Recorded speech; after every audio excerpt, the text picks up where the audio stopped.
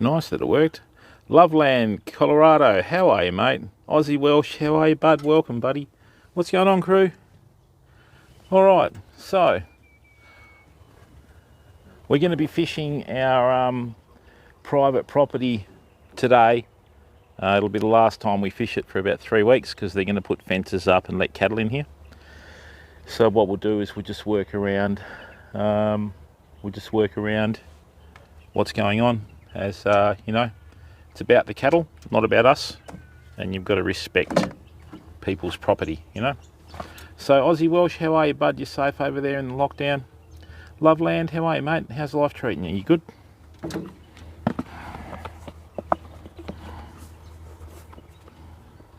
Yeah, it's not too bad. We might be heading down to the Blackwood River tomorrow. Just depends how we go with the weather. There's a bit of a storm brewing tomorrow afternoon, but they said that the front would be coming in early, so I sort of wanted to go down there today, but I thought no, I'll just leave it, you know, and work from there. Yeah, don't mention anything to do with beef. Shh. Right. Hey Paul, how are you, mate? Yeah, that's the good thing about work, mate. You earn money so that you can live the lifestyle that you want to lead. Hey Seth, how are you, bud? Oh yeah, it's always nice to fall asleep to yeah, I know what you meant, mate. It's always nice to fall asleep to that lovely sound of rain on a tin roof, isn't it? So welcome everyone. Look, what I'll do is I'll set up the cam for here. Right, I'll just go and get the tripod. I'll be back in a second.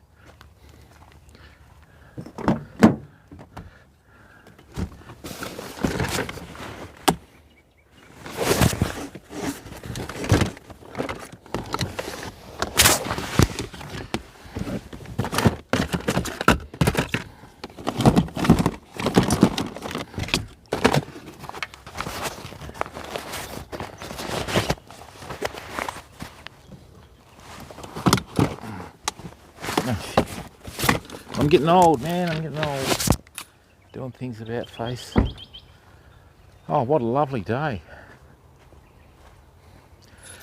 People, sorry I didn't stream yesterday. I had too much work on. Within the next 3 days, I'm going to be doing a stream on how to make a streaming backpack for under 300 bucks. X-Ray Specialist Punk, how are you, mate? Oh, isn't it amazing, X-Ray Specialist Punk, how much politics is taking over everyday life with some people?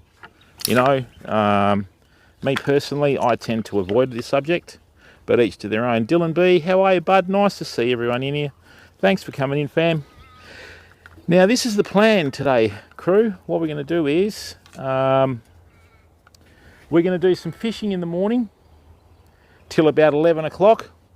And then what I've done is I've got a chicken in there. So about lunchtime, we'll arc the fire up. We'll arc the camp ovens up. Chicken's good. Chicken only takes about an hour to cook. Right, probably about an hour and a half max. So if you've got people that are starving when you're camping, right, just cook up a chicken. It'll make life easier for everyone. Right.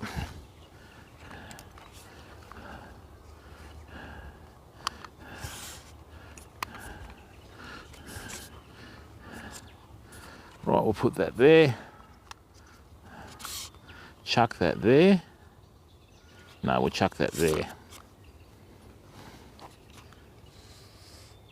Slightly back so it doesn't tip over. There we go. Now where's my tape? Yeah, that's right, Paul. We'll be having chicken for lunch. Pork sausages. Nothing wrong with a bit of pork on the old fork there, Paul.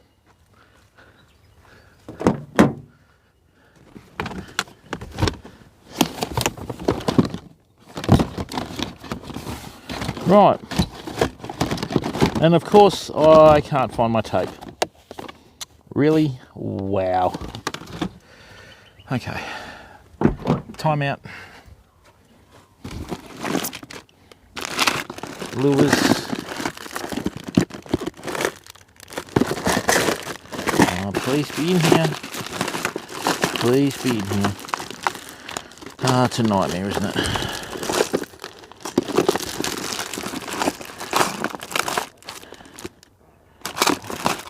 Well, that's a bit terrible.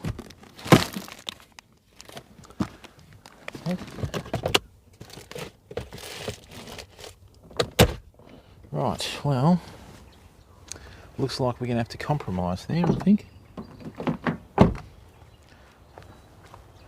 Unless I left it in the back here somewhere. Right, oh well, we'll figure it out.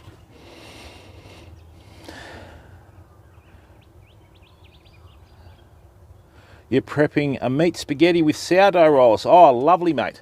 Hey, people, the other day when we cured the campfire ovens, everyone asked how we keep the rust off of them and that sort of stuff, right?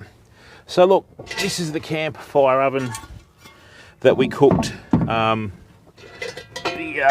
silver side in. So I took this home, right, and washed this with hot water, okay? So as you can see, it's still really good inside, right? And what I did though, I think we've got a spot on the cam, have we, or is that, no, it's my phone. And what I did though is, you know how you get that olive oil in the little aerosol tin? After you wash it and you wipe it out, just give it a quick spray with that and it seals it perfect, okay? And what that does, that's the trivet that we put in the bottom of it. That's a non-stick material. I wish they'd make the camp oven out of that, personally, but you know. And then what you do is, when you clean the lid, just to spray with the olive oil, and what it does is it seals it and no water gets in on it again, see? So, I mean, we've got this for bloody, I don't know how many years, but it's going to do the job, you know. Right, just give me a second.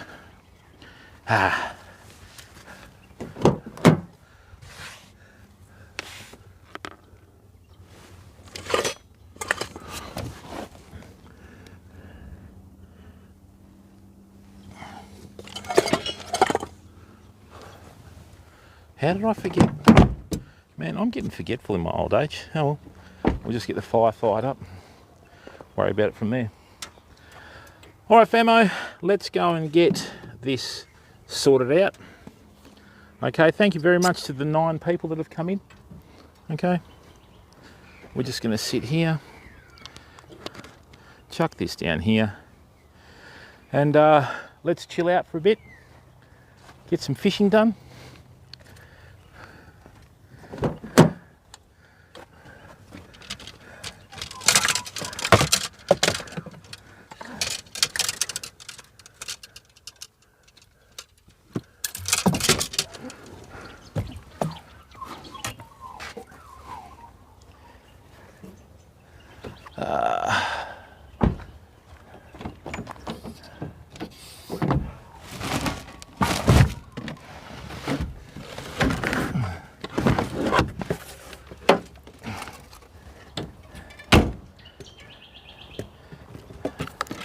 Now, I'm going to be sitting on the bait and our lunch. Don't worry, I'm not marinating it, okay? Ah, lovely. Here we go.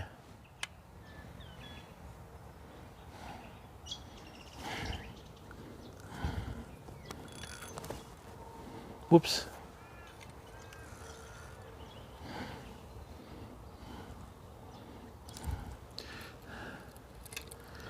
Let's see what today brings, fam. Now, the other day when we had our standout day, we caught 12 bream and lost about 15 in this spot.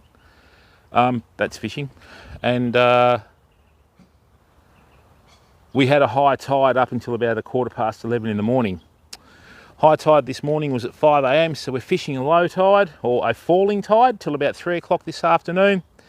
So if we can get 3 or 4 hours of fishing in, that way, by that time, all the sunlight would have dried out some of the bracken ferns so we can start a fire, okay? But first and foremost, I'd like to do a shout out to our sponsors, Millard Marine, Qualia Fishing Reels and Rode Microphones. You want to get serious about your streaming, get serious about your audio. Don't get sucked into this rubbish about, oh, you know, the clearest picture and that. It's not. People mainly look at their streams on phones now. You can't really tell the difference between 720 and 1080. So if you want to get serious about your streaming, get Rode Microphones, okay? Great company that do a lot for the community, and I'm very, very honoured to be supported by them with their microphones. And on top of that, I'd like to do a shout out to the Spud Shed. Tony Gallardi and the crew, thank you very much for providing a 24-hour service to the community and being a local West Australian company supporting local West Australian suppliers. The chicken that we got there today is a Steggles chook, right, who are in Perth, WA. So, you know, it was just nice to be able to go there. What was it, about 5:30 this morning? I picked up a bag of firewood for half the price of other places. Got a really good deal on a chook, got our blueberries. Also, you know, the apples, got some orange, I got an orange, sorry, and some bacon. So all of that's going to be used today in the stream when we do our lunch with the campfire cooking, okay? Rightio, so let me go and get a knife and let's see what's going on.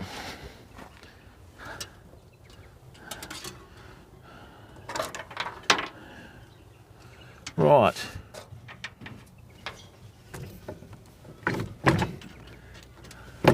I've got a funny feeling it might be in there. Will, how are you, bud? Paul, technician. And Morking, good morning, how are you? All right. Now, where can I leave this phone? The poor thing gets battered all the time, so I don't think it really matters where we leave it. I just don't want to tread on it. Okay, so let's get our first bait out for today. So what we're going to be cooking today, fam, okay, picked up a lovely Steggles chook, okay, down at the Spud Shed, and that's what we'll be cooking in the camp oven. Absolutely perfect size for it. Now,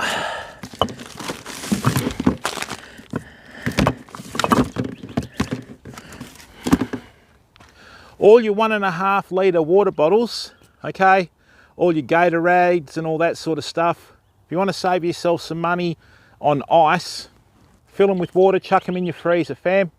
They last for 2 or 3 days easy, depending on the conditions. And that chicken, which was fresh, is starting to go frozen from it, so they do work. All right. And of course, it keeps your bait cold as well.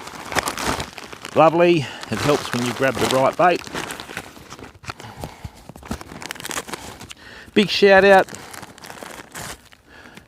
to Whitey's Tackle. I went and got some absolutely lovely, they call them baby muleys, the other day. All right, so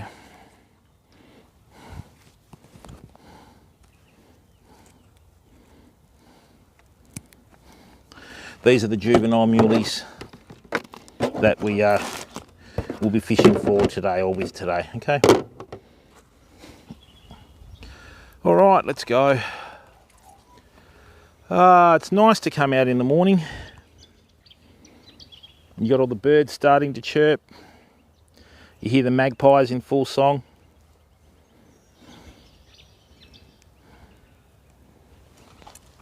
Right. Be interesting to see if we actually get anything today, famo, but we'll find out. Rightio, let's see if we can hit that snag that we normally get fish on. That's not bad for starters. All right, let's grab the phone. Whoops, drop our fishing rod.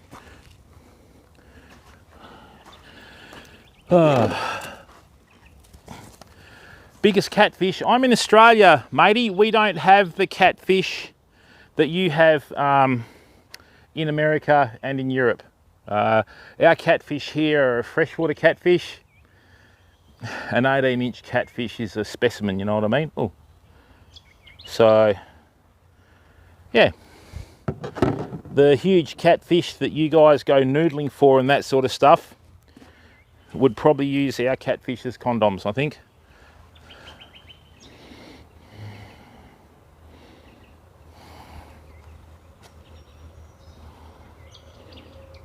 No, that's all right, mate. Yeah, you don't realise how lucky you are in the States with a lot of the fish species you have. Even in the saltwater, you know, tarpon, pompano, redfish, sea trout, all that sort of stuff. We have a tarpon in the far north of the state that only grows to about yay big, you know. So those big ones that you have that are 6, 7, 8 feet long, unbelievable.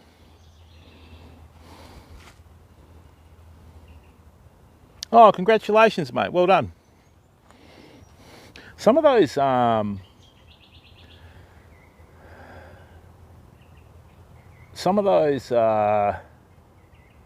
Spanish and European catfish grow up to some phenomenal, like from here to the car long, you know. Wow. All right, fam, let's just plonk ourselves in the shade here and see what we're going to get.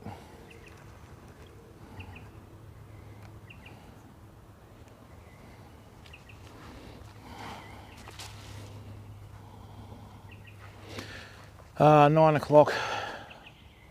Should have got here earlier, but you know, them's the breaks on the big jobs. Excuse me.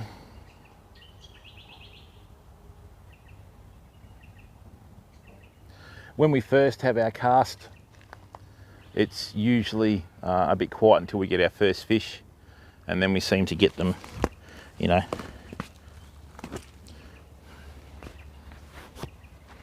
After that. Oh. So what's everyone been up to? How many people are still in lockdown at the moment, fam? Are you all well?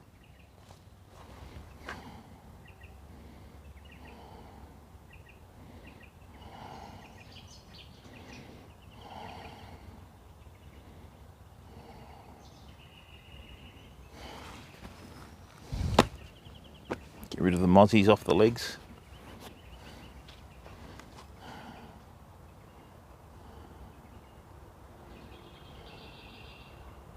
Even a lot of the other saltwater species, like your drum, which is like an industrial version of our snapper, and your triple tail grow huge as well, you know. So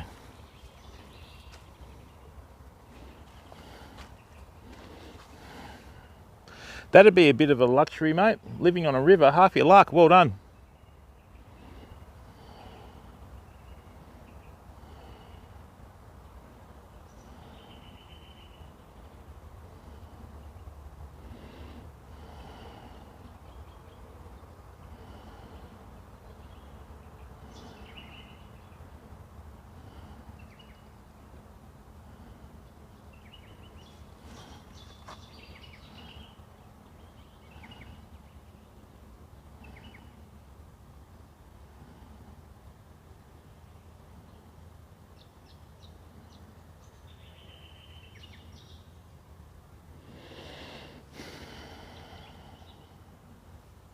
Normally when the tide's up, it's up past the esky here, fam. Okay, so what's a funnel cake technician? Land Rover, how are you, bud? Yeah, I stopped streaming about 3 months ago on Twitch, Land Rover. Just decided to come across to YouTube, and yeah, it's the best thing I ever did. So, you know, and we're doing okay. We should be partnered by October, I hope. Or November or December or whatever it is, whenever I fill out the paperwork, if we get it. So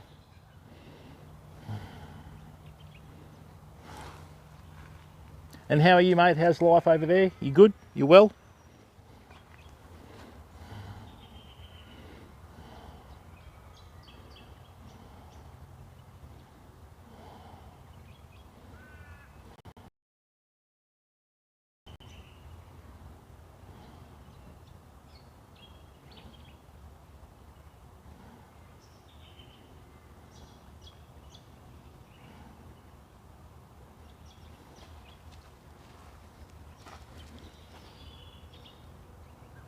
Cal, how are you, bud? Ads, what's going on?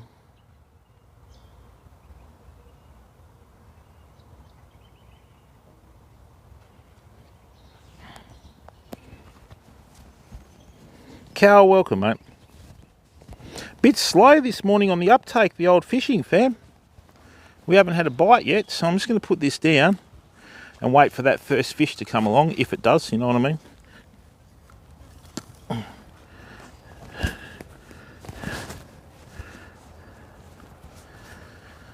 Oh, Ads, how's life treating you?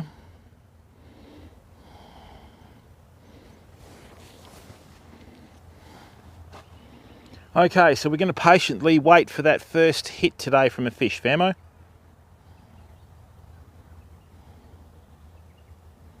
And who knows when that'll be. The river's starting to clear up here. This is a sandy bottom, so it's pretty good. Should be clear enough to fish soon, so.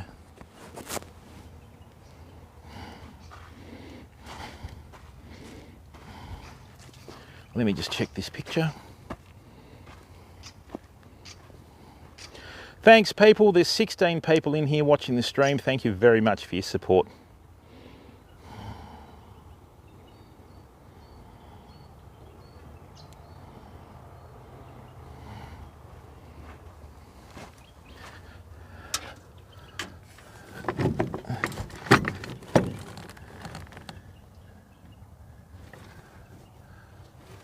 Get that out.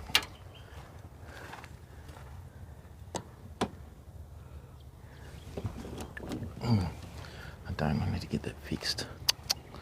Bugger.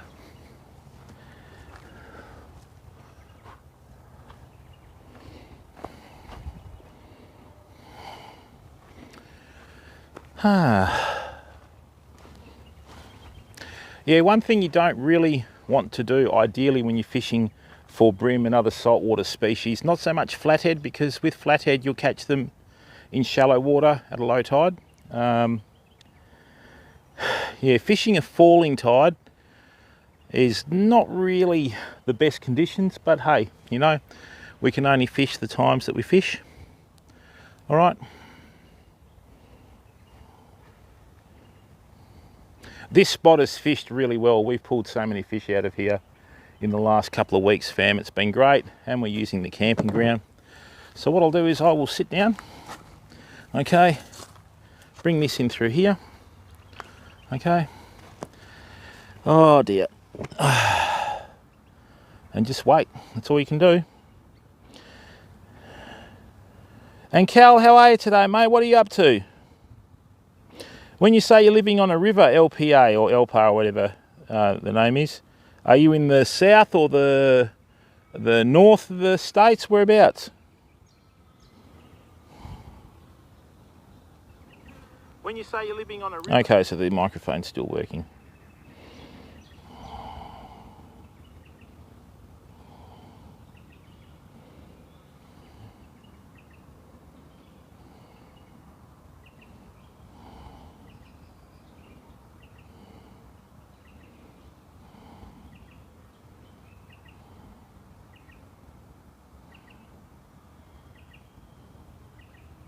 Oh, it is, Ads, you know.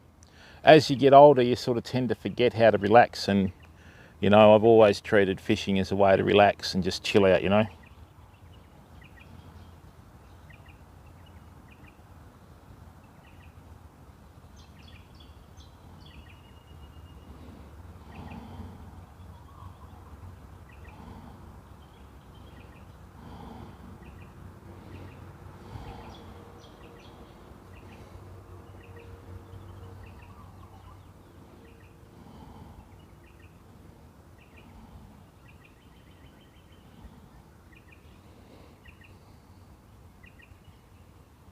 Hopefully they'll start coming on the bite.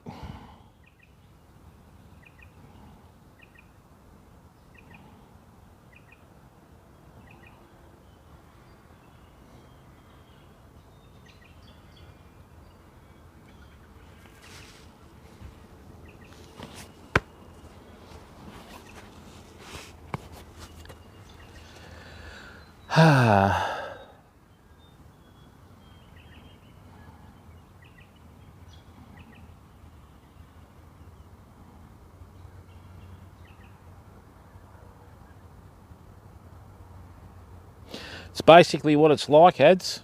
Like I said to you, it's morning and we've got a falling tide, so it's not really ideal, but hopefully we'll get onto a fish, you know.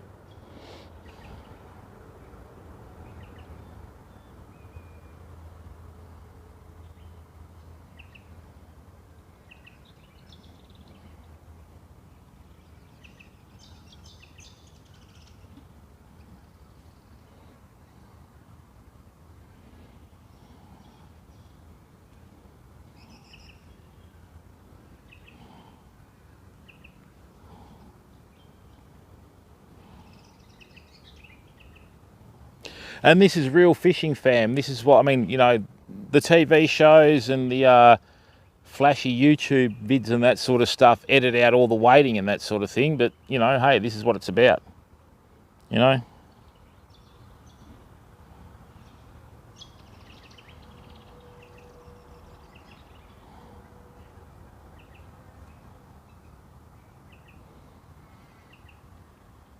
Normally we get a bite by now.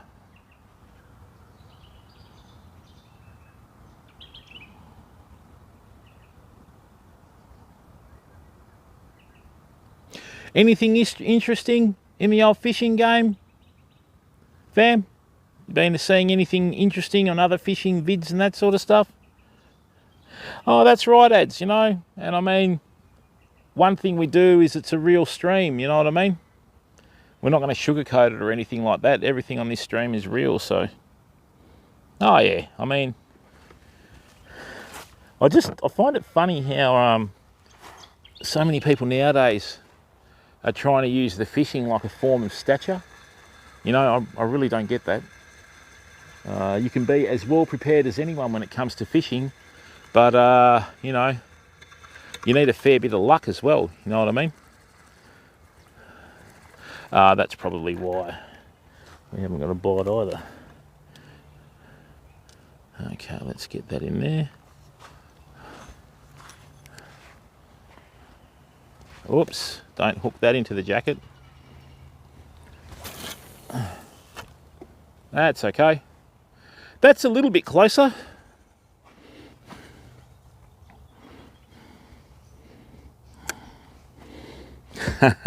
Yeah, oh, that's right, mate.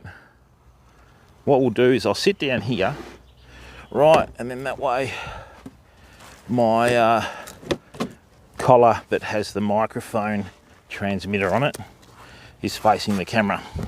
That's a bit better. Now we're better. Oh yeah, it's just funny ads, you know. I read some interesting statistics last night.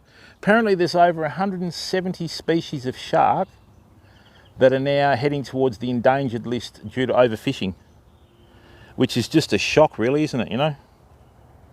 All right.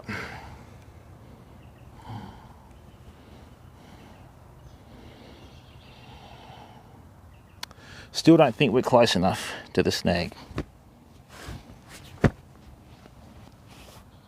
Yes, Jimbo, all sorted, mate. Yes, mate. Oh, I don't know. I think he just got put in the naughty corner by Streamlabs, Jimbo. How are you, bud?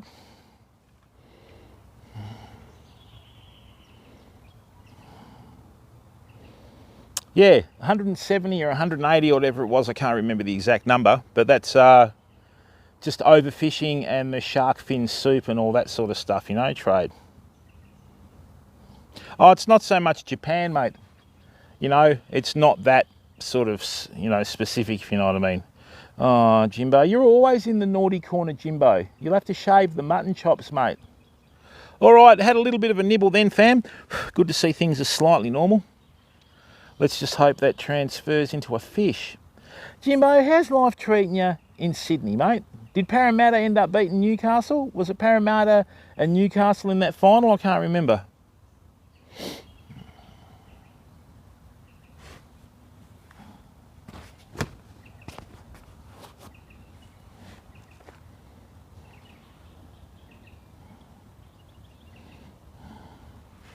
Yeah, but you've got a lot of people that are targeting these larger fish species and that sort of stuff, famo. So, you know.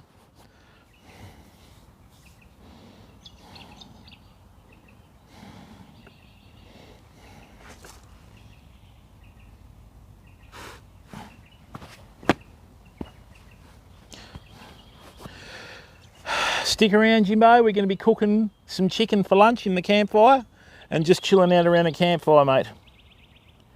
Yeah, yeah.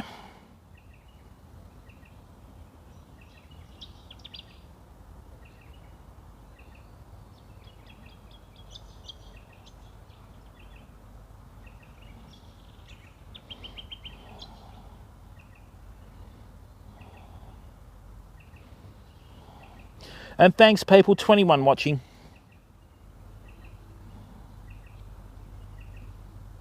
Wow. All for the ivory trade, eh?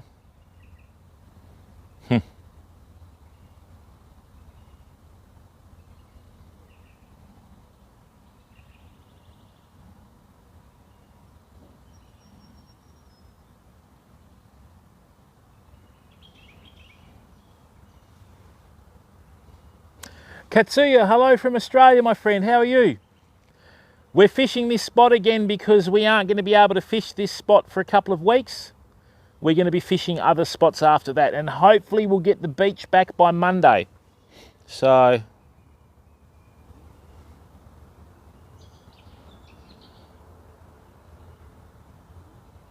hey Paige, how are you, mate? What's going on?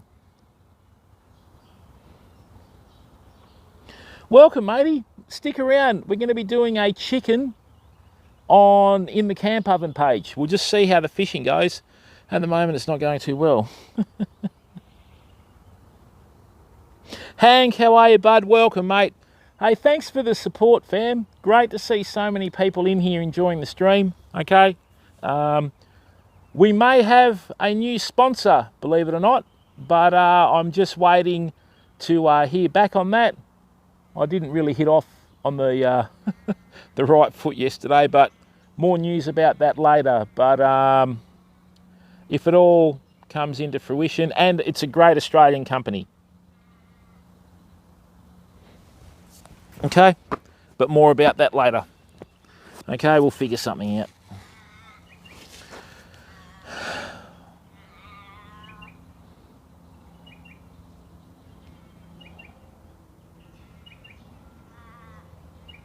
Tell you what, it's a bit quiet on the old BREAM front this morning.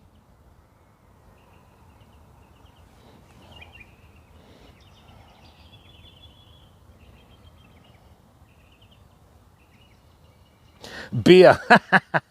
Yeah, it'll probably be a bit waste. Yeah. Seriously, people, there's a lot of content around, you know, I'm not going to say which social platform, that revolves around, you know, like alcohol and that. You could go down to a pub and see that for free. Do you know what I mean? I don't get it. You know?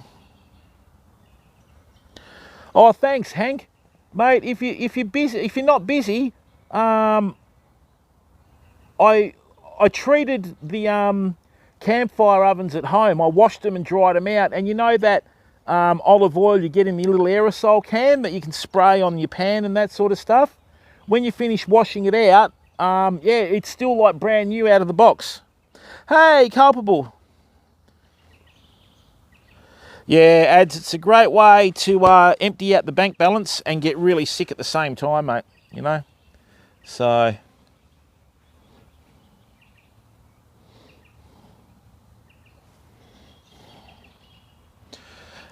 And with the campfire streams, famo, we're not allowed to light fires after November the 2nd. And because we have a nice green paddock, okay, there's no chance of the fire taking off. So after November the 2nd, you can't light campfires anywhere in Western Australia for obvious reasons, you know. Welcome, Culpable.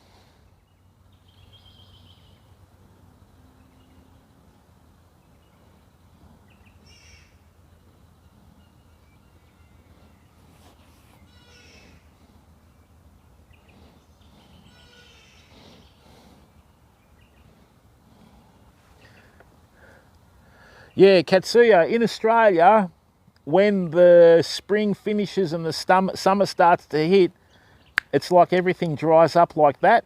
So...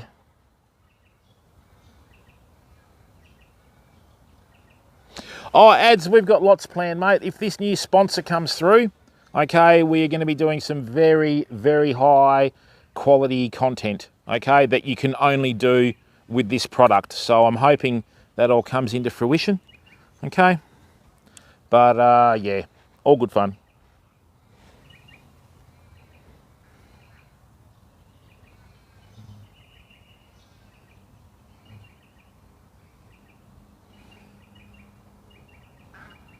Oh, for sure. But, you know, that's Australia, isn't it?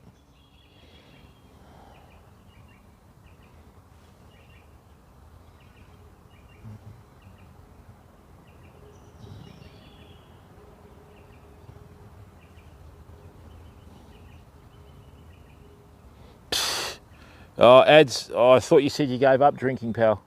No? That's a visual that no one needs.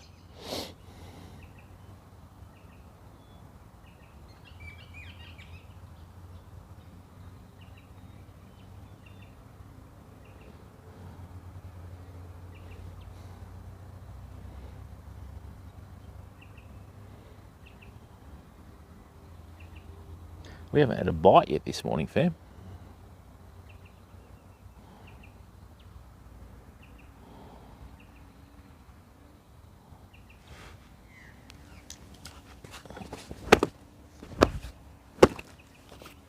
Let me just get rid of some of these mosquitoes and another phone.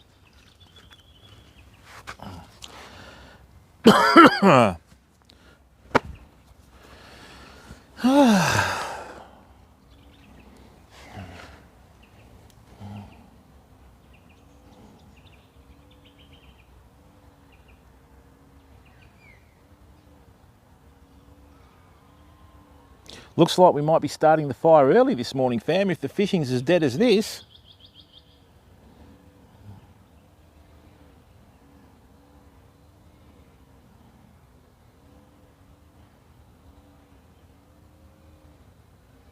I'm going to recast it at that snag again because I was a little bit to the right.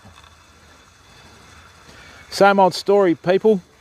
Fish are where you find them. So if you're not getting a bite, you got to go and find them, don't you?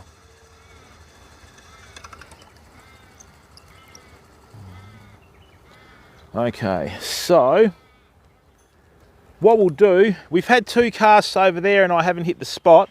What I'm going to do is I'm going to cast at this snag here that we sometimes get fish on. Let's try that again.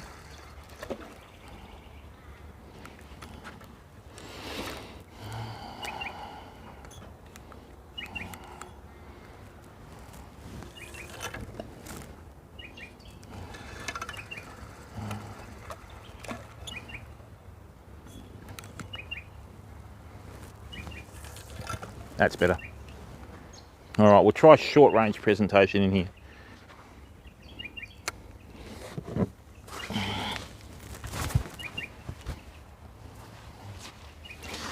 Yep, they might be under here today, we don't know.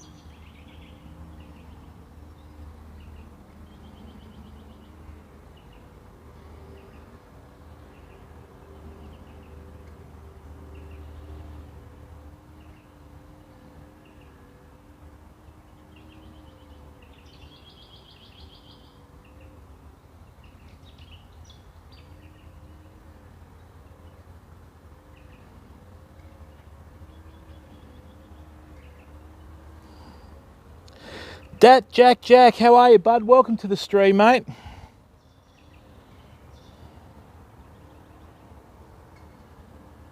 We're having a very quiet morning here, Jack. I haven't had a single bite yet. I don't know what's going on. Hope everything's well with you, Jack. Look at the quality of that. Look at the quality of that screen. That is unbelievable. That is so next level.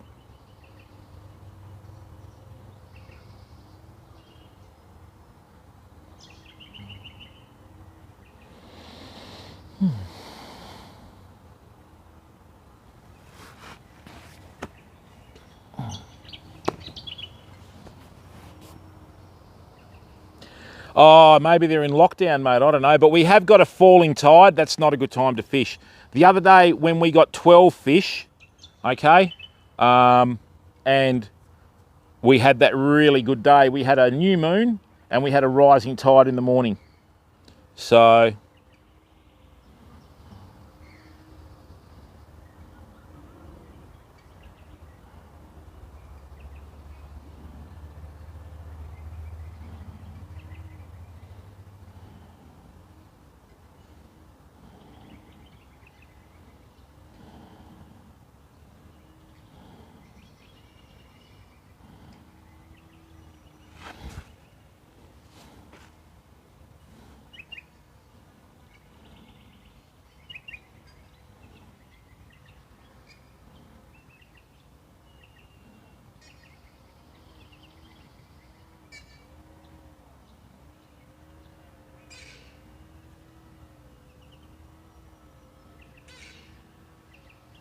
There's nothing anywhere.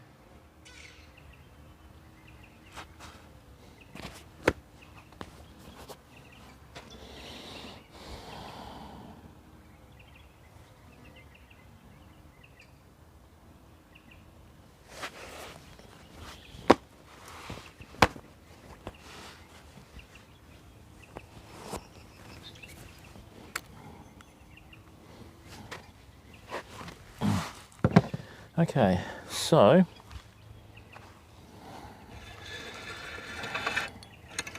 get out of there. We've had a lot of fresh foliage that's fallen down in that storm too, fam. I don't know whether that's got anything to do with it, but I don't think so. Right, chuck that down there. Rightio, this time I'm just going to cast it out and leave it. I'm going to put the rod down. I think we might start the fire early, I think. No, that's better. That's the cast. We should get a fish out of that one. That's more or less on the spot.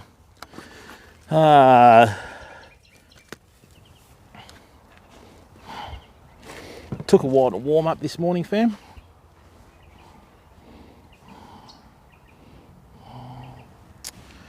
Right. Let's hope that goes off, eh?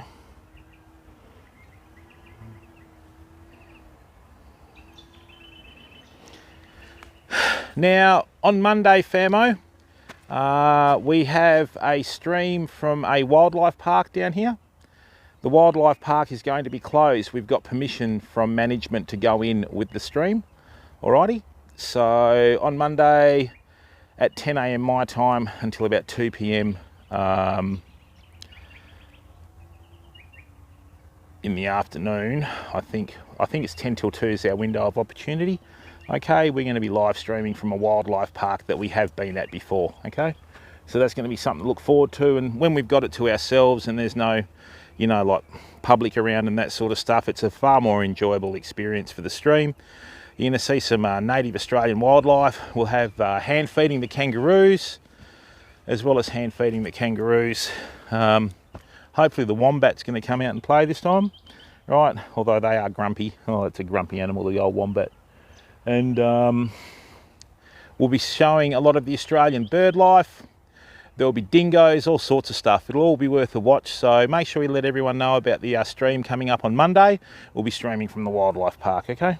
So, and we are going to start doing a few more nocturnal bushwalks, fam. I've just got to pick the right day for it.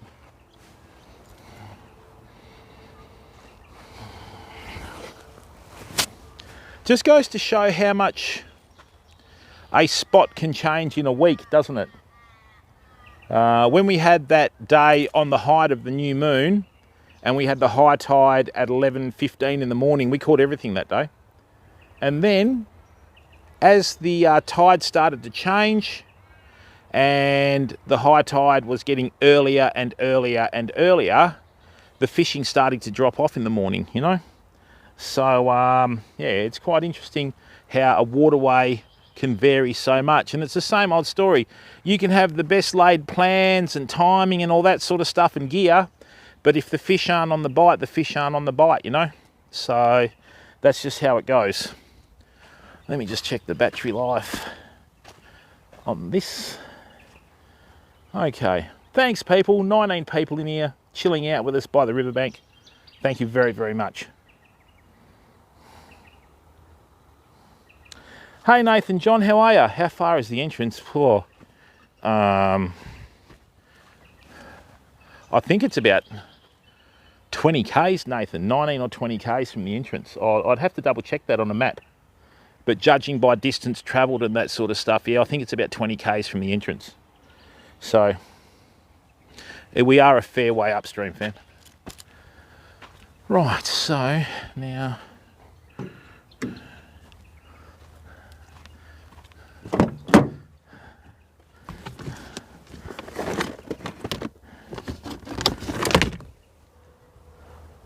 that's a nice long cord. Let's just do that. Bring that in here. Oh, that should reach beautiful.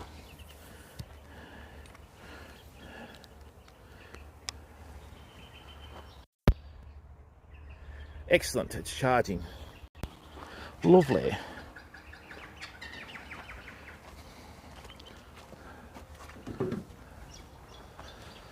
Wow, we have not had a bite this morning, famo. Interesting, isn't it? We're not doing anything any different to what we've done in the last couple of weeks. We know the techniques that we use work, but it's not happening.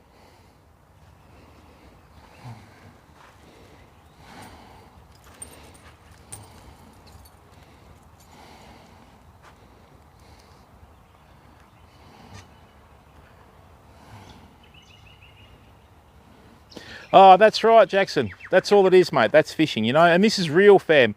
We're not afraid to go outside of our comfort zone, you know. And we've done that plenty of times. We've had some boat trips where we've caught and released 60 fish. Other days we've come in and we've, you know, caught very little fish. And we've got the right gear and everything, you know. That's the same rod and reel that we've caught and released, I don't know how many fish in the last few weeks. Same spot, same technique, just different conditions, and that affects the fish. So, you know. But obviously, you know, if you've got a line in the water, you've got more chance of catching a fish than if you haven't. And the other thing on top of that is too, you know, if you're thinking about streaming out there, it doesn't hurt to have a couple of different options for your content. So for example, we're doing fishing and campfire cooking today. So if the fishing's going to be quiet and we're not going to get any fish like this, well then we've got the campfire cooking as well. You know, you don't really want to sort of be a one-dimensional type stream or streamer. You know, you got to mix it up with a few things. And what we do is, Jackson, and you can testify to this, mate, you know how many streamers out there watch other streams just to get ideas so they can get it and run with it. You know, we don't do that. We just do what we do. We turn the camera on. You know, I don't really watch any other streams. I might go in and watch Brother Shook once in a blue moon, but that's about it really. We got too much going on, you know. Look at this.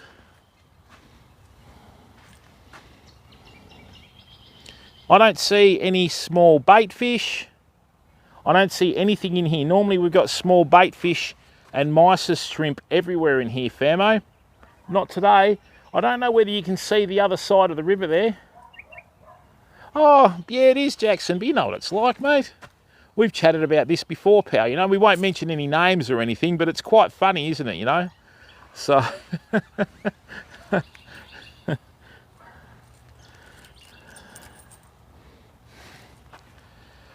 Whew.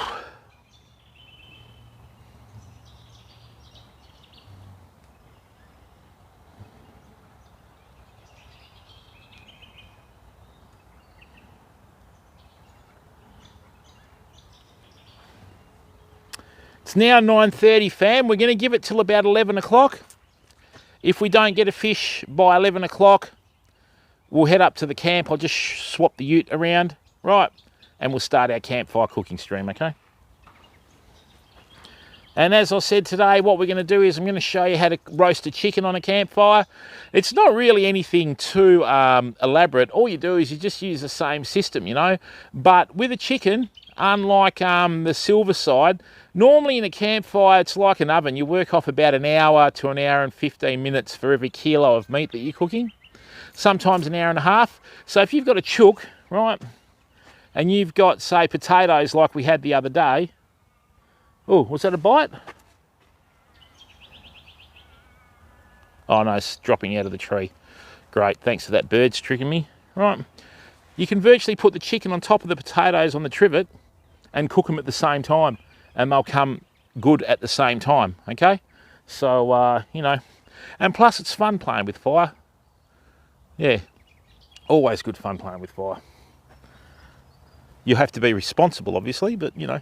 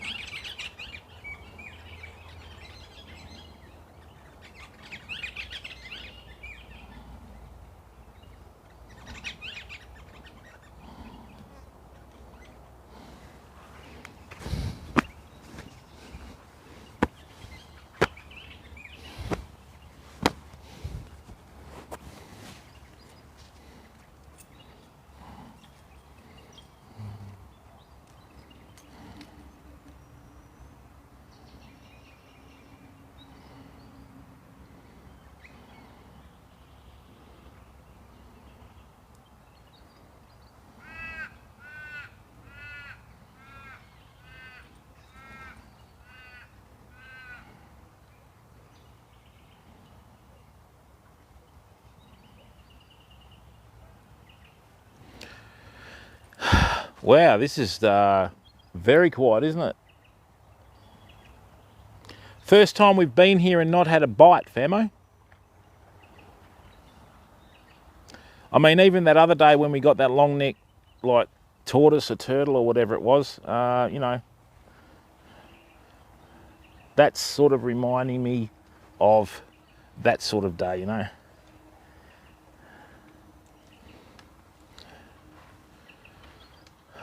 And the other thing is, if we had have driven 150 kilometres to fish a river down south, would have been the same outcome, you know.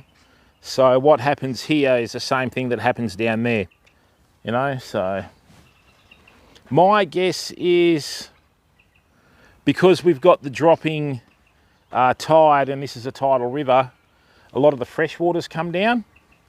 So we might not necessarily have too many of the bream around, as they would be pushed further downstream, okay, following that brackish mix of salt and fresh.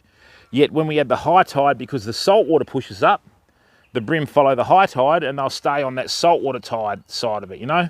So yeah, it's going to be interesting though. But if we don't get a bite by 11, we'll just go and do our campfire cooking. Then that way we have a nice dinner tonight. And yeah, good fun. So as I said, this will be our last stream here for a while. They're going to put fences up here and start letting the cattle in, so we'll have to work in obviously around that schedule. All right, and after November the 2nd we're not allowed to light fires anyway, so you know, that's why we have to get these campfire cooking streams in now. I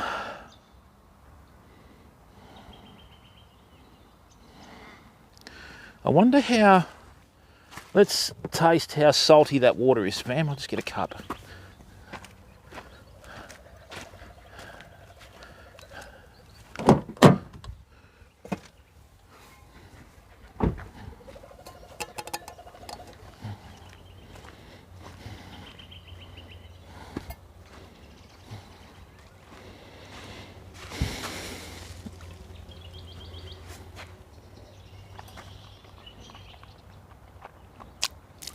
That's pretty fresh. That's not salty at all. And I mean, no, that doesn't say salty at all. And the water's quite clear. Okay. Normally when it's clear like that, it's usually salty. I mean, there's a slight tannin stain to it, but if I had one of those purer filters, you could drink that.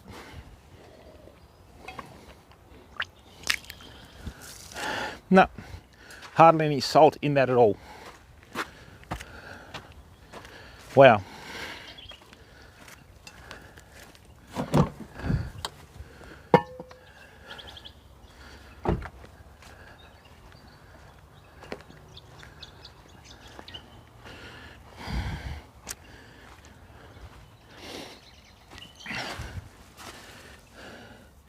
Yeah, 940 culpable. So high tide was at 5:28 this morning, and it's dropping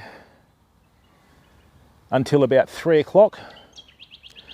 So, you know,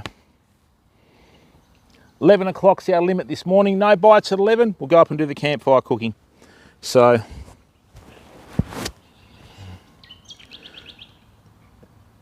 that literally tasted the same as water as you get out of those bottles, you know, so.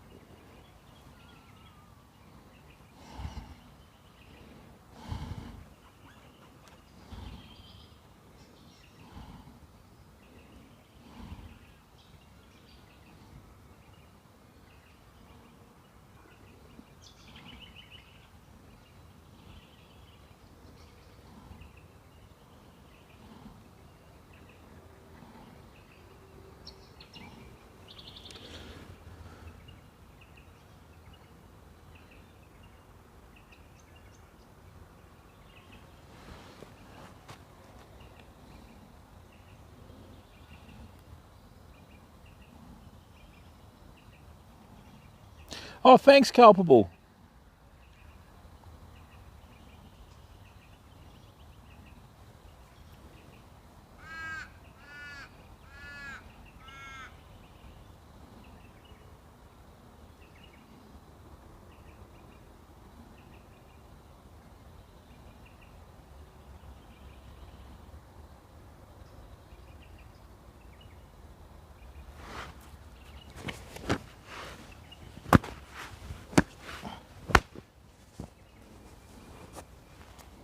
Well, that helps.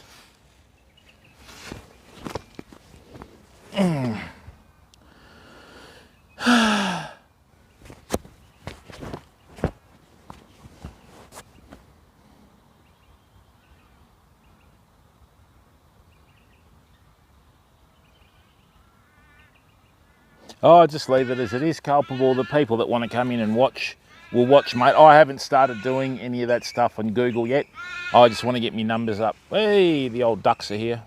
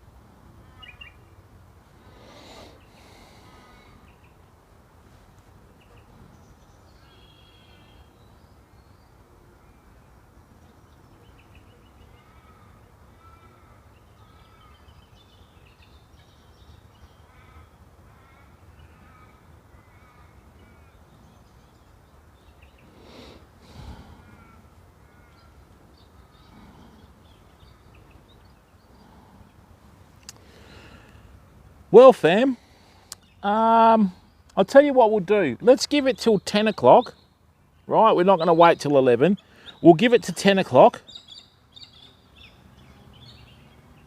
And then what we'll do is we'll move over and start the fire, and we'll just keep an eye on the rod. But, yeah, we haven't had a single bite yet. So I don't know what's going on there.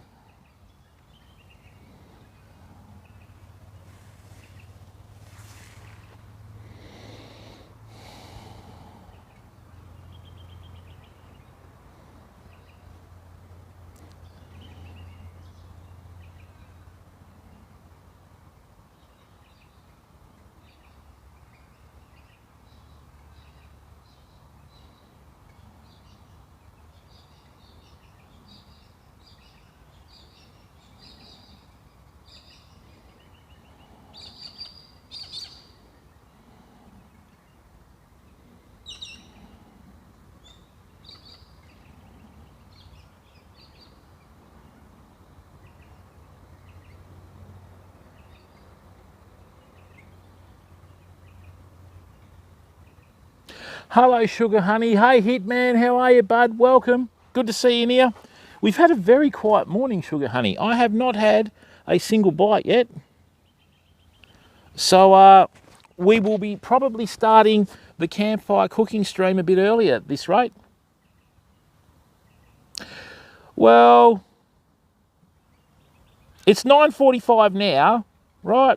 We'll give it 15 minutes. If we don't get a bite, we'll leave the rod in the water like that, and we'll go up and we'll start the fire. And then I'll show you how to cook this chicken dish. And then we can just walk down and check the rods and come back, you know, so. But, yeah, that water's as fresh, fam. So I'll be better off spinning for trout, I think. Yeah, so what I've done, like I said, in here I've got a chicken and some bacon, some smoked bacon. So what we'll do is I'm going to show you how to do a chicken with blueberry, apple, bacon, maybe a bit of orange, okay? We'll just see how we go, but we'll just try and get this.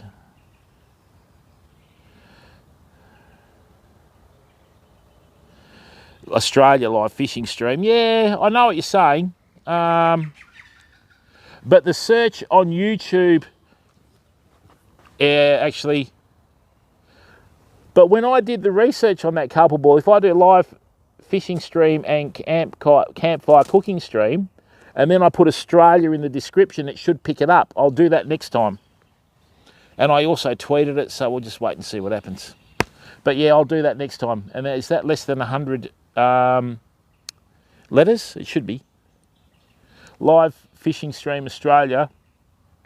Live fishing stream Australia and campfire cooking stream.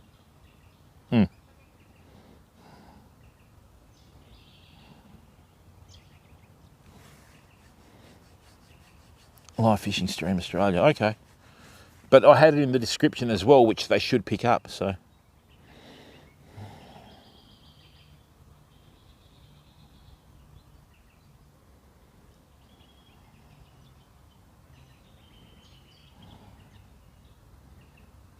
Mind you, I know we're not catching fish, but it is still quite nice to be sitting next to a river and just chilling out near water, you know.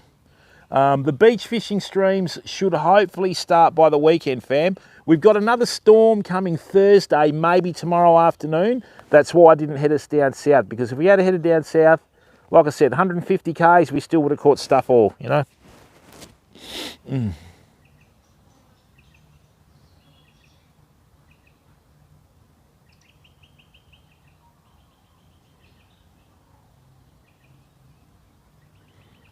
It's really obvious when you head down to some of the larger rivers down south. You can literally see the fresh water going out into the ocean at low tide, and then you can see the salt water coming back into the rivers through the inlets at the high tide, you know. Oh, it is technician, you know. Oh, when you use Australia Live Fishing Stream in Google, 2 of the top 4. Oh, well, that's good, culpable. And you know what? It's really nice to come across to YouTube and see someone like Rocket doing so well. You know, 393,000 subscribers. It's great to see an Aussie doing so well, you know. Yeah, fantastic. Good luck to him. I hope he gets 1 million, you know. Oh, that's right, technician. A lot of people don't have this luxury, mate. When you're surrounded by a concrete jungle, you sometimes make the mistake of thinking that that's life, you know, when it's not.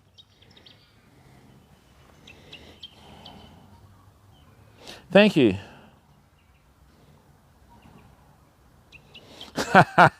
You always got to have that plan B, punk. Always got to have that plan B, mate.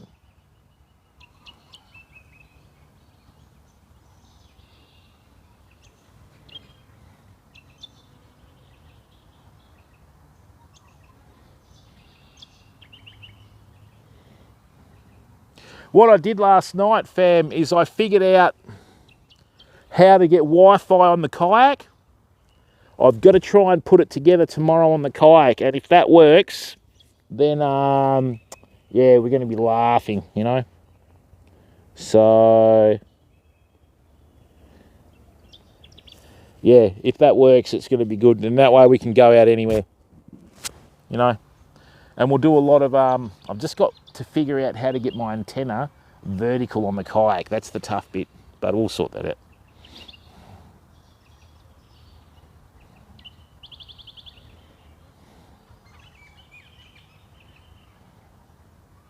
Oh, that's exactly right, X-ray specialist, punk. Don't think of it.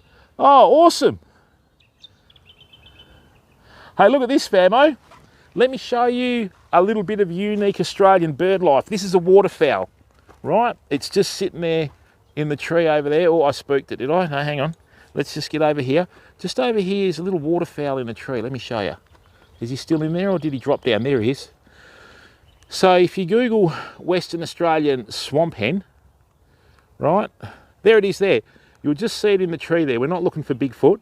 Just in here, right, when I shift the finger, you'll see a little blue and black bird with white feathers on its legs and a red beak.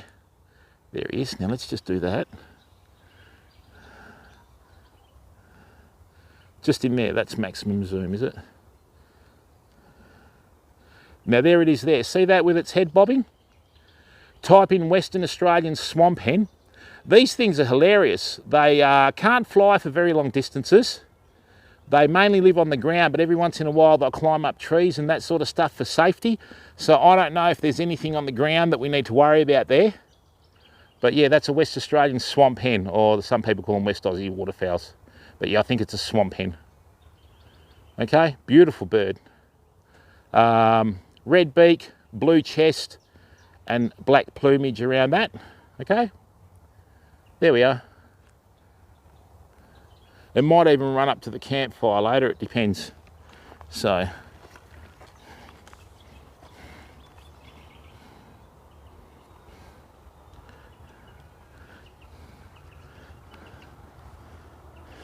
yeah, that's right, ads. And they make an almighty screech.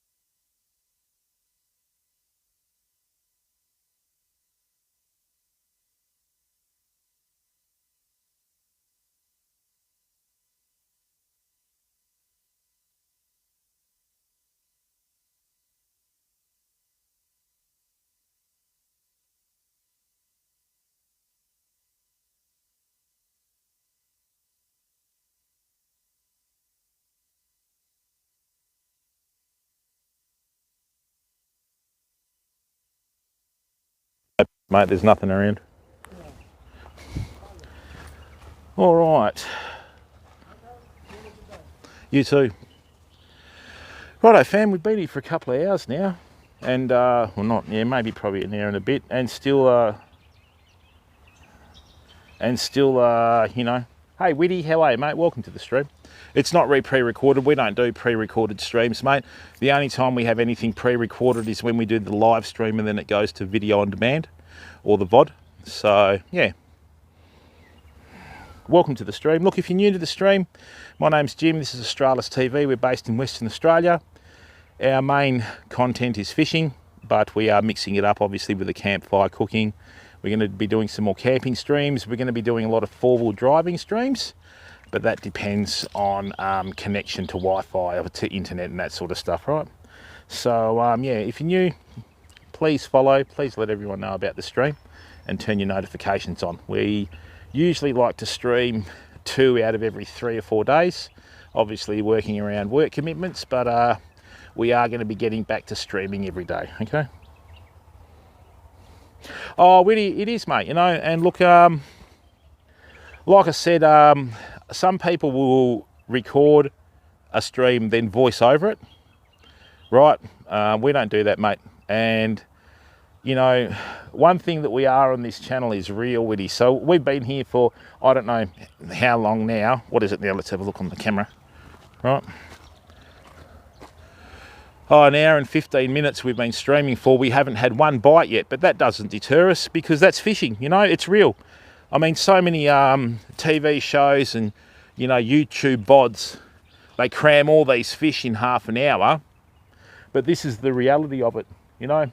And I didn't think we were going to have a good fishing stream today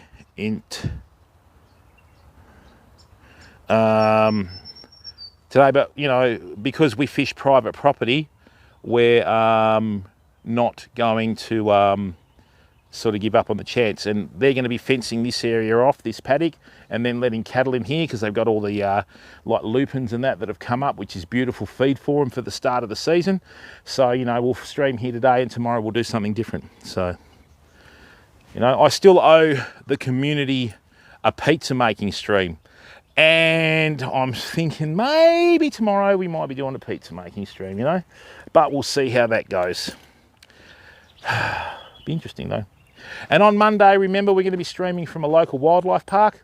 On the third Monday of every month, we've been given permission by management to stream from the wildlife park when there aren't people there, and then we will probably be going to twice a month after that, okay? So, Whitty, where are you from, mate? Are you from Australia like me, or are you from the States or Europe?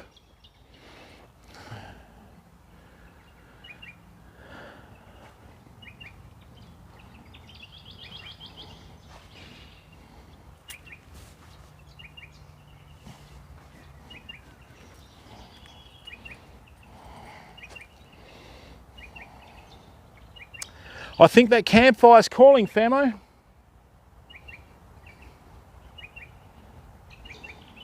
Thanks, Dylan. Yeah, we try. We try, you know. You can't beat the old pizza on the barbecue, mate. Can't beat it. Oh, Port Macquarie. Awesome.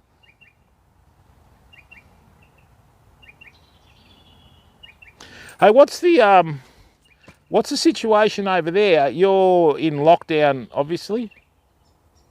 Oh, that was a couple of bees. Yeah, that's exactly right. And what's happened is a big thank you to our community that tune in and watch the stream. Because I had those previous streams and also the fishing streams, I was able to show them live on the phone what we do.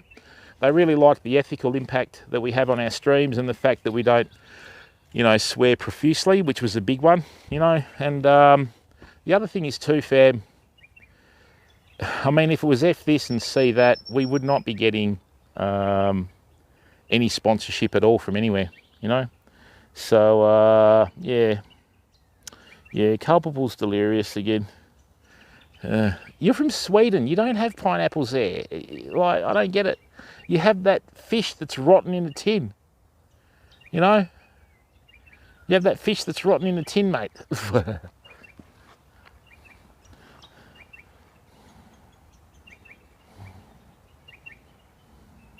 Oh, 800 metres, half your luck, mate. Good on you. So what do you fish for there? Do you go for like eastern blue groper and all your rock blackfish and drummer and all that sort of stuff? Because we've got the western blue groper over here, but you know, it's usually tough going to get one. Yeah.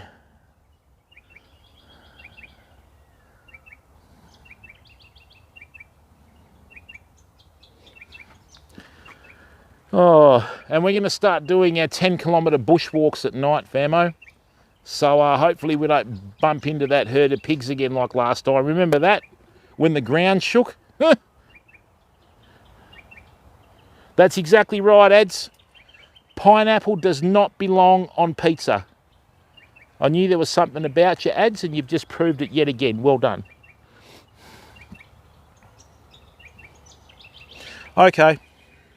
Yeah, see, we have West Australian jewfish over here, Whitty, and I still spell it D-H-U. I don't spell it J-E-W, they're dewfish, right? And with the mulloway and that sort of stuff that we call them over here, yeah, we don't have that many really like we did in the old days, because they were considered a byproduct of the commercial fishermen with the netting years ago. So many mulloway got caught in nets, mate, it was unbelievable, you know what I mean? oh, I don't know, 6.5 miles.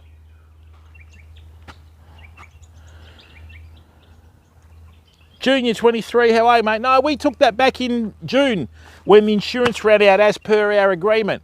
So, you know, we'll be getting another one hopefully eventually. But with COVID, there's so many issues with supply, fam, you know? Like, there's hardly any stock of anything anywhere. So we'll just wait and see. But, you know, we did some really good content with that boat. We had over 3 million views when we had the boat. That was great. Okay. Hey, Mad Beastie, how are you, mate? Welcome to the stream. Oh. Awesome. We're averaging over 20 viewers. That's great. Very, very quiet on the very quiet on the old fish side of things, famo. No dog. We lost our dogs.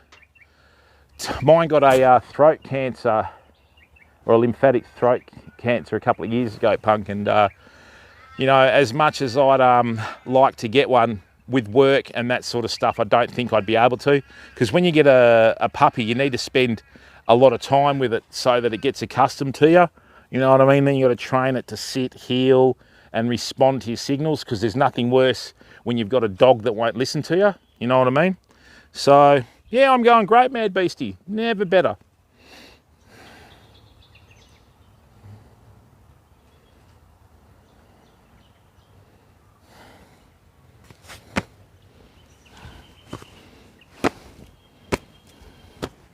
Forgot the air guard, fam.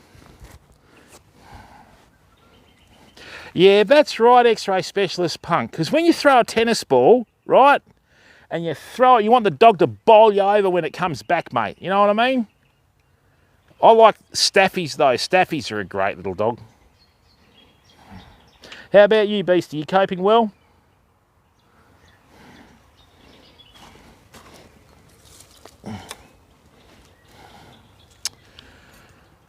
Not a single nibble from a fish. One of the funniest moments I've ever had was when I was doing markets years ago, and there was a guy walking along with his dog that wasn't much bigger than the phone. Seriously, it was like in the palm of his hand, and he was walking with his wife. And I yelled out to him, "Hey mate, you're going to need to get a muzzle for that." He goes, "Yeah, I'm going to need to get one for the dog as well."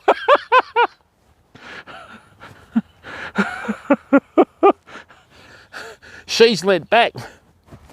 We were rolling for hours off that one. And when he walked back and we laughed at him, he went like that. Oh,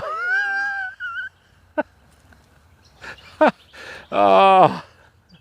Just the things that happen off the cuff like that, you know. Just that dry Australian sense of humour. You know what I mean? So, oh yeah. All right, it's 10:05. No, not really. Small dogs and myself, nah, wouldn't happen, buddy. All right, fam, look, it's 10:05. We haven't had a bite all morning. That water is really fresh, okay? I could not taste any salt in it at all.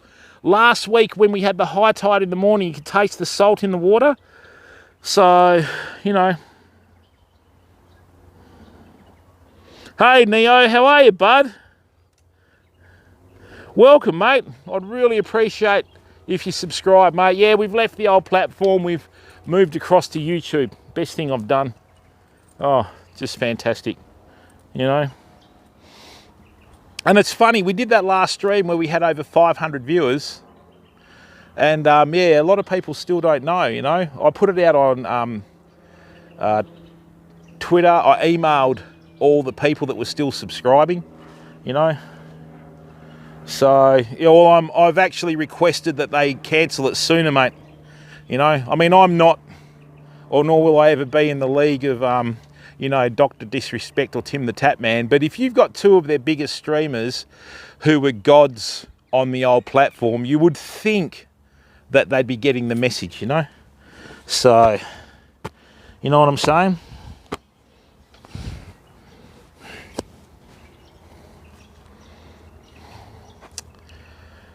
Right, let me just have an... Oh no, we've got a bite. There we go, there's that bite. Righto, fam. Now, that was the first bite of the morning. Right. So, okay, so they are in here. That was the first bite of the morning. As soon as I said I'll check the rod, right?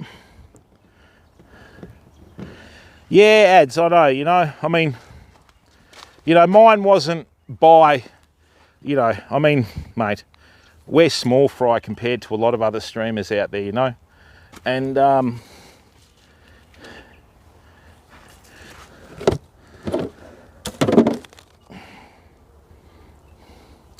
right, so the fish must have swum upstream. That took ages. I don't know whether... Well, there must be some salt in there because bream can't live solely in freshwater.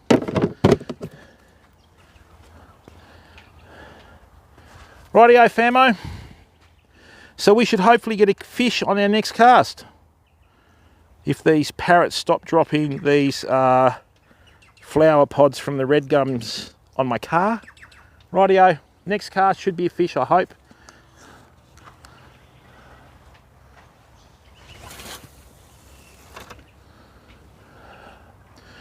See, I don't like that cast either. All right, I'm going to sit down now, like so. Right. That wasn't a good cast either, fam. I'm not casting in the rod, I'm trying to throw it. There's a big difference. All right. Hey, get on there.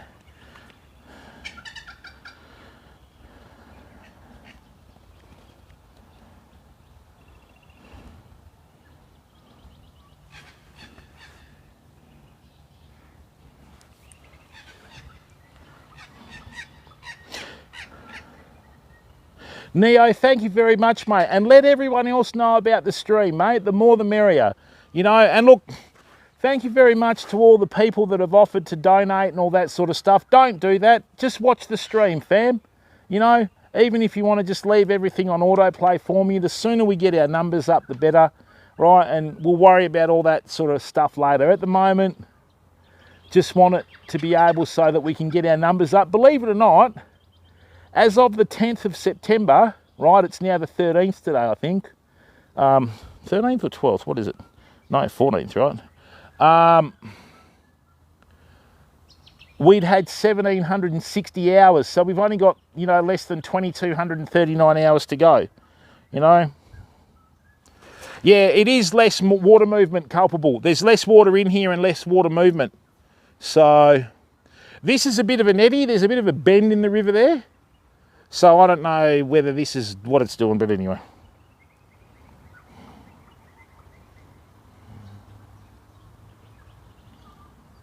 Knowing my luck, that was another tortoise or turtle or whatever it's called. Yeah, ads, I sold my PS5. I got rid of it, mate. I thought it was just another PS4. It still had heating issues, you know. And yeah, I've moved it on. I'm not going to do any gaming or anything like that. I'm just going to stick to fishing and camping and all that sort of stuff, mate. I might have a change of heart, but I can't see it happening, you know. I might just keep it on the computer, I think, so.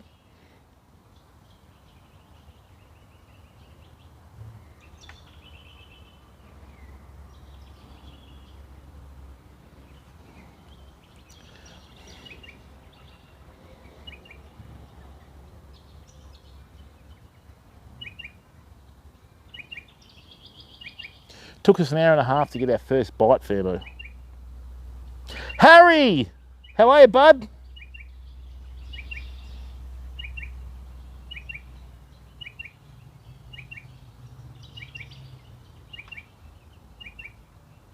What do you mean the mods for FIFA Career on PC are mate? Oh, the modifications? In what way, ads? Yeah, I might just go back to playing it on the computer, I think. Why not? Yes, Harry. Don't forget to subscribe for free, Harry.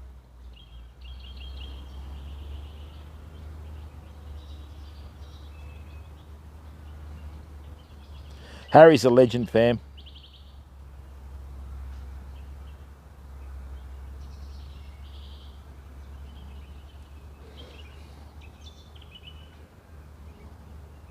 Oh, you can add stadiums that aren't normally in the game, but see, that's all bling for me, ads. That's what I think's wrong with it, mate. They need to get back to basics. Don't worry about how it looks and all the stadiums and that sort of bloody rubbish. Fix the gameplay, make it more realistic. You know what I mean? Welcome, Harry. Nice of you to come in, mate. Welcome, bud.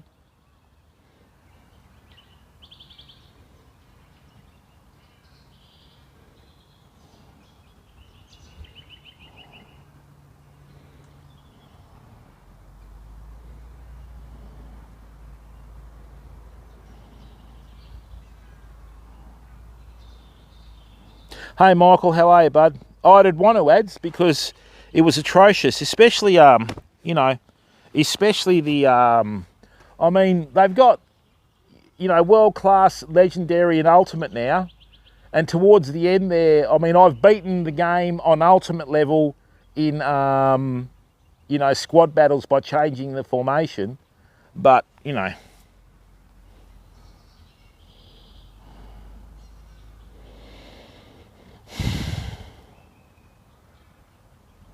I think I'll just stick to PC ads. Makes life a lot easier, you know.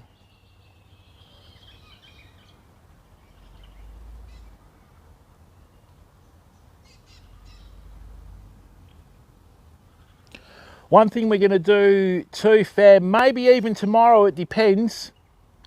We're going to head down to the canals at Bustleton or head further south. And what we're going to do, we're just going to kayak in around the canals with soft plastics and just see how we go. Hey, Mr. Butcherbird, what are you doing? Behaving? Butcherbird's a cheeky, mate. Welcome, Michael. Neo, how's life treating you, bud? You good?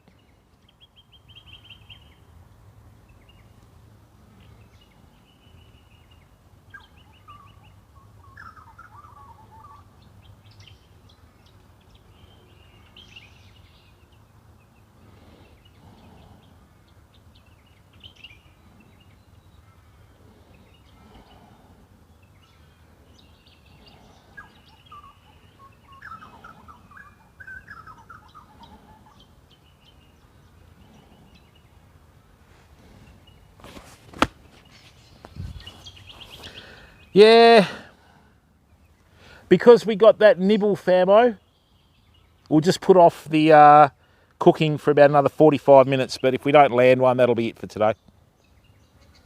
Then we'll go and light a fire, and I'll show you how to cook with the campfire again.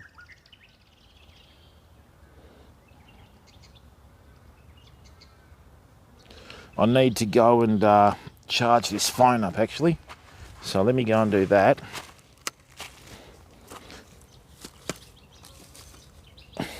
See, the other thing is too, that might not have been a BREAM fan. That could have been another, like, long-necked tortoises, turtle, or whatever it is. You know.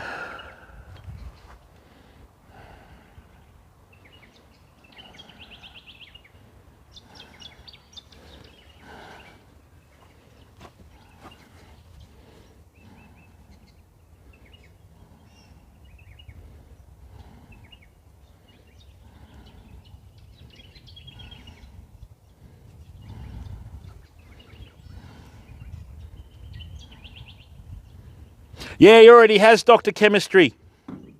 He already has, mate. That's why I turned the volume down. He asked me if I slept here, and I went, no.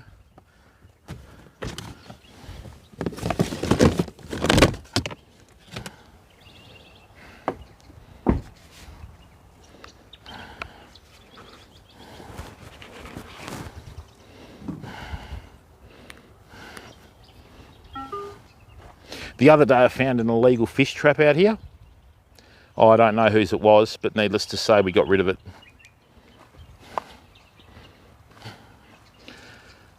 Okay. Now,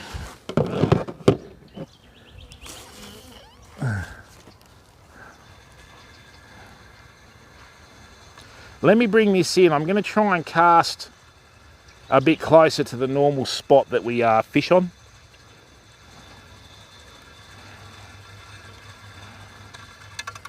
Yeah, here comes that cormorant. Foxes of the skies, those things.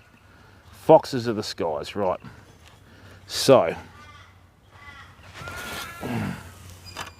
that's the one. That is the first time I've cast to that spot this morning, fam.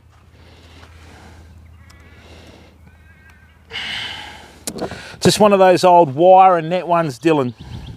You know, the one that's like a box with the two entrances. So, totally illegal. Obviously homemade. We're going to start kayaking this river too soon, famo. Look at the quality of that picture. That is sensational, isn't it? Now that river is not green, that's just the reflection from the trees, fam. It's actually a very fresh and very pristine river at the moment.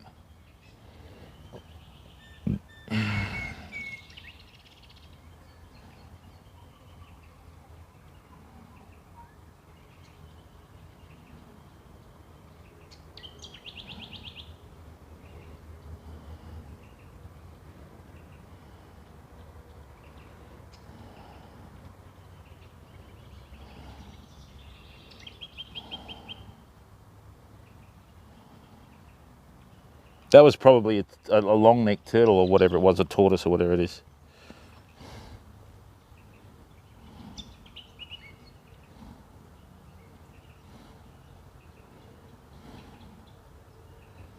And thank you very much for the support, fam. 1,514 subscribers. That's awesome.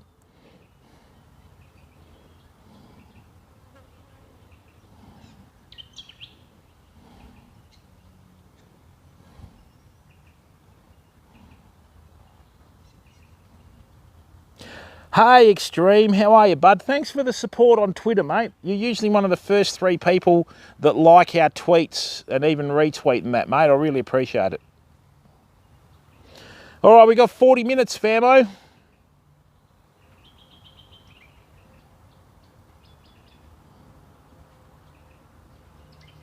How's NZ, mate? You out of lockdown yet or not?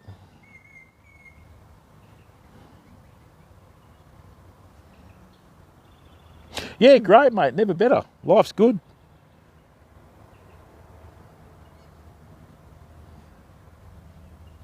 I'm just waiting for some components to turn up from America, fam. And as soon as they turn up, we'll be doing some lure making streams. I'm going to show you how to make competition grade fishing spinners, okay?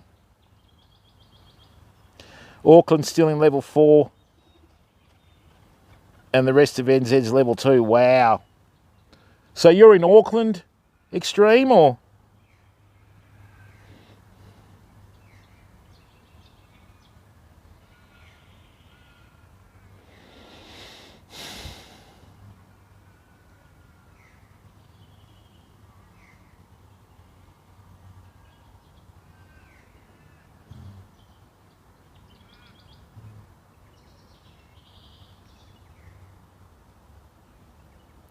Have your Devil Rocks. We're going to do some cooking within the next 45 minutes, mate, so stick around. Bud, how are you?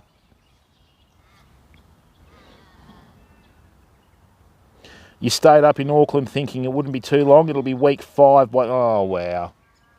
Yeah, I don't know. Yeah, wow. We had a 5-day regional lockdown, mate. I went feral. I don't know how you got... Some people have been in a lockdown for, what is it, a year? Wow. Well, Extreme and Devil Rocks, I hope you enjoy it, mate. Like I said, it's now 20 past 10. At 11 o'clock, if we don't land a fish, we're going to go up there and start cooking our chicken and that sort of stuff. So I'm going to show you how to cook some chicken on the barbecue, and then we'll just sit down and have a few yarns around the campfire, eh? Yeah, that's right, mate. That's what you sign up for, mate. Don't think otherwise, you know? All these tough blokes. Yeah, I'm getting married and I'm going to show them how it is. Sure you are, son. You know exactly how it doesn't work. That's the boy. Go and get your nice little warm cup of cocoa, put your marshmallow in there and chill out. Do you mind, ducks? I'm trying to catch bream here.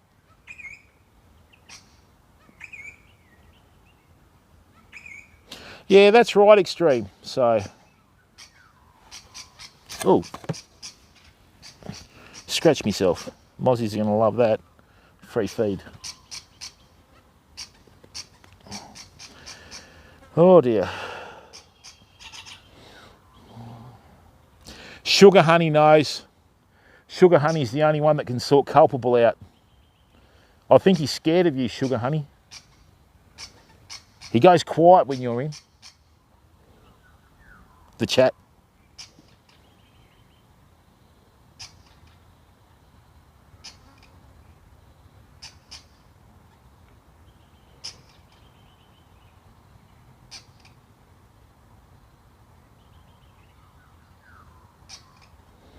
See, he's too afraid to say a word because he knows.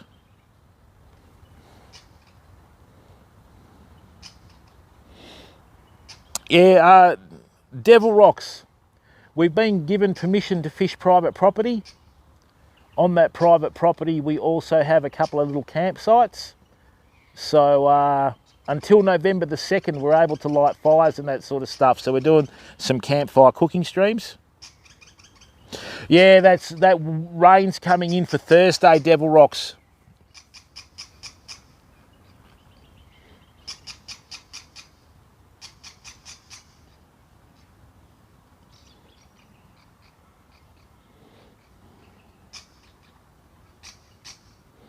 That's exactly right, Sugar Honey. You show him who's the boss.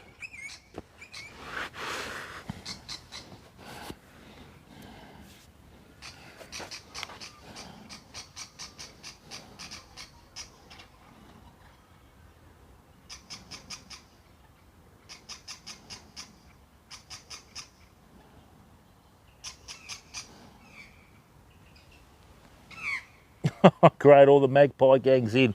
What are you lot doing? Don't you start swooping me. Oh, it's just normal Devil's Rock. The winter we had here was the winter that we always had years ago. Back in the like 70s and 80s when I was at school, every May, literally within the first, you know, either last few days of April or early May, we'd get 2 weeks of solid rain and the season would break, you know. We'd head straight down to the Blackwood River and go fishing for black bream, because when the water flushed down, what it would do is it would bring down all the fish to spawn. Okay, so yeah, don't listen to him, Sugar Honey. Right, he's just sitting there quivering in his boots. He's sitting there quivering in his boots. He's hugging his pillow going, oh no, Sugar Honey's in here, I can't be cheeky now. We know how it works, Sugar Honey. You and I know who's boss. All right.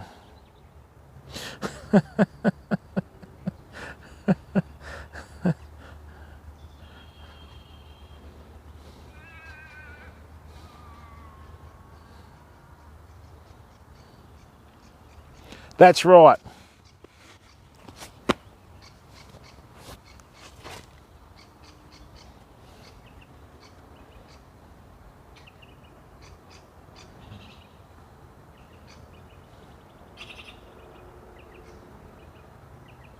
Devil's Rock, I've been fishing for bream for a month. Your best times to fish for bream are in the winter, mate. But in the winter, you've got to fish more of the mainstream of the river and less of the edge. Okay, in the summer, you find them in and around the snags and that sort of stuff, you know. Really, Dr. Chemistry? Yeah, matey, with the world travel bans and that sort of stuff, I can't ever see myself leaving Australia ever again. And with all due respect, sir, I don't really have any intention to go outside of Australia, you know. And I mean, I've watched the ice fishing and that sort of stuff, and I mean, once again, with all due respect, it just doesn't really sort of grab me, if you know what I mean. When you guys are ice fishing, we're fishing 40-degree heat, you know, so.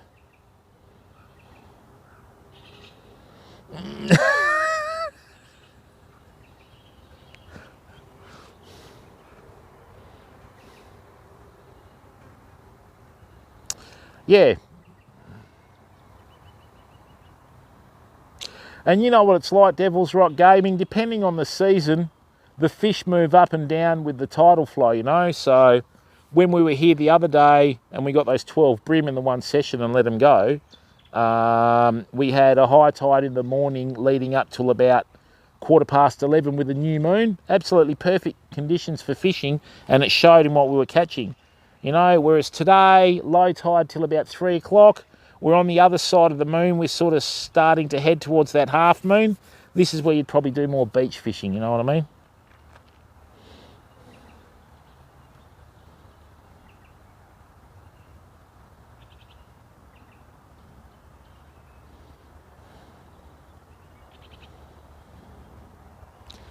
Yep, that fire's calling, fam. It is so slow this morning. I'm going to roast a chicken. I'm going to stuff it with an apple. Then I'm going to put some blueberries underneath the skin. And then what I'm going to do is I might wrap some bacon over the top of it as a starter. And then we might glaze it towards the end with some sliced orange culpable. A little bit of salt as well. I didn't bring any honey with me, but that's all right.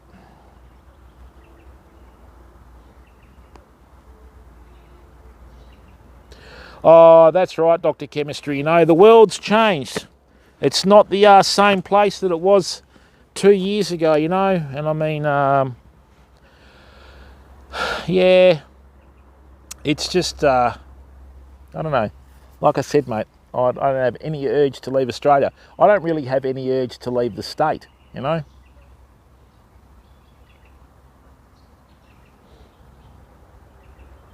Now we're talking sugar honey. Good to have you in here, mate. She knows what's going on. She's going to sort him out. She won't improve diplomatic relations between Sweden and America, but I don't think she cares. No.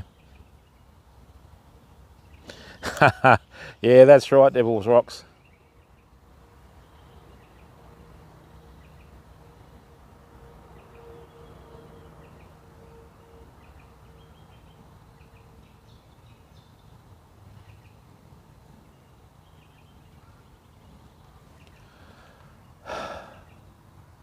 Tell you what, I'm looking forward to a nice chook cooked in a camp oven.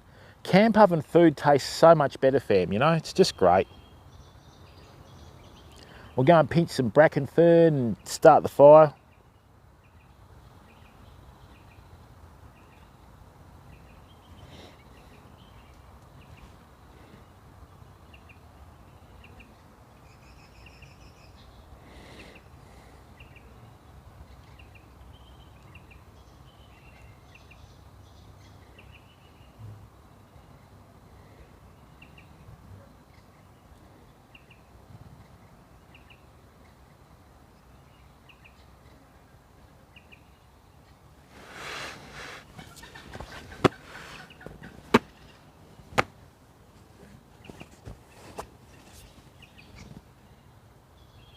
Oh, that's right. You know, Devil Rocks. I agree with you, mate. I mean, we don't realise how lucky we are in Western Australia, mate. So a lot of people say Western Australia is like the Texas of Australia. I mean, you know, that's a big compliment if you're compared to Texas by a Texan, you know what I mean? And, yeah, it's just, we're so lucky here, you know what I mean? We haven't had the brunt of the lockdown that they have on the East Coast or overseas. You know, it's all great. I can smell fire.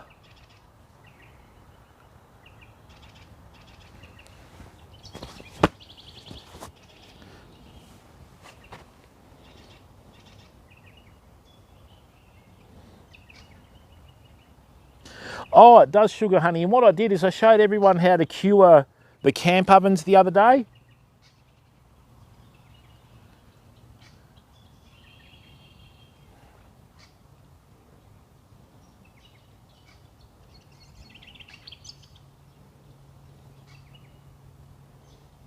And like I said, fam, we won't be able to fish here for a couple of weeks as they're going to fence this off and let the cows in here. Right, so this is going to change. So that's why I thought we'd come down.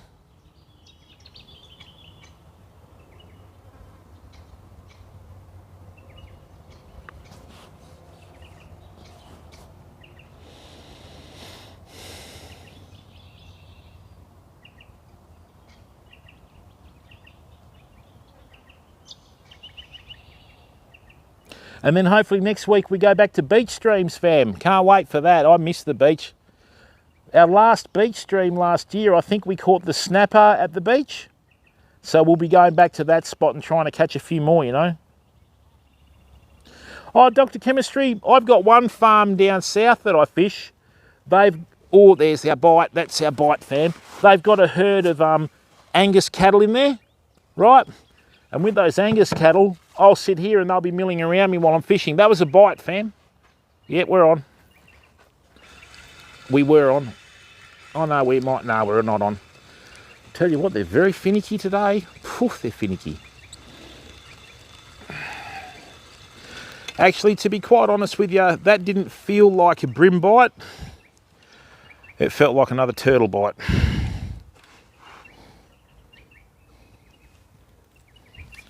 But that's okay.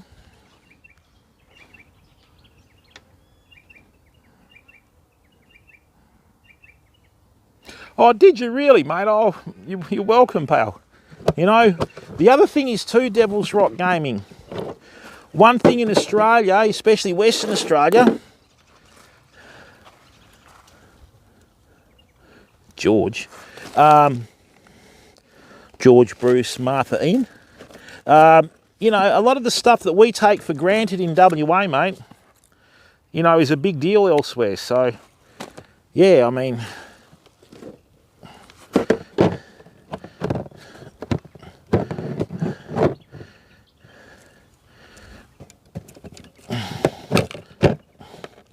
let's just get that on there. Nice. I don't know any cows named George. I know a few bulls named George, though.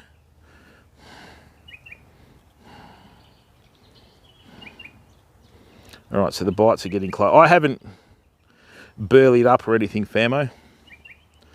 And plus that old boy just walked past again.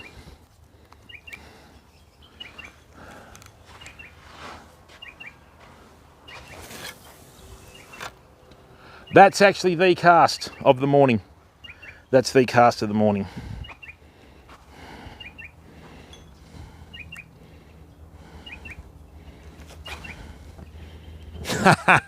Yeah, but mate, you got to remember too, Devils. Oh, what happened there? Oh, now it's charging. I've moved the chat. You got to remember too, Devil Rocks. In the old days, they looked after stuff because it was a different time.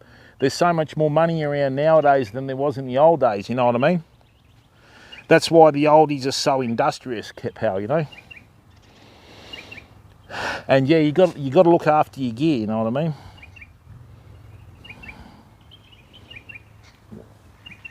Oh, what happened there? Well, that bait moved quite a way, didn't it? That's very interesting. Where did that move to? I cast there, something picked it up and moved it.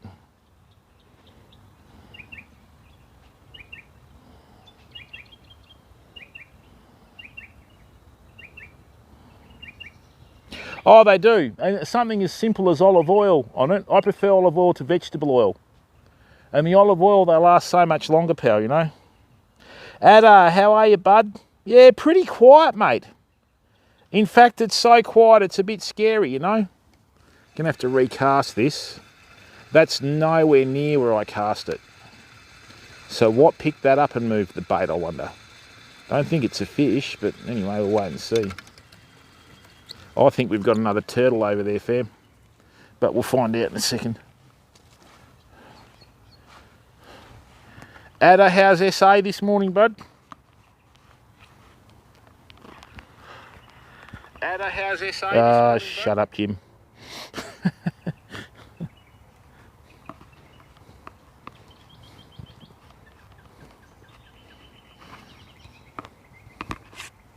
Rightio, let's have another cast.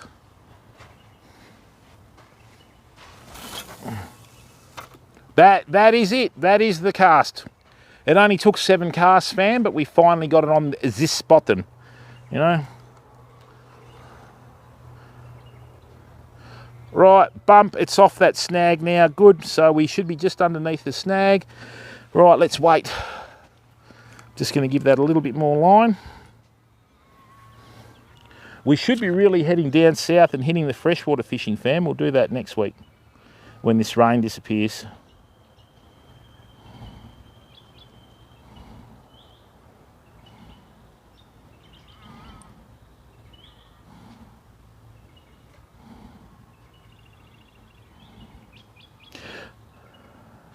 Big boy Ada. Hey. Oh, hang on, famo. Hang on. That was a bite. Now, Ada, do us a favour. On the front of your foregrip, you'll have some writing. I put it in the Discord yesterday, right? So take a photo of it and post it in the Discord.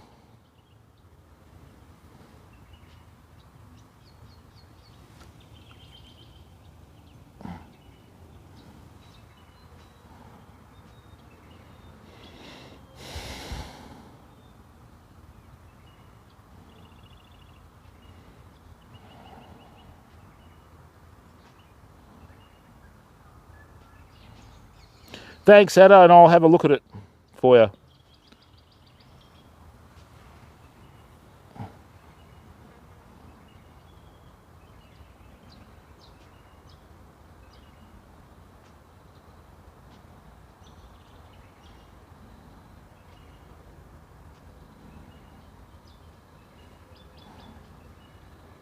All right, that's a bite.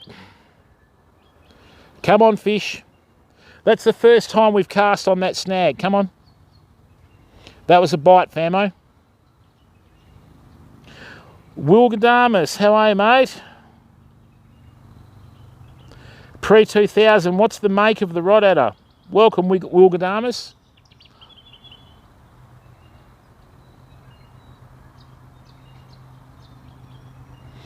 I don't know about that, mate. We haven't had a single fish this morning.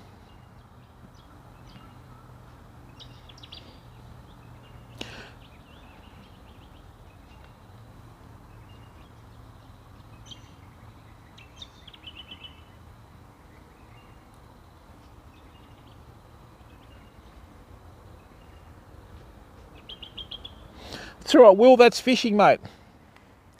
Some days you catch them, some days you don't.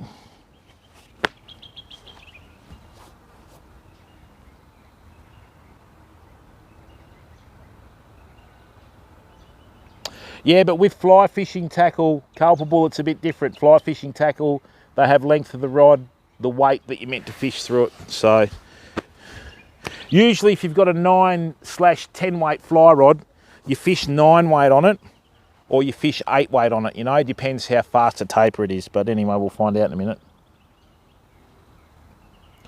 Composite developments are a good stick. Is it a maroon blank adder, or is it a like a matte black coloured blank?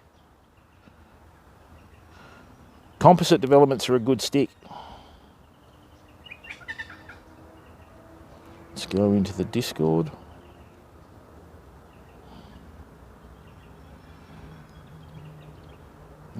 General.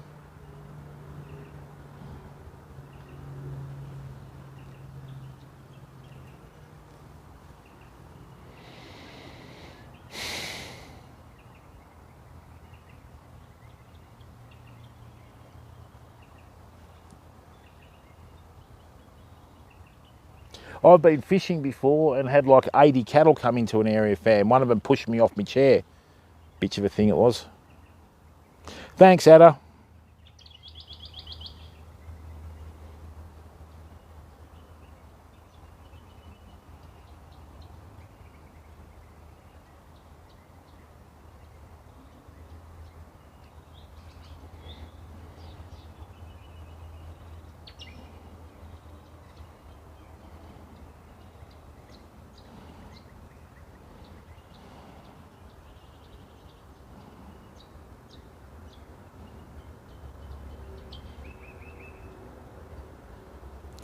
All right.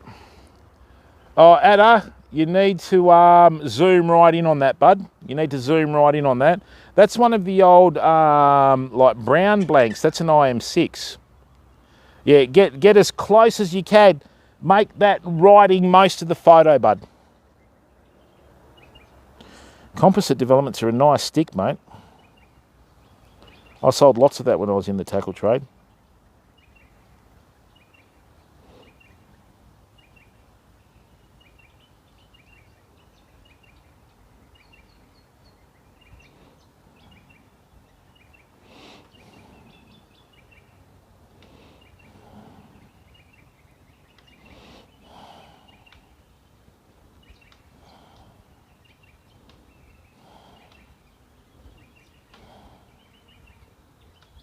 No, you don't try and start stampedes, mate. You'll never go back to where you're fishing again.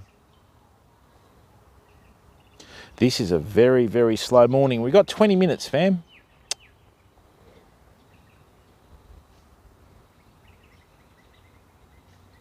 Not called Bobo. Oh dear, he's getting out of control again, Sugar Honey. You got to sort him out, you know.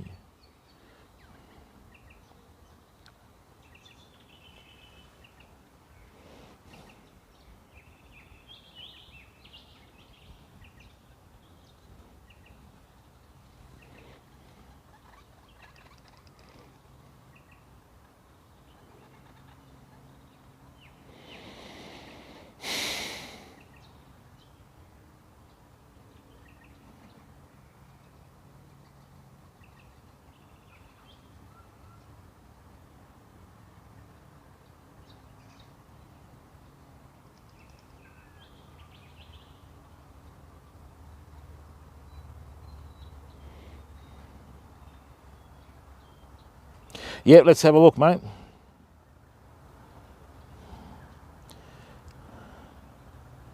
Now we're talking. All right, composite developments out of New Zealand.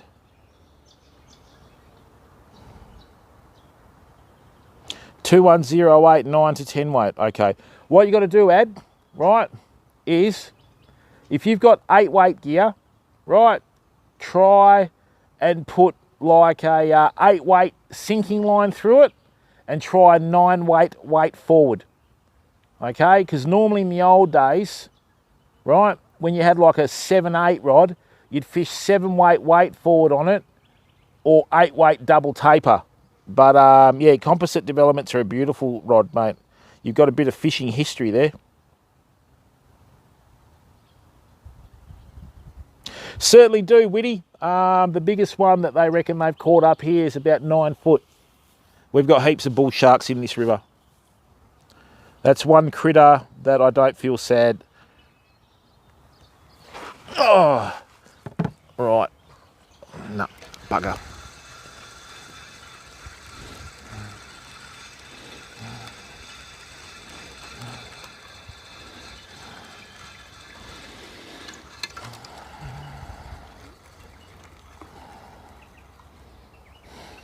Yeah, I'm not even going to bother with soft plastics today, fam. We don't have enough water to work with, really, so... And we're not doing too well on the bait, so I don't think we're going to do too well on the soft plastics.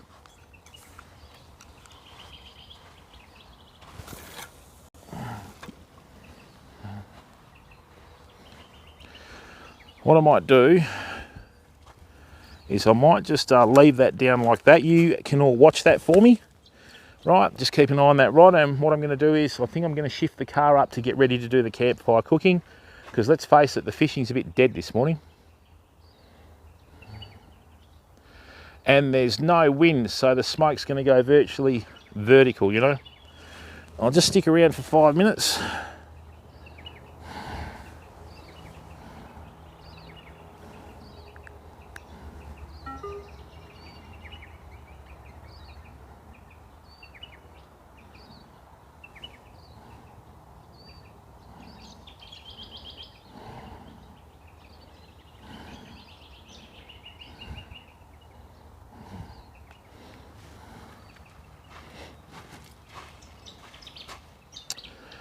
At least the river's starting to clear up. Within the next 2 weeks after the rain finishes, fam, this will go crystal clear in here.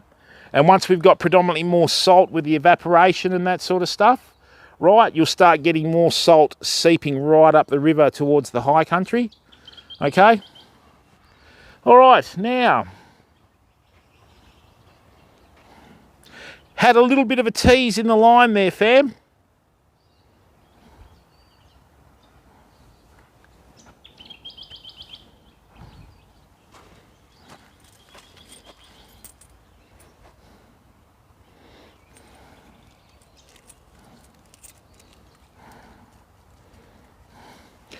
A 10 weight rod. Penn years ago did beautiful fly rods for about $250 from 6 weight through to 12 weight. They cleared them out of their stock. If you can get your hands on one, mate, get one. Penn fly rods are lovely. The old Jarvis Walker Blackridge fly rods are pretty good. When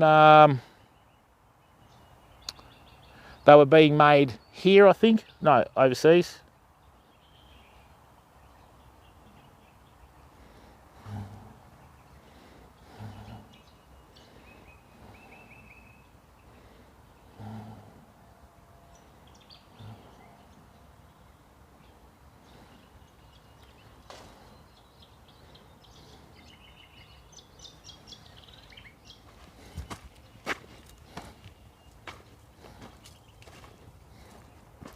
And thanks, people. 21 people watching the stream. Really good of you.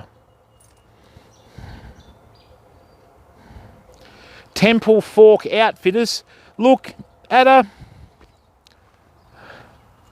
me give you a rundown, mate. Usually with the fly fishing and that sort of stuff, it's what you can afford, okay?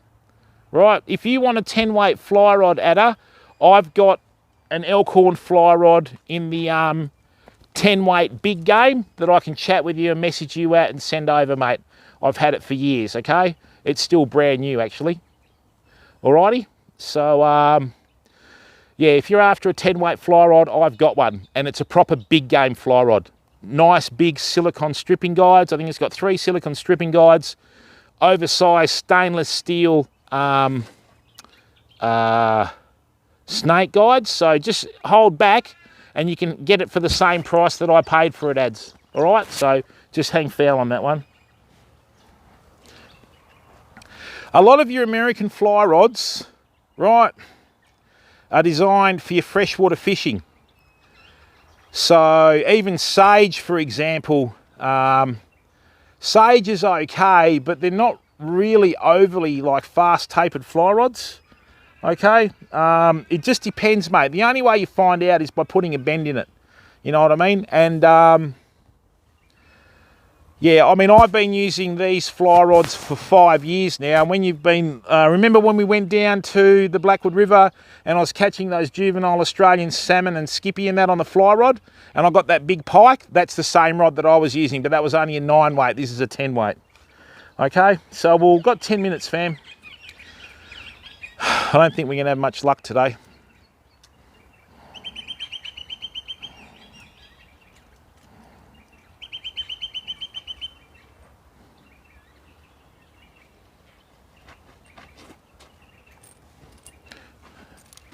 All right, hopefully we like this fire. We'll get rid of some of these mozzies.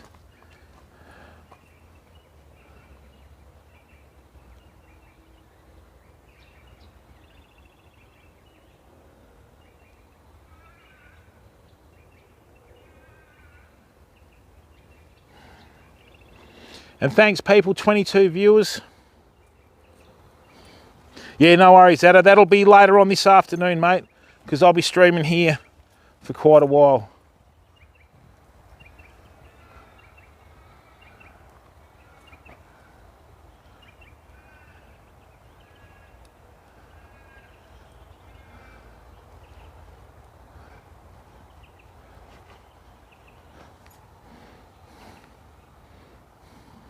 Yeah, that's right, Ada. You know, we're going to do a bit of cooking in a minute.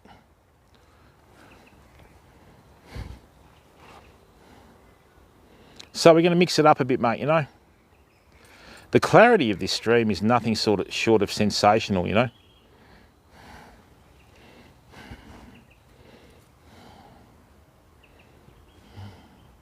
And then I can take this tripod off here.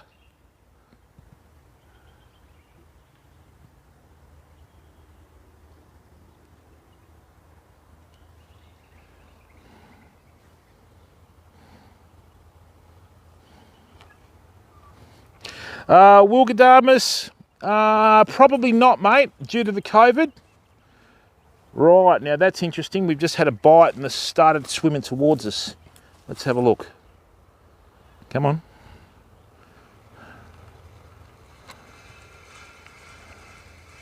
That's very interesting.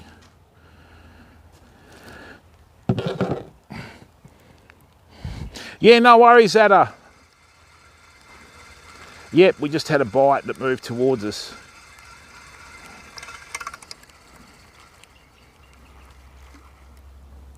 All right, let's have a look. Yeah, that's been hit very tentatively though. I'm actually going to cast under this tree over here. We haven't tried here yet. That's a lovely cast, if I say so for myself.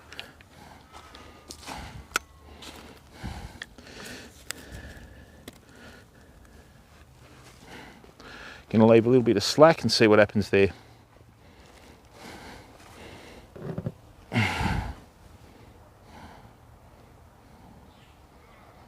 Wilgadamus, mate, I'll be straight up with you about that. There's very little chance of that happening, pal, for a few reasons. Firstly, I've got everything that I need here, right? And I can provide plenty of content in WA, right? I've got no intention of going to the East Coast, the Northern Territory or South Australia or anything like that after COVID, right? And secondly, too, to do that, that will take a, you know, that's a lot of finances as well, and I'm not going to impose upon my community by travelling to all these far out places, right? And, you know, fishing when I can do the same stuff here, mate, and I'll do it off my own back, you know? That's one of the reasons why I left Twitch too, because you've got so many streamers that'll sit there and put up a, you know, and I was guilty of it. I put up dono goals for other streamers before. I'm not going to say who, right? And then I realised what was going on and I stopped it. But, yeah, you know, like, I'm not going to impose upon the community that way, mate. So we'll just stream here. We'll go further south. We'll go a bit further north, but all in good time and we'll go at the right... Yeah, Wilgadamus, but streaming's not everything, mate. Okay, streaming's not everything. I mean, streaming's a part of my life. You know what I mean? I'm not enveloped by the streaming. And, I mean, yeah, some people put too much emphasis on it. I just want to provide good content. You know, practically zero swearing and just good content that's real. So hopefully we can achieve that by going to spots that I know, and then, you know, and to do like a stream, say, at a spot further north or south, you've got to spend at least a week there, mate, especially when you go up north, because if you go up north, you usually halve your time straight away. So if you've got a 3-week trip, you work off 1 week of ideal fishing conditions because it gets too windy, you know. Oh, they do, Adder, but I can go to Esperance for that. You know, Esperance has some absolutely magnificent mulloway, if you know where to fish, and luckily I do, right? So, you know, and that money to go all the way over east and that sort of stuff, I could put into more streaming equipment and do that here. So, no, nothing like that, Wilgadamus, okay? Look, mate, this is the plan with the YouTube stream, right? I'm not putting any...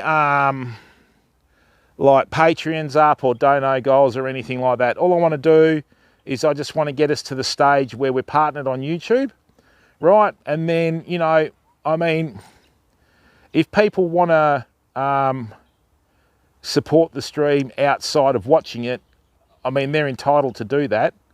You know, obviously I don't want them to go too overboard and that sort of thing, but we just got to keep it real, mate. I'm not here to bleed my community, right? That's why I left Twitch, straight up. Okay, and I'm entitled to say that because it was my stream and it's my opinion and I'll stick to it, right? So that's exactly, see, Dr. Chemistry, that is exactly it. I mean, I might let rip with the odd superlative. You know, if we suddenly walk in the bush and a 6-foot dugite walks out and goes and looks like it's going to strike, I might let rip, you know, so... Yeah, but Wilgadamus, and let me put this to you, buddy. I really appreciate that, and that is fantastic for you to offer that, my friend. But unless I can give you something back for that, you're better off keeping it yourself, mate. You know, like, yeah, you've got to look after yourself first. This is COVID. You don't know what's around the corner, mate. The whole world could go into lockdown for 3 months. We don't know. You know what I mean? You've got to make sure you've got that in your back pocket to help you and your family out, then worry about someone else, you know?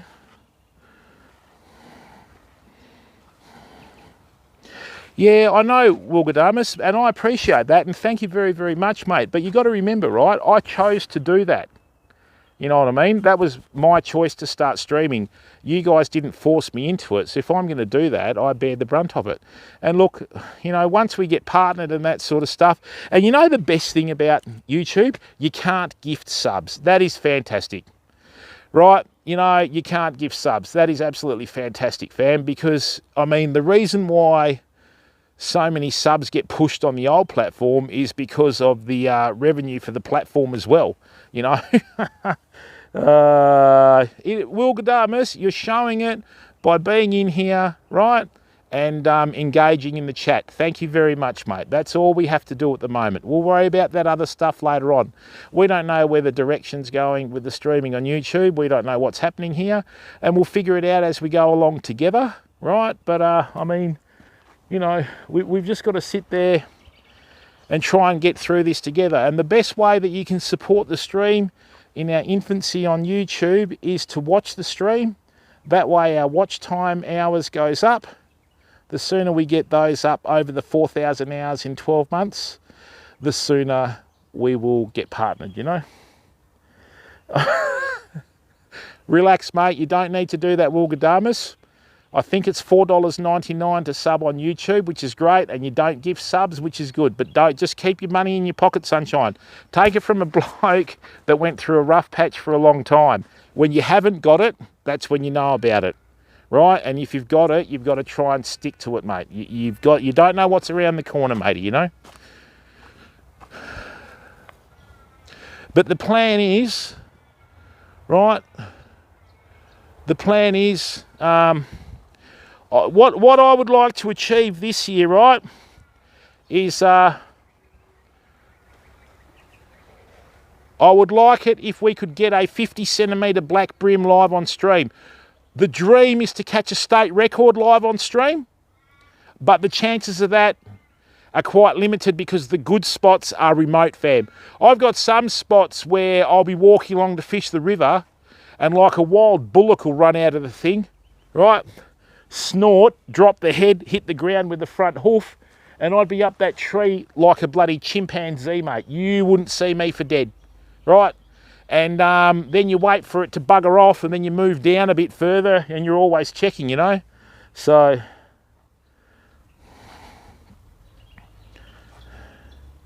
oh, can you? Yeah, but Wilgadamus, mate, I appreciate that, buddy, but this is the trap on the old platform. Right, this is the trap on the old platform. You've got to ask yourself, if you're forking out all this cash, what are you getting for it? That's what you really have to ask yourself, buddy. Right? And, you know, each to their own, mate, you know. So, like I said, I just want to provide the content. And if people would like to support the stream, I appreciate it. I don't expect it. Right? And we like to think of it as a reward for effort. You know what I'm saying?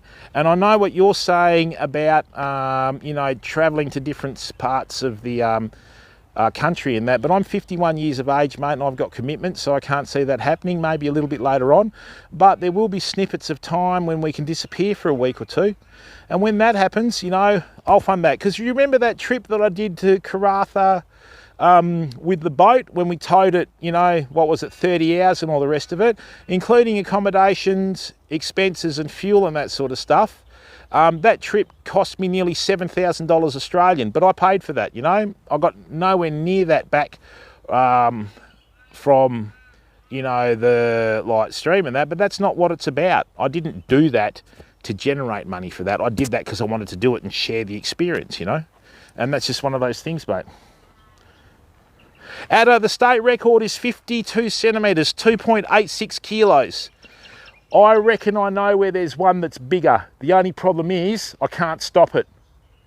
I've hooked a fish in the same area in the last 30 odd years at the same time of year, right? And just been absolutely obliterated. So braid came out as an invention. It smoked me on 20-pound braid, right? I used 30-pound braid, right? With, you know, 20-pound fluorocarbon. I got it in close and then the hook snapped. That's how big this thing is. People, a big, like big black brim, 5, 6 pound fish in this water, you wouldn't be able to stop it.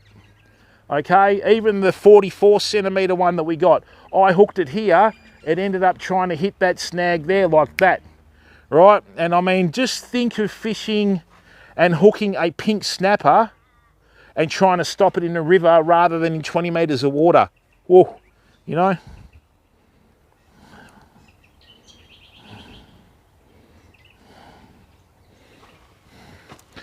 You know, one thing that amazes me, people, like I got a message from someone the other day. Apparently there was a stream where there were 10,000 people watching someone sleep. I couldn't believe that, you know? And then while they're like sleeping, all this coins getting thrown at 10,000 people watching, you know? And I was like, really? Why would you want to watch someone sleep? I don't get it. And I think in 2014, they put that against terms of service because of like some of the creeps that were going into them. But yeah, you know, I mean, I couldn't believe that. I still can't figure it out, you know. I don't even know the streamer's name, right? Not that I need to, but you know, 10K watching someone sleep. Really? Wow. You know. And someone did suggest it. I thought they were joking. I went, nah, you're having a laugh. You know, it's an actual thing. So,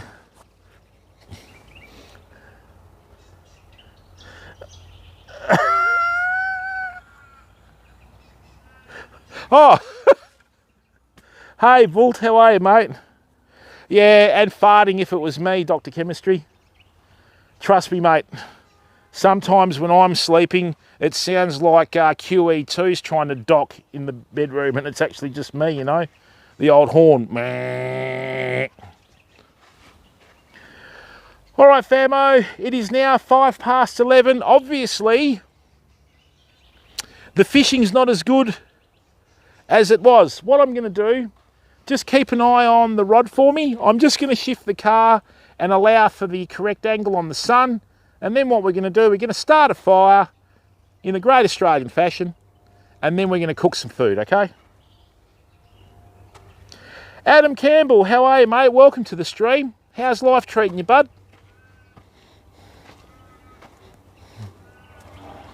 Yeah, it's good, mate. You need to see the river. You don't need to see the streamer. Me personally, I think I'm the least important person in the stream. The most important people are the ones watching like yourselves, and the most important thing that you can see, right, is what's going on in the water. Do you know what I mean? Like this. Right? That's a nice picturesque scene, you know?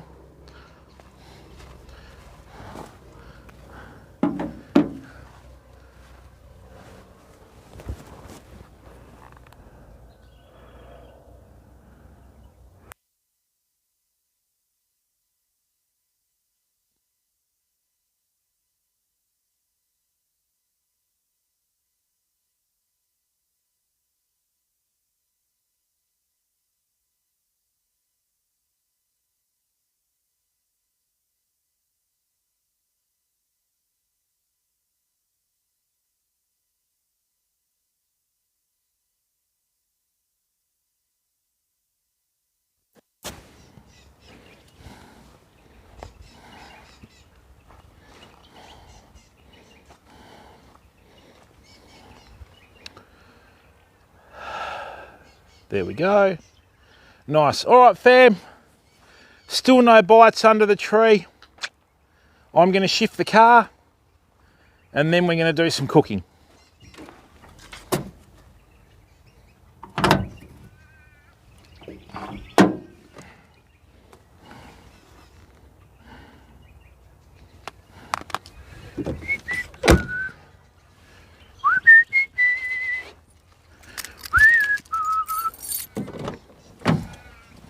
All right, excellent. We got that. We got the water. We got the flour. Right.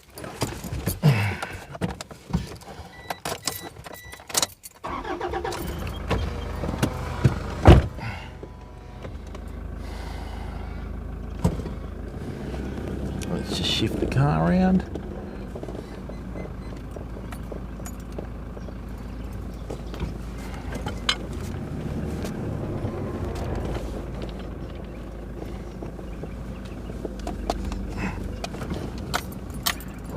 Where's the camp oven there? Where's the camp? Straight over everything, why not?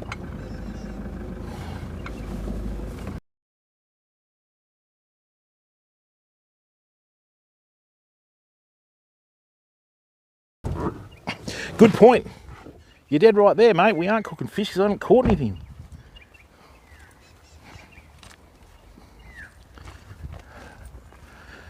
Whoop, bit ambitious there.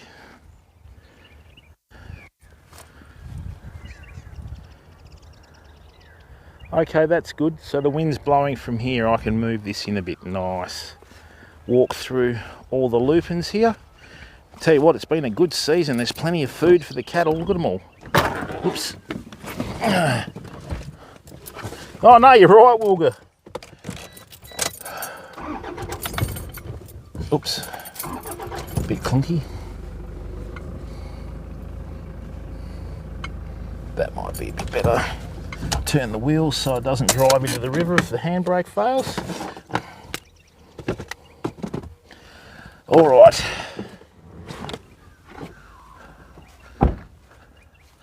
Nice, that's a very good angle, fam. Now we've got to make sure that we don't lose the stream. Right, that's right, we aren't cooking fish, that's for sure.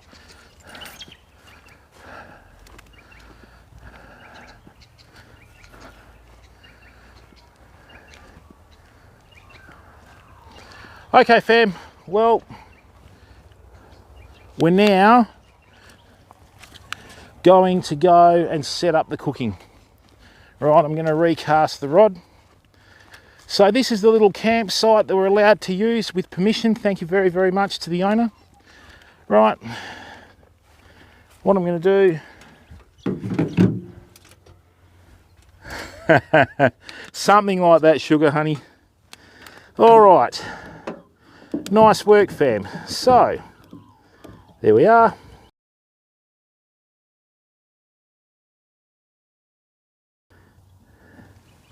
Going to take my jacket off because it's too hot.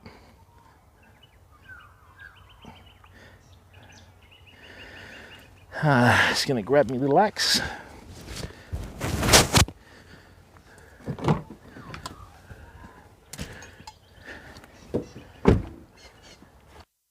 Just going to recast this rod, see how it goes.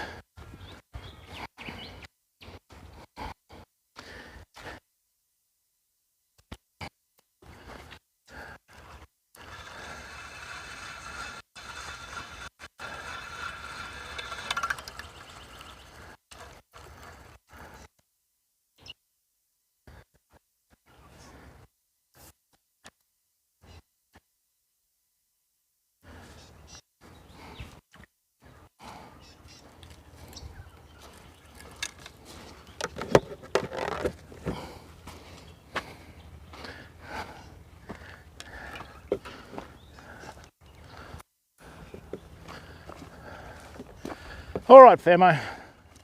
The fishing's been a letdown today. Oh, yeah, good way to hammer the headlight, Jim. Don't do that. Lead doesn't go good on paintwork.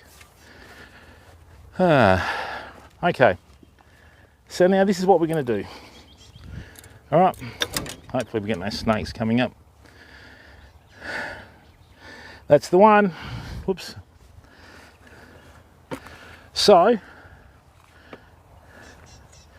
first thing we're going to do is we need to get some dry material, right, so that we can light this fire. So I'll just show you this in here when I go over here. Okay, nicely. Now we're going for charge on the microphones, they're good. Rightio, let's get this phone charged.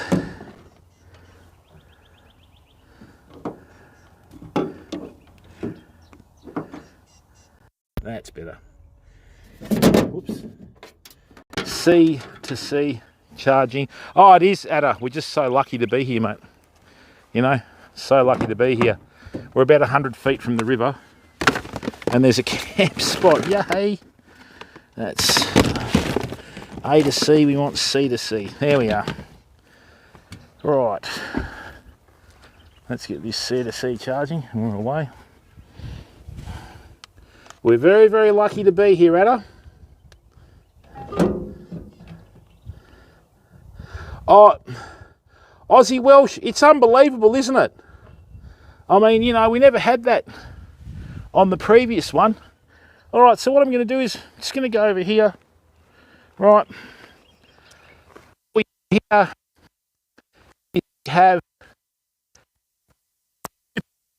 these been seeded from an old stock. That's really good cattle food, like nitrogen and nutrients. So,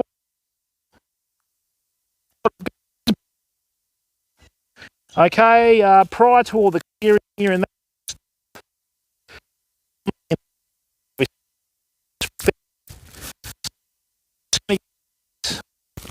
leaves. I don't know whether you can see the dry one that I'm getting, but this stuff is really flammable. Okay, and just for lights. Even when things are a little bit wet and that sort of stuff in the mornings, as long as you've got a little bit of sunlight, okay, and that sort of stuff, you usually find enough material to light your fire with.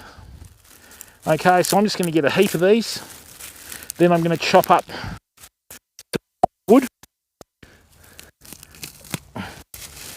Okay, and then we're going to try and light this fire without using any petrol or kerosene, thing like that. Be careful, snake in the of it. And even though the ground's wet and that sort of stuff, this is still plenty hot enough for them to be out and about, you know. I'm not using fresh bracket, just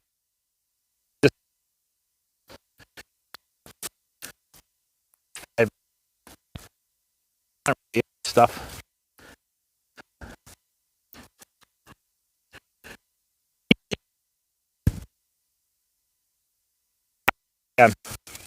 Okay.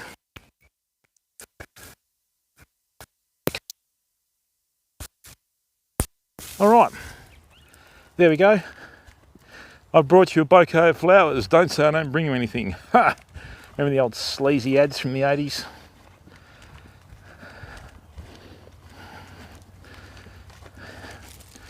Yeah, so I think with bracken fern, they move underground. Is it rhizomes or whatever they call it?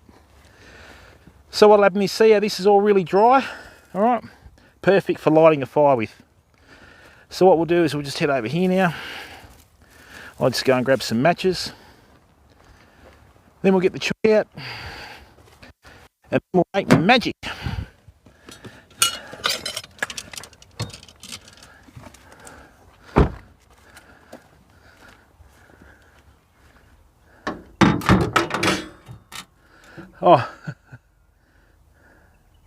Oh, is it Will? Whoops. Sorry about that, fam.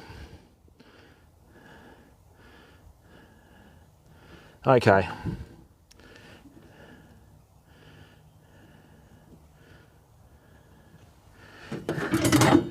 All right, so there's the little axe. This is our campfire tool for the camp oven. Sorry about that, Welshie. Sneeds, feed and see. How are you, bud? Now, this is the camp oven we used the other day. Right, as you can see, and you got to remember, I washed this in the sink at home. Right, after I dried it out, I just got some of that olive oil spray and coated it. No rust there at all, fam. All right, ready to rock yet again. So we'll chuck that down there. We're also going to make another loaf of bread today, but I'm not going to forget to put the yeast in this time. Slightly embarrassing.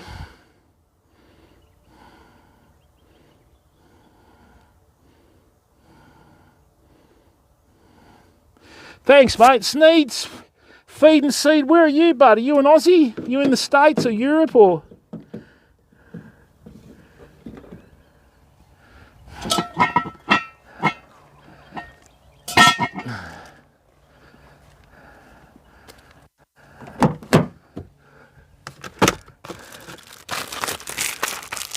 Get our matches.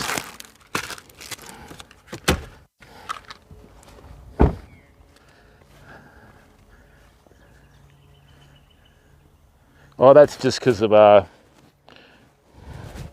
this sugar honey hanger. All right. Now this is the wood we left the other day. Right, this has dried out a bit, so we'll use this for kindling. All right.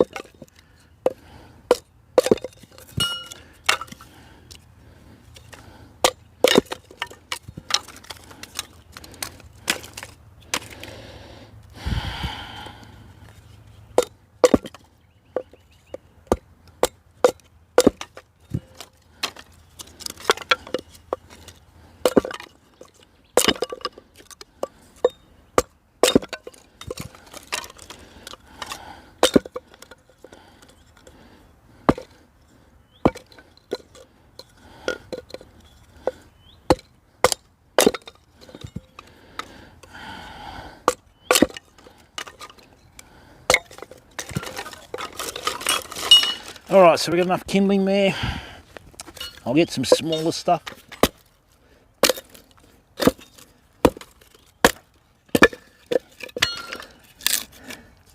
Great.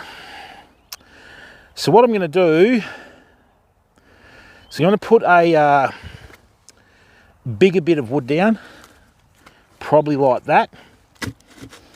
And then what I'm going to do is I'm going to bunch up the coals there. Now, obviously when you build a fire, you start off with the smallest, most flammable stuff on the bottom like that.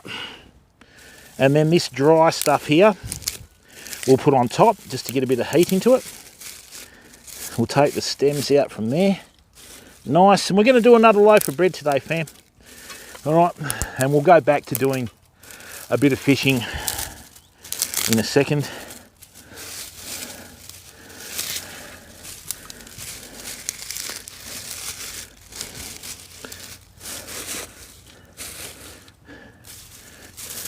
Want to get a fair bit of heat into this early so we can get it fired up, you know.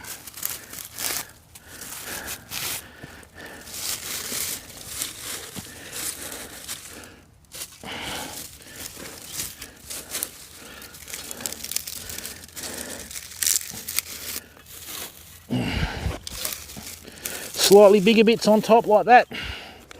And now what we'll do is this.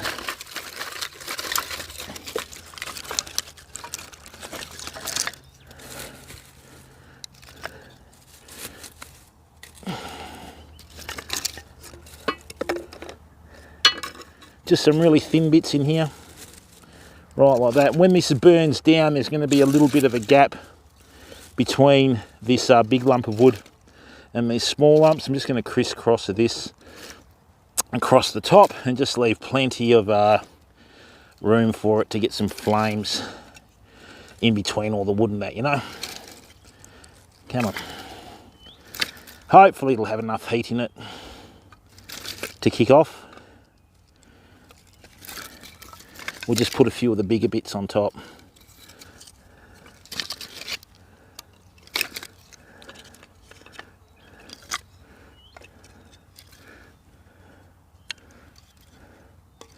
All right, let's see if this works.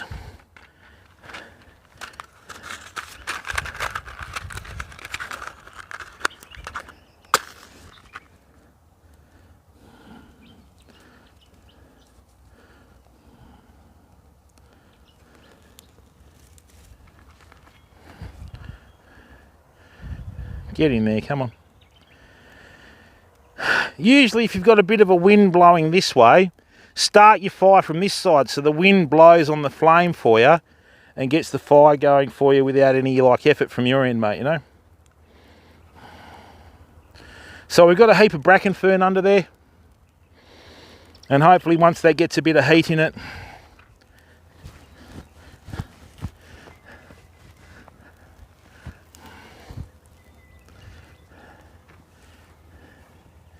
oh, you're from Germany? Oh, welcome.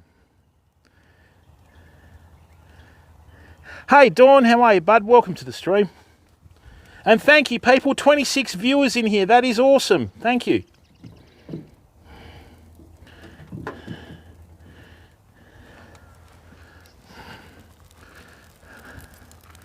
So with all that smoke there, fam, that actually hasn't even hit the main part of it in here. Right, I think we got it right that time. Something about being next to a campfire and hearing that crackling when you're trying to get it going and, you know, all that sort of stuff. Hey, Boondass, we're going to do a roast chicken and a loaf of bread.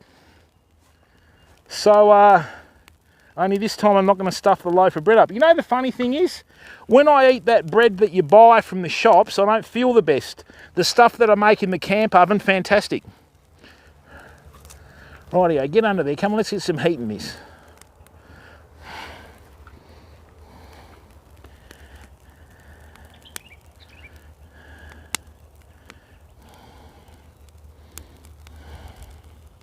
Hopefully we get enough heat. Yeah, see how the wood's starting to slide down a bit?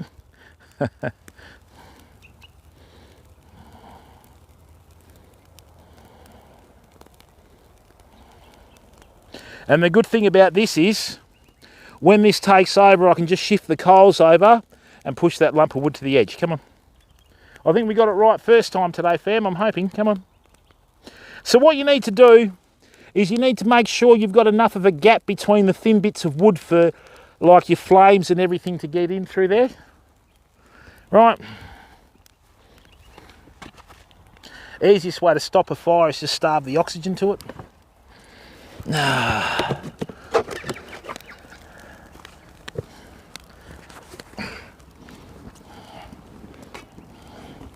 Just going to get a bit of heat into it with my hat. Saves me, like, you know, blowing on it and then getting red in the face.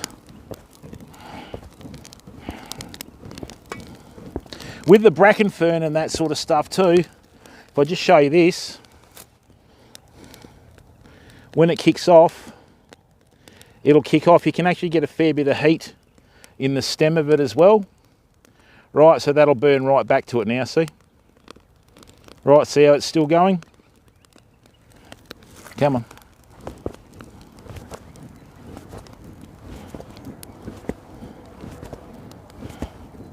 Already got a bit of flame on the old jarrah. Beautiful. Come on. That's really starting to kick off now. Get in there, that's the way. Yeah, if we've got flame on the jarrah, fam, that's good.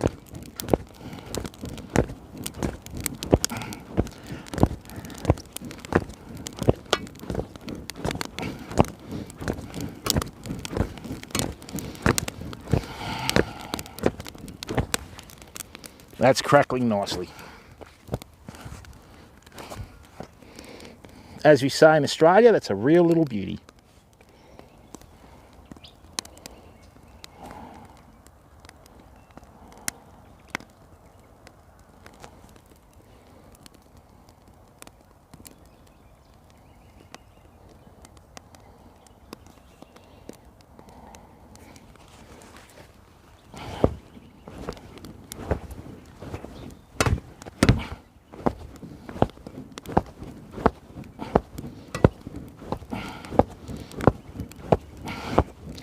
Righty, I need this wood to drop now.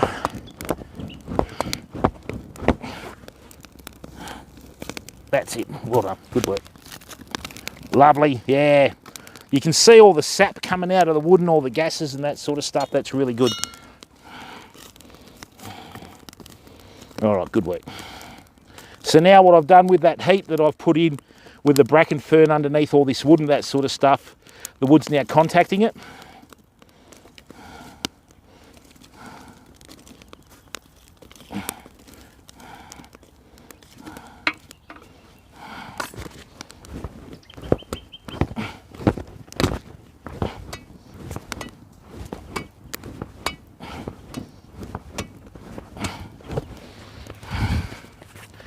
All right, I don't know whether you can see the flames coming out of that fire, but that's good. Rightio. So what we need to do, get that in there, get a bit of that in there. Nice, it's kicked in, fam. Lovely. Well, actually, now what we'll do, we'll put the thinner stuff on there. Nice work.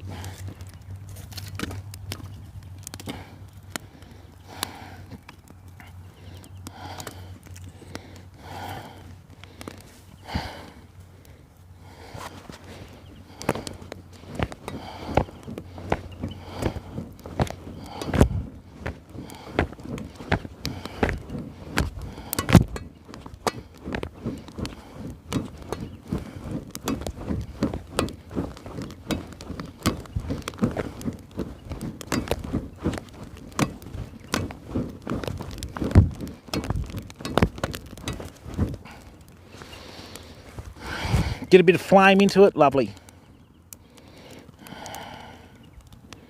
Yeah, that's ticking over nice, fam. So what we did is we used the wood that was left in the tyre rim the other day, because it had been burnt a bit. All the, you know, sap and gases and that had been taken out. It had dried up properly, so that's why it's ticking over now.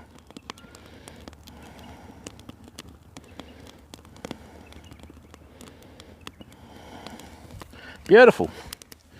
Right, now,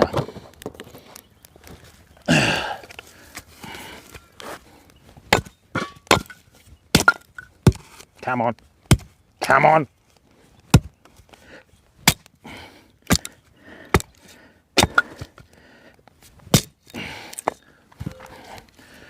We'll get some thicker stuff in here.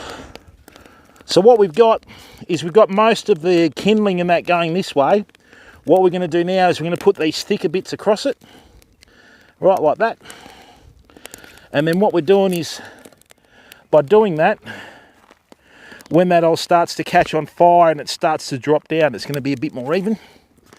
Now,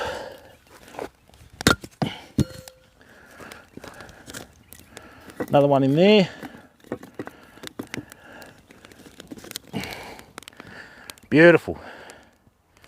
Just let that kick in and we'll be laughing. No point trying to get the chicken ready now. I've got it in there on the ice cubes and that, as you can see with all the smoke coming out of here. Okay. Yeah, I did, mate. Thanks, mate. Echidna, how are you, bud? What's going on? Didn't smother anything at all, pal. The only time you smother it is when you don't leave any air for it. So this is like lattice in there. I've got a minimum gap of like 1/2 inch between all the wood, right? And what's going to happen is now that's going to really start getting some heat into the core of it. And then the whole lot's going to catch on fire.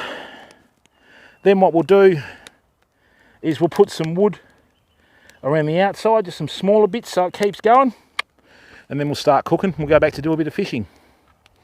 So yeah, this isn't a gas oven at home in the kitchen, Michael, it's wood. So yeah, we don't turn it on and hit it with the lighter and it works, you know. Oh, something primal about being around a fire, isn't there?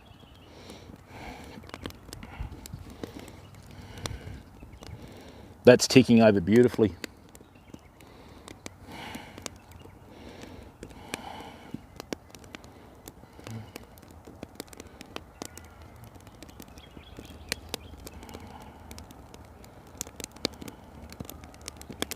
Nice dry jarrah helps.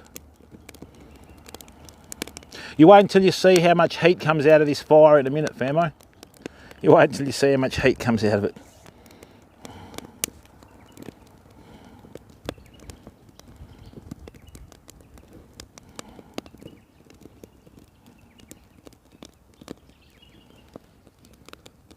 And as always, the smoke follows the non-smoker. Get out of it.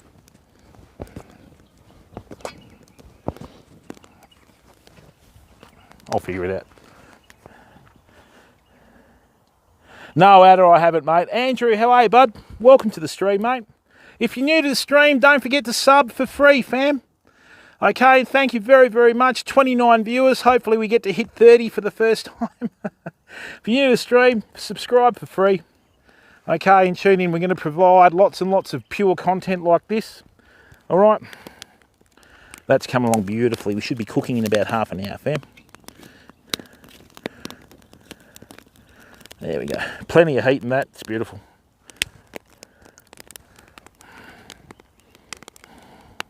Same old story. If you're going to build a fire, you put all your fine stuff down the bottom, slightly bigger stuff on top of it, space it out. With the bigger stuff, leave a little bit more space. There's plenty of fire coming through that now. We've got the core of that going really well. Magnificent.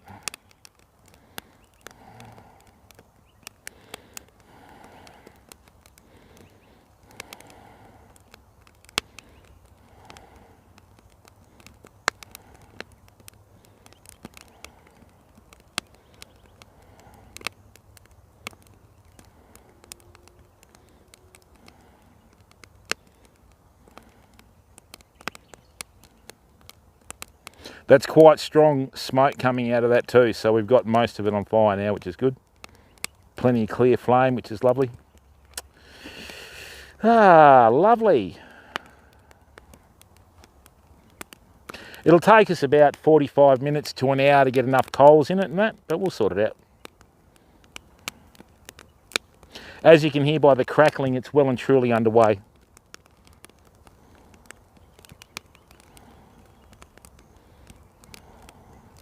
Got to make sure this heat's not reaching my indicator lenses.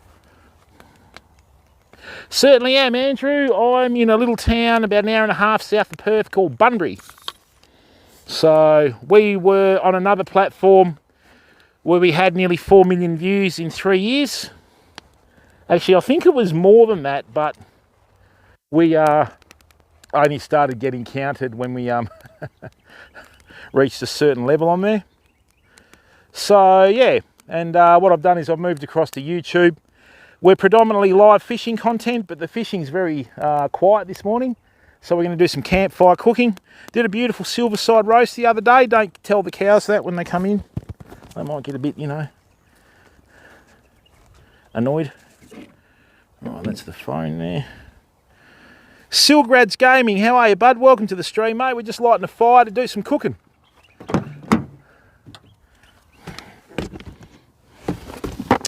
Right, so where's the other one? That's C2C. No, that's seed away. That's seed away as well.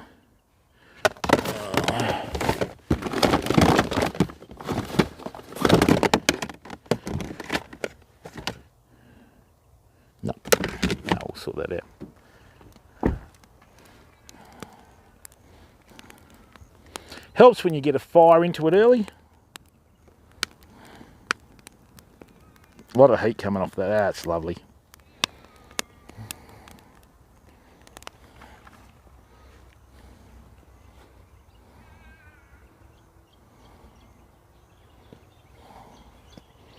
Yeah, should do, Andrew. But you know, we need this winter that we've had, mate. We need this winter that we've had, because with this winter that we've had, it's one of the best winters that we've had for a while. The freshwater fishing and the bream fishing will be sensational this year, purely because we've got more water in the rivers. Hopefully we get another 3 or 4 years like this, mate, because the dry winters are horrible. No good for the waterways as well. When you get a really good winter like this, we've had a lot of water shift down the river and all that sort of stuff. It flushes everything out and cleans it. So, oh, it's magnificent, that fire. Let me just sit over here. See all the flames coming out of that, fam? No petrol needed. Just got to know what you're doing.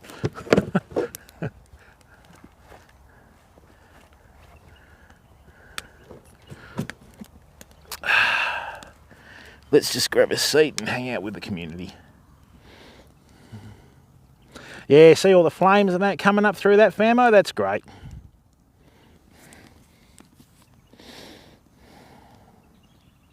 There's something about going away camping and being around a campfire. When you come back, you just smell like the campfire smoke. You know what I mean? Oh, that's going vertical. Okay. So see how that smoke is twirling? That's the convection caused by the fire. Okay, when there's no wind, it'll just spiral up. When you see the big fires, they'll do that. They'll have like a tornado in it. That's like a smaller version, you know.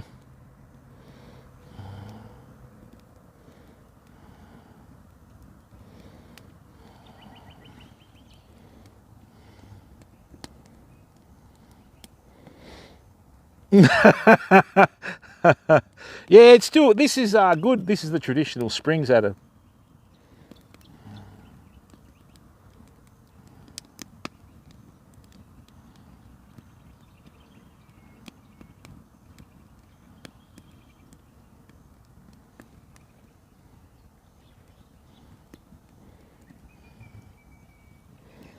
Oh, wait till you see this chicken that I'm going to cook today, couple. But what we're going to do is, I'm going to show you how to stuff a chicken, right? And also, I'm going to show you how to put little blueberries under the skin. Beautiful. And it's a really good, really good meal to cook. When they see the blueberries and taste the blueberries in the chicken, it's like they've won lotto, you know? It's like Christmas. Oh, that's exactly right, Andrew. This is what a lot of people miss out on, mate. You know, they wake up in the concrete jungle, turn the slide on, turn the aircon on, it's nice and sterile and controlled. Turn the gas on, hit the switch, it starts up. Outdoors, mate, it's totally different. You got to worry about the weather, you got to worry about the elements, wind, you know, dry wood. We went and got a little bit of kindling and some, you know, we cut the kindling and got some bracken fern. That's how it is, mate, you know.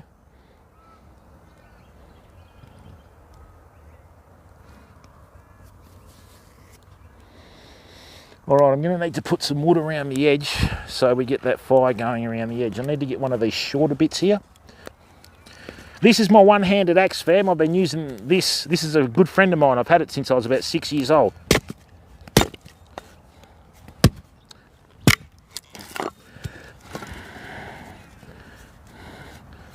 I even chop the big stuff with this. All right, so what we'll do is, we want most of the coals to form in here, all right, but we're also going to need a little bit of on the edge here as well, all right? So if we cover this whole, no, that's too big. That'll do for that. Now I'll show you what we've done. No, that's a different one, culpable. That was the sports model. So if you have a look in here, famo, see how we've left the gap between the wood, right? See all these flames are racing up between the wood now? It wasn't being smothered at all. It was all part of the plan. So now what's going to happen is the smallest piece are going to burn first, and then what they're going to do from there, okay, is they're going to drop down, and we're going to have a nice level fire that we can put our campfire oven on. The first thing we should probably do, right? Ireland 30 years ago.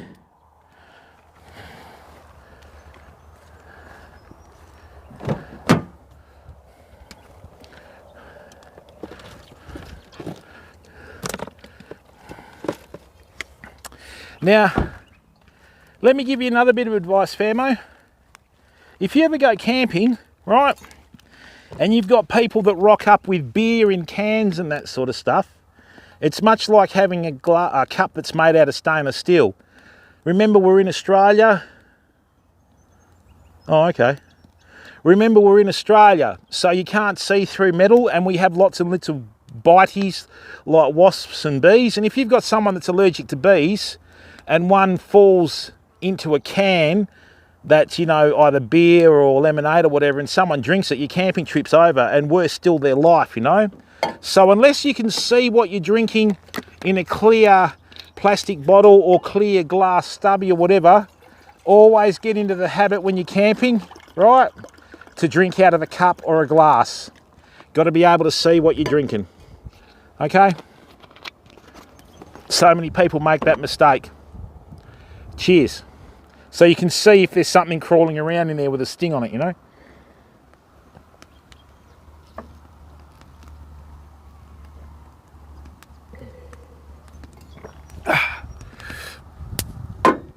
There we go, that's lovely. All right, so we'll get that fire cranked up. We'll wait till the coals sort of break down a bit. And when the coals calm down a bit, we'll start cooking.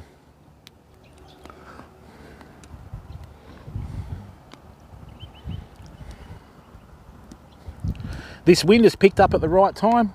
See how you can't really see the smoke on it? That's because the wind's picked up. We've got this northwesterly today, but all that's going to do is draw all the fire, right, and that to the top through the wood, and that'll be cooking soon, no dramas. Yeah, that's right, Andrew. A lot of people don't realise that, mate. We're in Australia. We have so many bugs and critters and that sort of stuff that'll even kill you without even trying, right? You need to be able to see what you're drinking. Buy a stainless steel cup like I did from my local Army surplus store down in Bunbury, who is a fantastic store, right?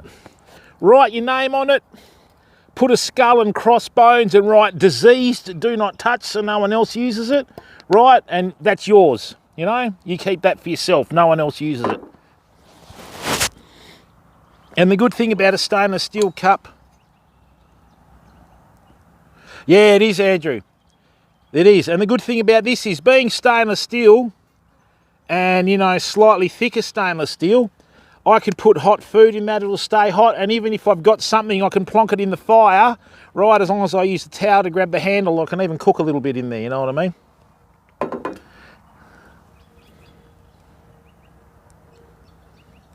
Oh, do you? Yeah, usually beer in cans doesn't really last that long here, Stub. In Australia, they're culpable. Yeah, don't know why.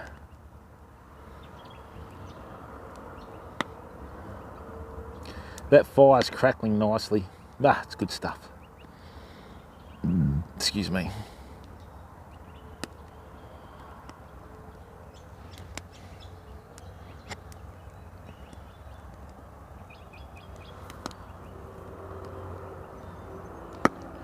Okay, what we might do is make a loaf of bread now. We'll get that rising while this fire's kicking in.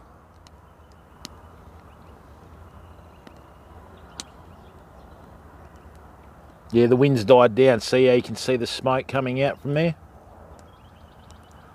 Not really, Wilgadamus, because when you're camping, if you're in charge of a car, or you're working with water, or you're working with fire like this, you don't drink, mate.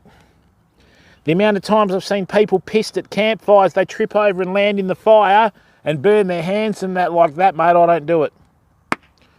Yeah. And you can have a good time without alcohol, Will. Right? You don't need alcohol to have a good time, mate. You need alcohol to get drunk. You know? So out here, I never touch the stuff. If I'm like working with a fire, like I said, I mean, I'm clumsy enough as it is, mate, you know? Size 15 shoes, I trip over myself half the time.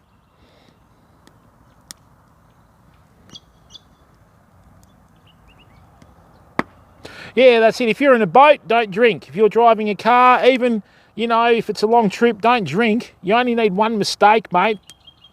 And, you know. Oh, mate. You know, Andrew, how many times has like a coal flicked out of the fire and someone's had thongs and stood on it, and because they're pissed they didn't feel it till it was too late? You know?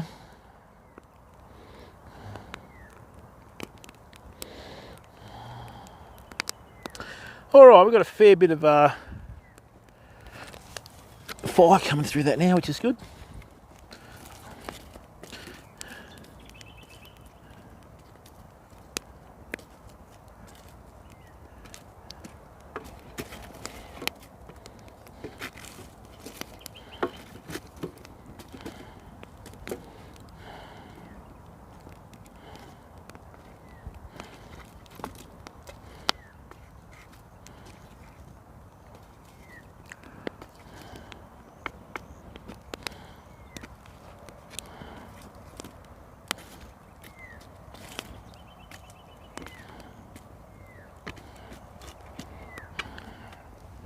Look, a homemade walking stick. I'd like to avoid one of these for as long as possible.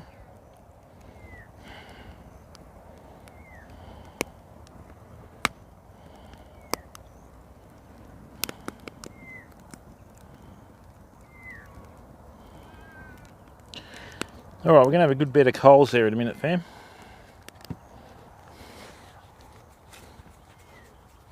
Oh, that's exactly right. All right, so what we might do now, okay, is I think what we're going to do is we're going to oil the camp ovens, get them ready. Once they're done, they're out the way. Okay.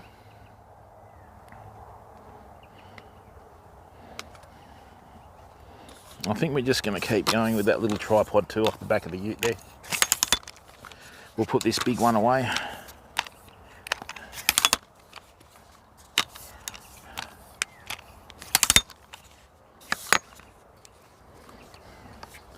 I think it's done its dash for today. We might go later if we get some fish.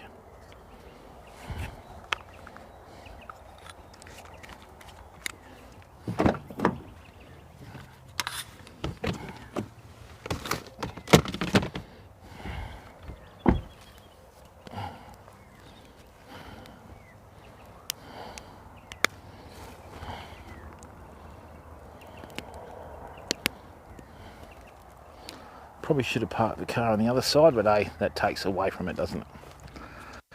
All right, let's get the ingredients for bread. We got oil. There's a couple of apples for later. Flour. We got salt and pepper. We need the measuring cup. Yep. Yeast, sugar. I did buy salt and pepper.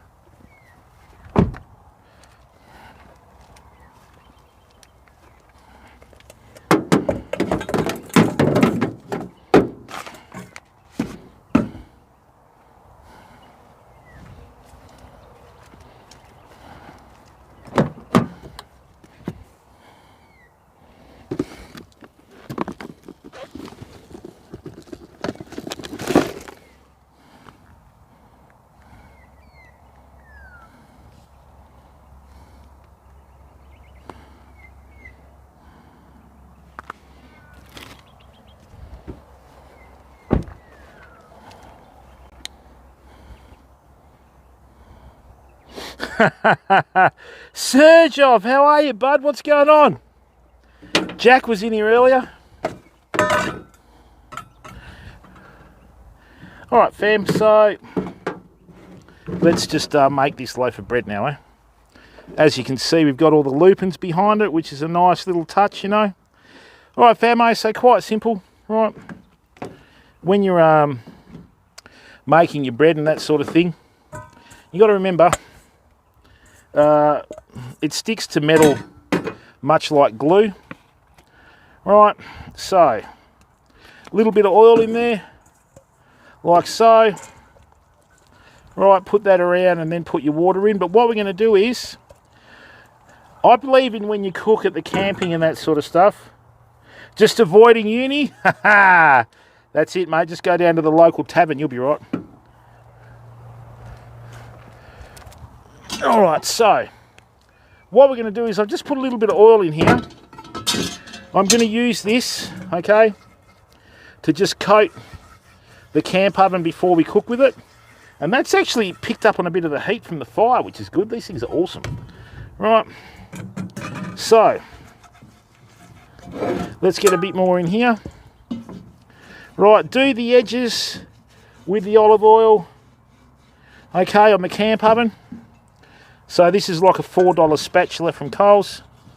Right, and try and leave it out of the sun so that the oil doesn't drain down from the edge, right? So that's the first one done, beautiful. That's what the bread's going to go in. We'll just put this in the shade for now, underneath the back of the car. And then what we'll do is we'll get the big one, like that. Now that's the heat from the sun that's heating these up, so, you know, they do draw a fair bit of heat from whatever source it is. Right, so we just oiled the top of the camp oven. Right, chuck that down there. What we're going to do, take the trivet out. Oh, yep. There you go, mate. I'll bring it in a bit closer, Will. Sorry about that. Right, so that's the trivet. This has got a non-stick material, so that's going to work regardless. See, that's the pot that we seasoned the other day. So what you do, okay, start in the middle and just work out in slightly bigger circles. Right, like that. And then what you do, right, just do the edge of the camp oven. All right. Put a bit more in there. And then what you want to do is you want to always coat the side of the camp oven as well, because if you don't, if meat touches the side of the camp oven, it'll stick and burn. Right.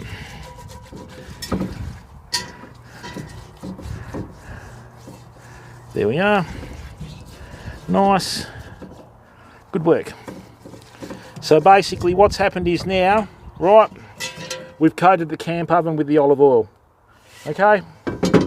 So that can go down here now. Like that. Now, I've got a bit of junk in here. Oh, it's a bit of the camp oven. You won't really want that on the oil. Where's a little cloth that I brought in? Where's those ones? Got to try and keep your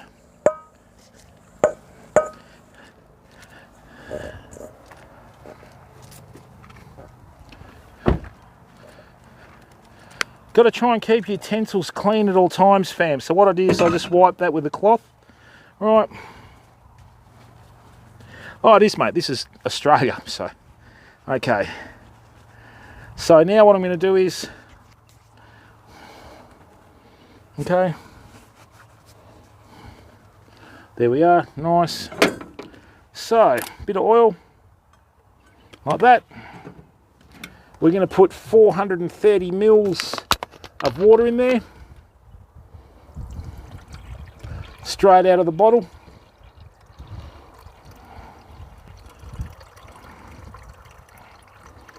Hello.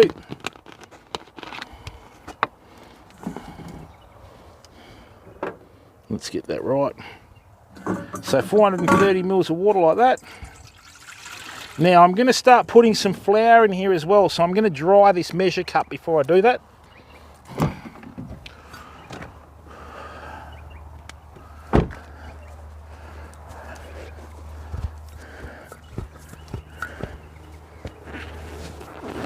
Okay, so now,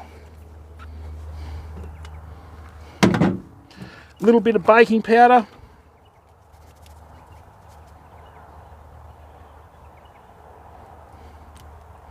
like that.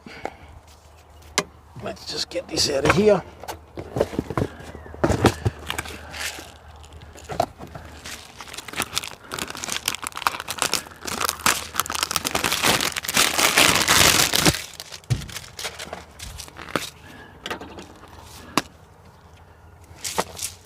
Little bit of salt. If you want your bread to come out a bit crustier, just put a bit more salt in it, fam. Right, nice. There we are. A little bit of sugar for the yeast. Okay, so about a teaspoon. If you want it to rise quicker, well, you put a bit more in, don't you? Good work. Now that's a hair, that's not mine, obviously.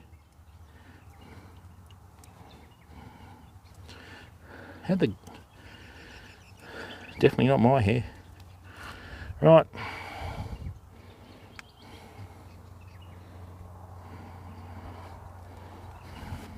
Did I drop the lid? I didn't think I dropped it. Oh.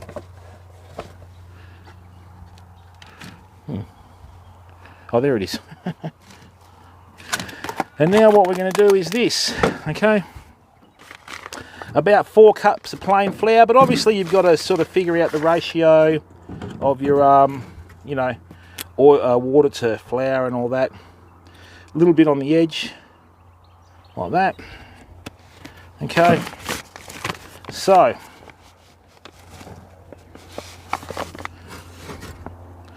All right, that's a couple of cups of flour in there. Let's get a couple more.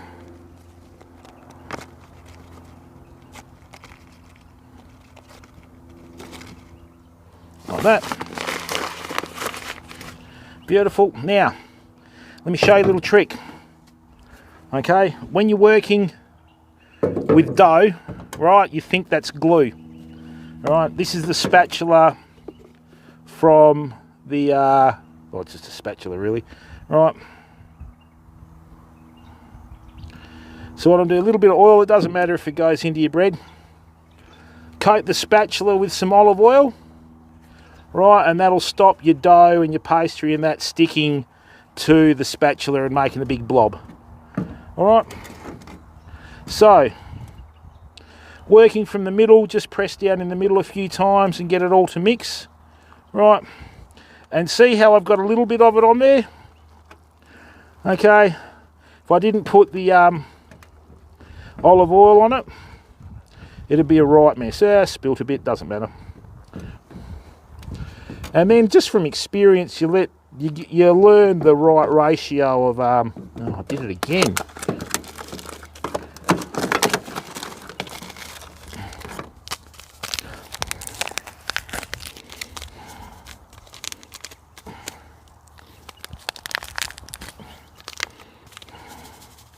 Luckily it's not mixed in yet. If you're going to make bread, you need yeast. If I was going to do a damper, I would just use self-raising flour, fam. Right, so let's mix this in now.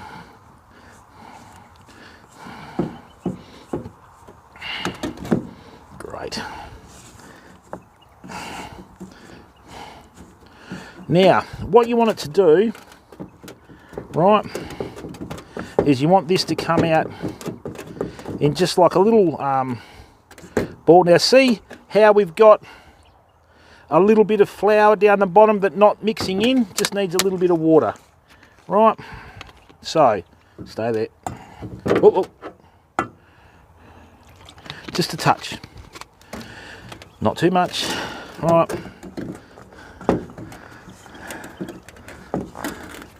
come on, get in there.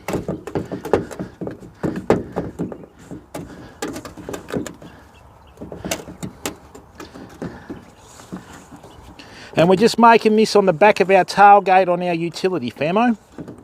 Right, so campfire cooking's good like that. You don't have to worry about trying to get too fancy now. Right. So what we've got here now, right, is we've got a little bit of a, like, dough or whatever starting to get a bit sticky.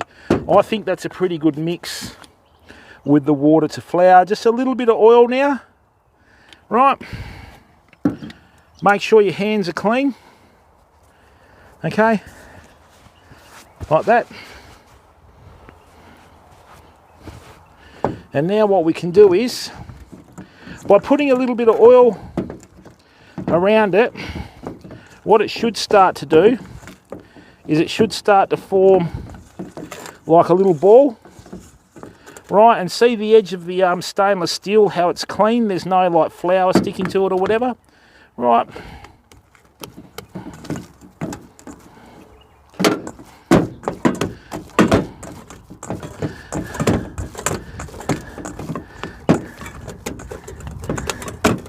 Oh, I haven't cooked with sourdough for a long time, mate, but you need to get the like the cure or the proof or whatever it's called, you know.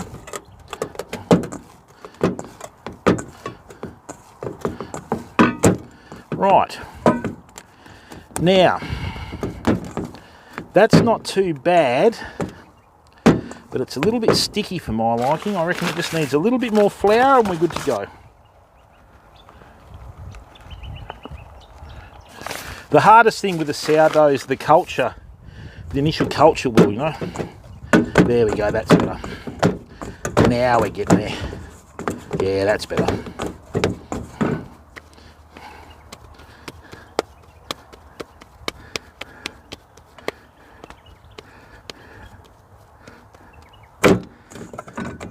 That's going to be okay. Now what we're going to do is this. Right. We've got our oil in the camp oven. Right. Right in the middle of it. Okay. Oh, you have to, Will. You've got to get all the air out of it, mate. So, I'll show you the trick that makes the bread go golden, fam. Just a little bit of olive oil. Right like that.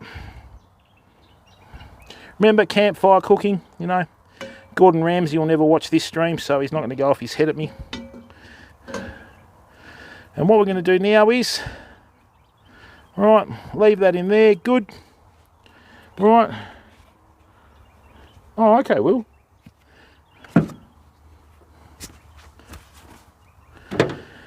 Now, remember when you've got oil on there, right, anything that you put on the oil that'll stick to it because the flour's absorbing it. So I'm going to put a bit of salt, right, a little bit of pepper. That's all the seasoning you need when you camp, fam. You know, it's not 5-star. Right. So this is a mixture of peppercorns in there. Rightio. So what we've got in here, fam, now is this. We're nearly ready to rock, so see that? We've got the loaf of bread made. We've just seasoned it with a bit of salt and pepper on the oil on top of it, right? So what we're going to do now is we're going to bring this out in the sun, right? We're going to let this rise out in the sun with the lid on it. Give it a good half hour to, you don't want it to ferment though, so.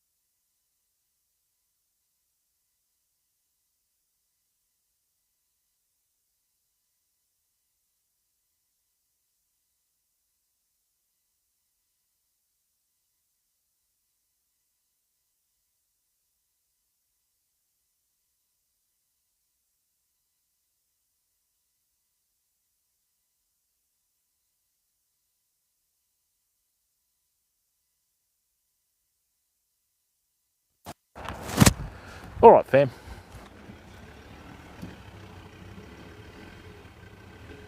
No, the farmer came down, so I just had a bit of a chat with the farmer, fam.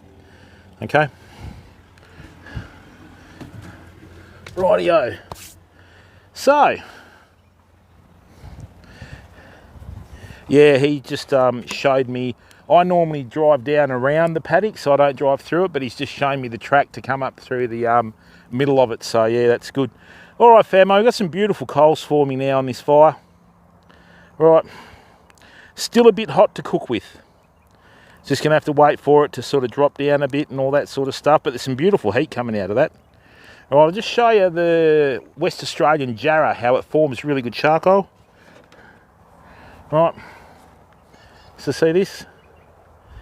See all that flame coming through there? Absolutely beautiful. Jarrah doesn't leave too much powder and that sort of stuff, and you know, the fine stuff, it's mainly just good solid coals, and it generates a lot of heat for the size of the wood and that sort of stuff. So what we might do, we'll just let that bread start to like rise in there. I'll show you the difference in the bread. Right.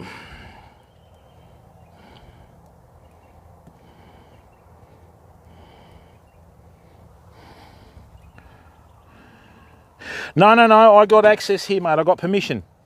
I got permission from the farmer. That's who came down. So what happened was, this is one of the old leases where the farmer actually owns to the middle of the river.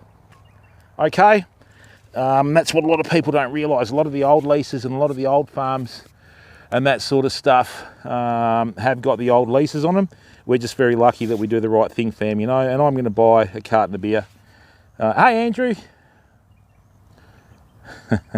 I'm just going to be doing the right thing the whole time, fam. So, you know, we're just going to make sure that we do the right thing above all else.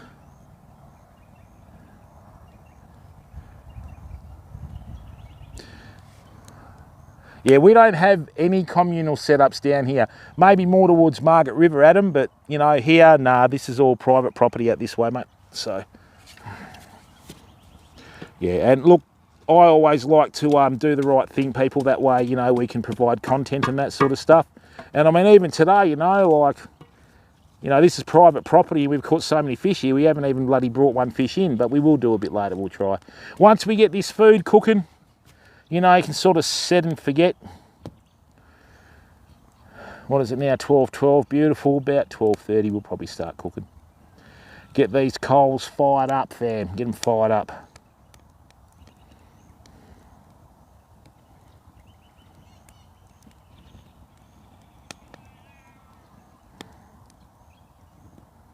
But if you've got any old truck rims lying around, famo, one of the best things to have a campfire with. And if you get yourself one of those old sort of like metal saws from the mills, chuck that on top, you got one of the best camping like hot plates out there, you know. So you could put like a wrought iron mesh over this, or you could put like a flat plate. Either way, you'd still be able to cook really well with a camp oven, you know. So we might try that next time.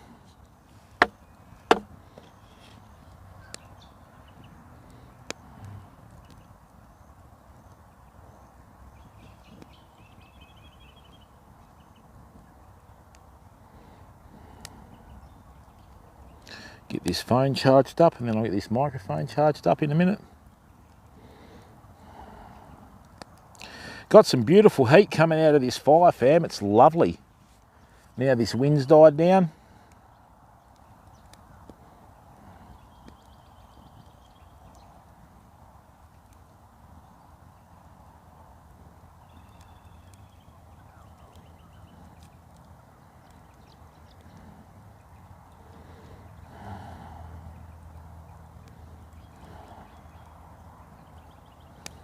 Oh, that's right, Wilgadama. Smoke always follows a non-smoker on a fire, mate. Always. Unwritten rule of nature. Hey, get out of there. We just get some of these coals to fire up a bit. Nice. Good. Get in there, sunshine.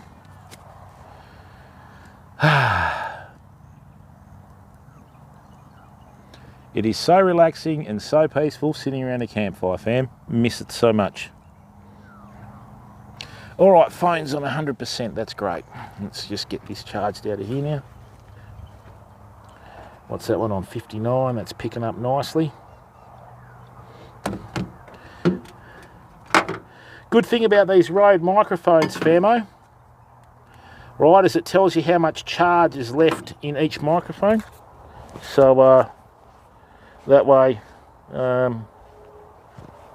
you know what's going on, you know. So that way you don't ever sort of, I mean, I've been caught out a few times.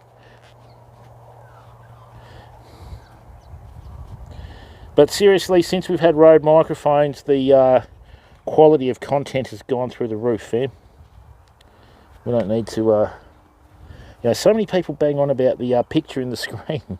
On a phone with a small screen, you can't really tell the difference between 720 and 1080, but you can tell the difference if they can't hear. I'll give you the tip. That's more of an instant impact than how, you know, how many pixels you're watching. Manzi, it's a Manzi. How are you, bud? Right, now, the piece de resistance. Right, let's see how this bread's coming along. That's starting to tick over nice, fam. So what I'm going to do is now, right, I'm going to put this in the sun. I'm going to let this campfire oven start to heat up. You don't want that to ferment, okay?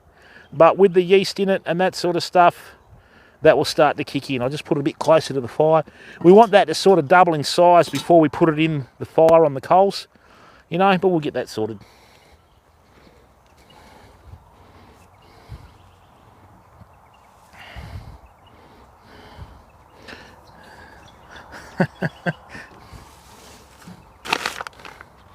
Right.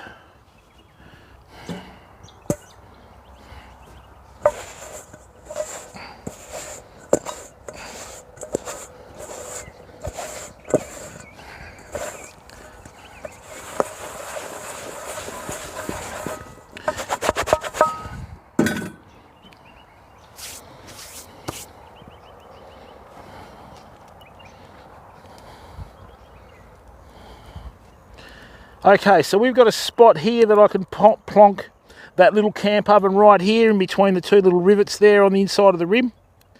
And then what we can do is by the time we get the chicken sorted out, right, we should have a little bit more that's sort of drop down there as well. Fantastic. Good work. All right, now we need to get this chook ready. All right, so there's our blueberries.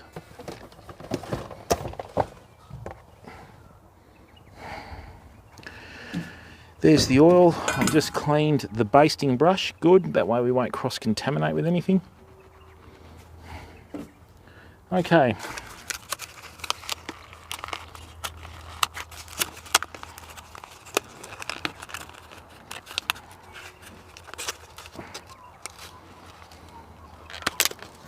Oh, blueberries are good. Nice and fresh, nice. All right, I'm going to grab the apple. I'm going to grab my paring knife.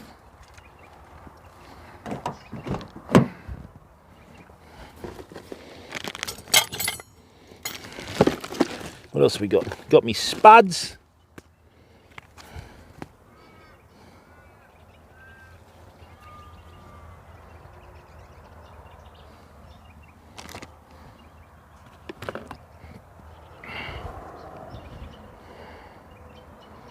Excuse me for a second, fam. I've just got to make a call.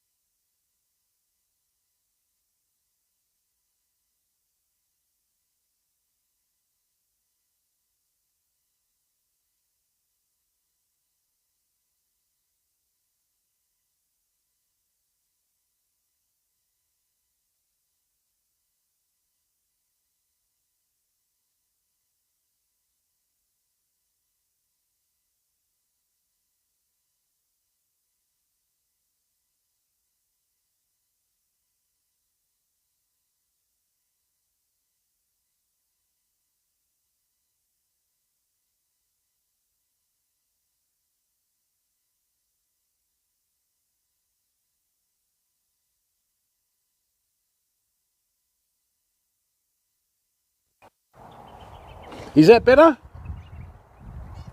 No, I wasn't. Hey, W Fishman, how are you? Right, that's going to work like that. Is that better? Let's just check that the... That's better. Is that better? Yeah. I didn't have the... when I went to charge it, the cable came out. Okay. So, what we want to do... make them roughly the same size there. Okay. I'll just go and get the chook now.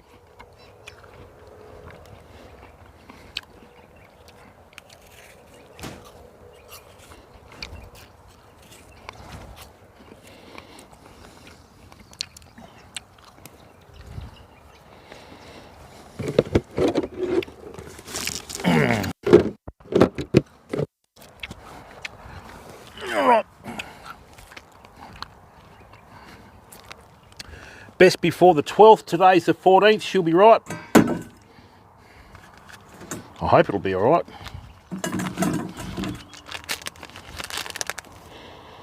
Yeah, it smells like chicken. Nothing on it's blue, which is good. Right.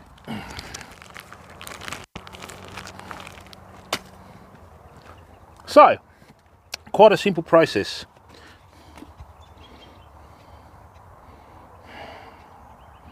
Right, so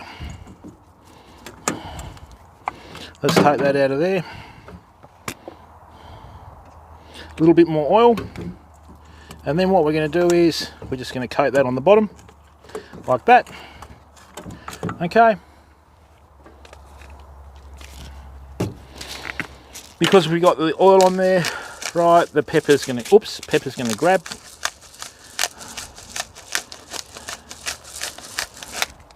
And so's the salt.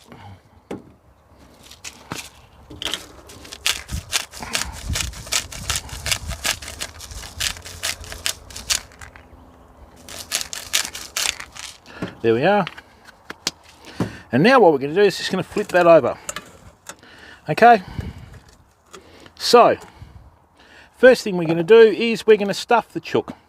Easiest way to stuff the chook, just get one apple down there like that. Right.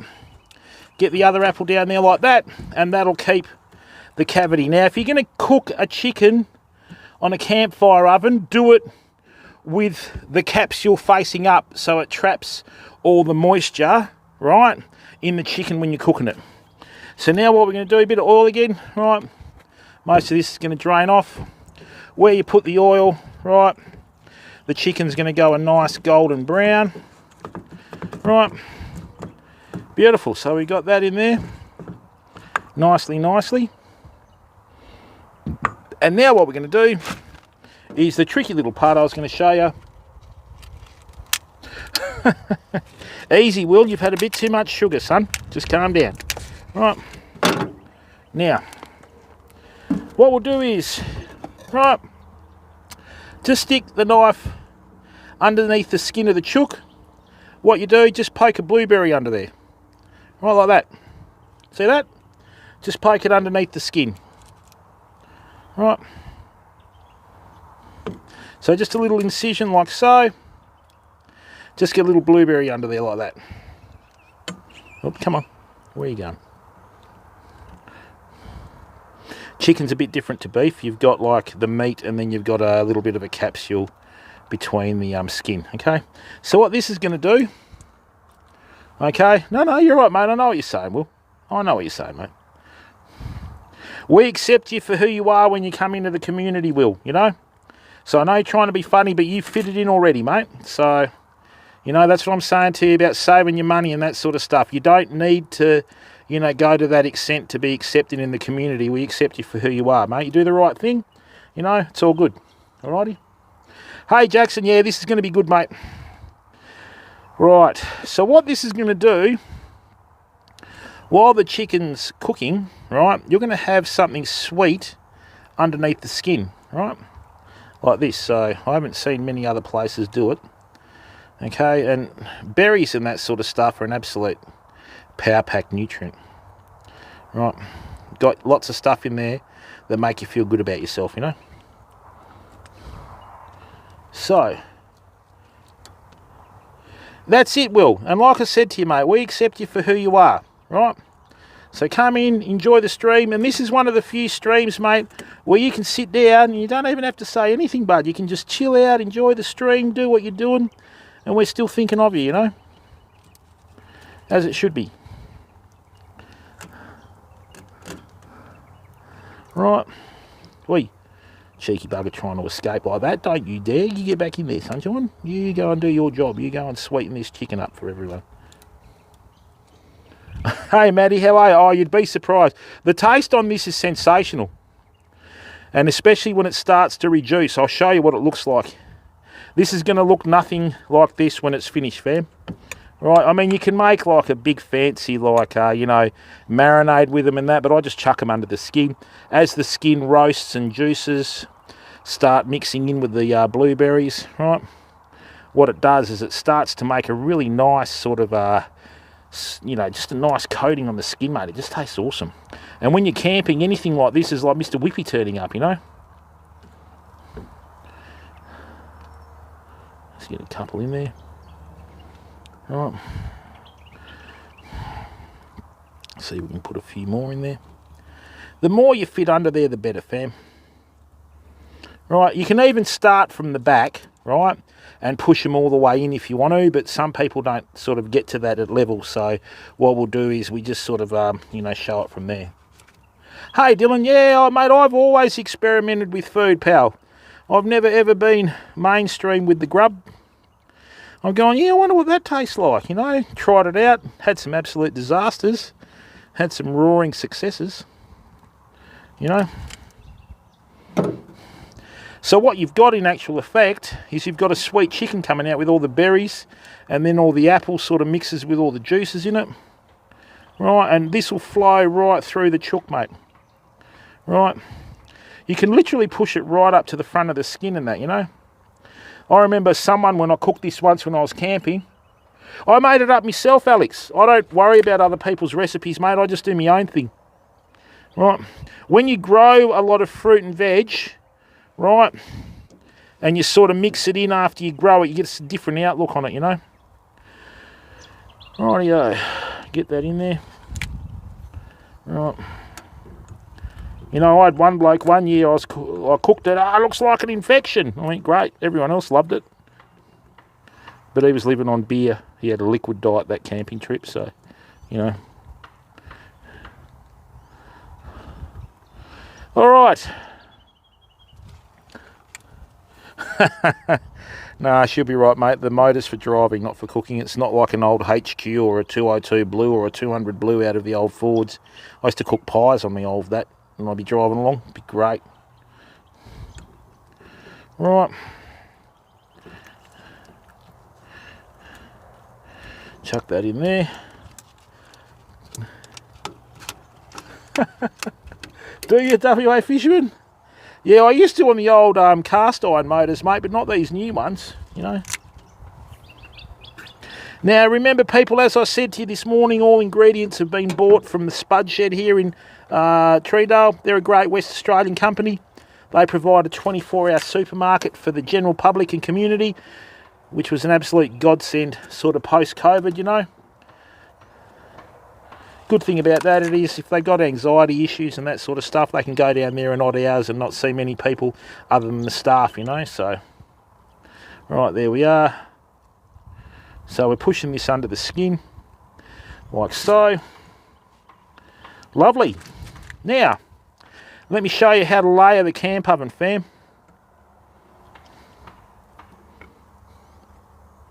Cartoon head. Yeah, baby, as they say on the all-time classics. Rightio. So, now, we've got the punnet of blueberries underneath the skin. Now what I'll do is I'll show you how to layer the camp oven. Okay. Yeah, we've got plenty of coals. Nice.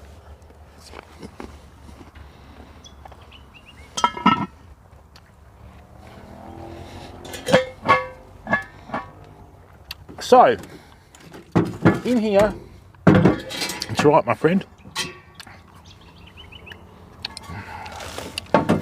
It's warmed up well. We put the trivet down. We put the spuds down. Oh, it's got a bit of a blemish. Don't want to eat that. No, green spuds, bad. Green spuds, bad. Right, just check that. So what's going to happen is, right, we don't want the spuds touching the edge of the camp oven. All right. Now what I'm going to do is, I'm just going to wash this. Although we are going to put the chicken on it anyway, but it doesn't matter. Oh, let me clean that. Oh, nice one, can't beat. Fresh spud out of the ground. Cannot beat it. You just rip them out of the ground, the skin peels off.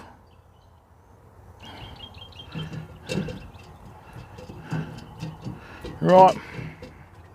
Turn them over now.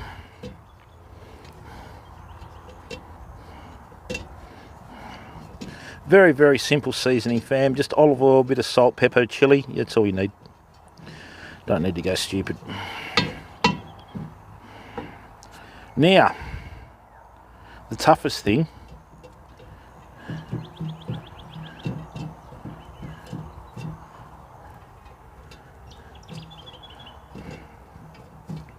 Right, let's get that right. So get a nice, reasonably flat bed there. Great. When you put the chicken on there, it's going to push them out. A front street garden, nice one. Oh, well done, Cartoon Head. You don't have those special hallucinogenic non-flowering Lebanese tomatoes, do you? Yeah, that's the best way to do it, Wilgadamus.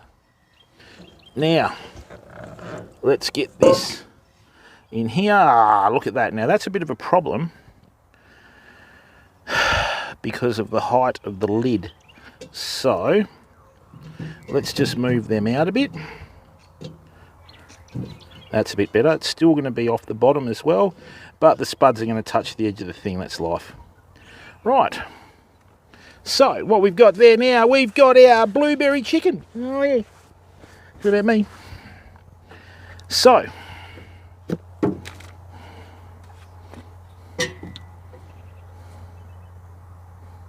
Real Fishing UK, how are you, bud? How's life treating you, mate? You having a better run now?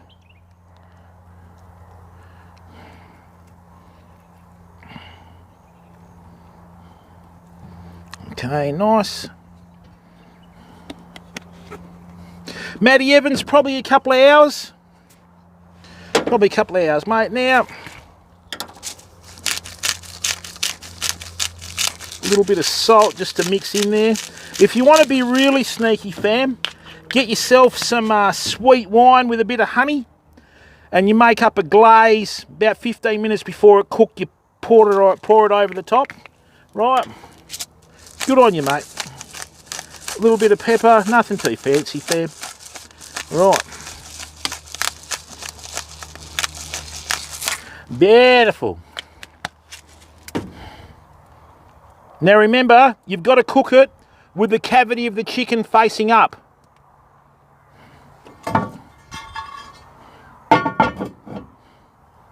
Oh, that's not touching. Good. Nice. All right, fam. Let's get this show on the road. Rightio. So we've used all the blueberries. Now I'm just going to wash that. And of course, when you camp, you can use river water, you know, just don't drink the stuff.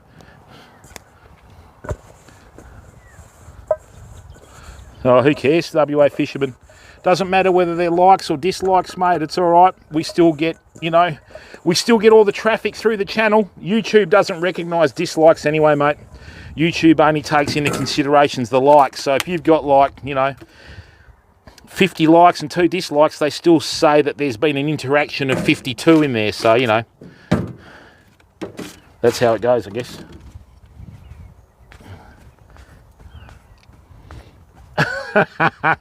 Thanks, WA fisherman. Good on you. Right, let's get this fire started. Oh, it's started. Let's get it cooking. That's one of Jimbo's old pickup lines. What's cooking? Good looking.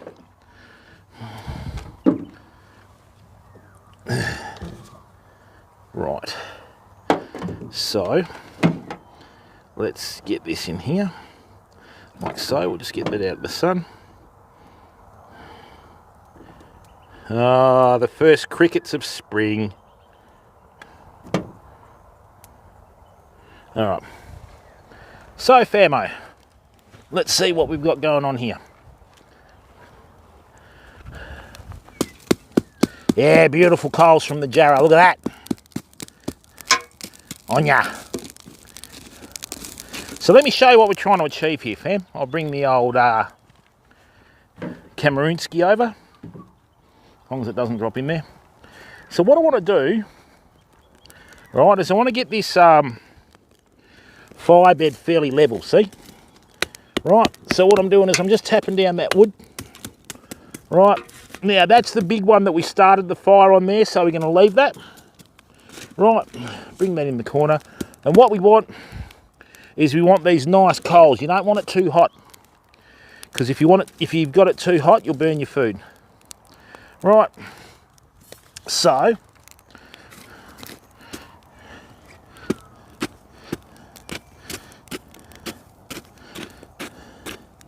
what we're doing is we're just making a nice even layer of coals there, see?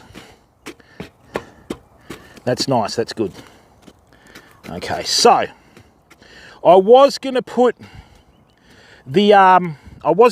the bread here, but because we've got this nice bed there, what I'm going to do, fam, is this. I'm going to pick up the campfire oven. I'm going to chuck it right in that corner, like that. Now that's not even. That's not going to do me any favours. Let's bring it back.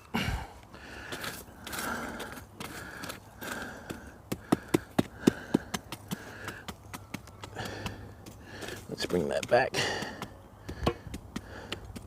Good. A little bit of smoke never hurt anyone.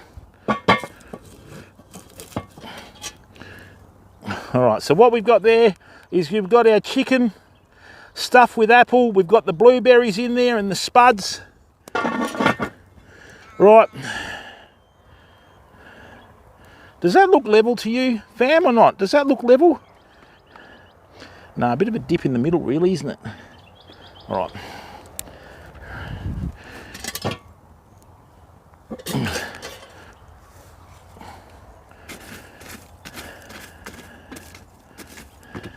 What I'll do is I'm going to put a couple of bits of wood over here for the bread later. Right. There we are. Let's bring that in here. Nice. Right. Like that. That's a bit better. No, it's not. Hang on. What am I mucking around with wood for?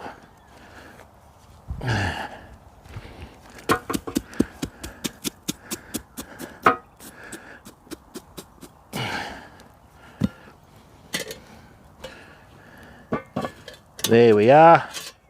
Nice. That'll do for now, I think. All right, so we've got the chicken on there. Then what we're going to do is we're going to put that bread in there. Now see here, you've got to remember important things. We're going to turn this camp oven to cook it different ways. Right, so what you'll do is, see the 4 points of the camp oven? Right, you've got that one there that the handle's on. You've got this one here, this one here, this one here. What you do is when you're working with the camp oven, you'll always have one area that's hotter than the other. So every half hour, give it a quarter turn. So in half an hour, that goes here. Another half hour, it goes there. Another half hour, it goes there.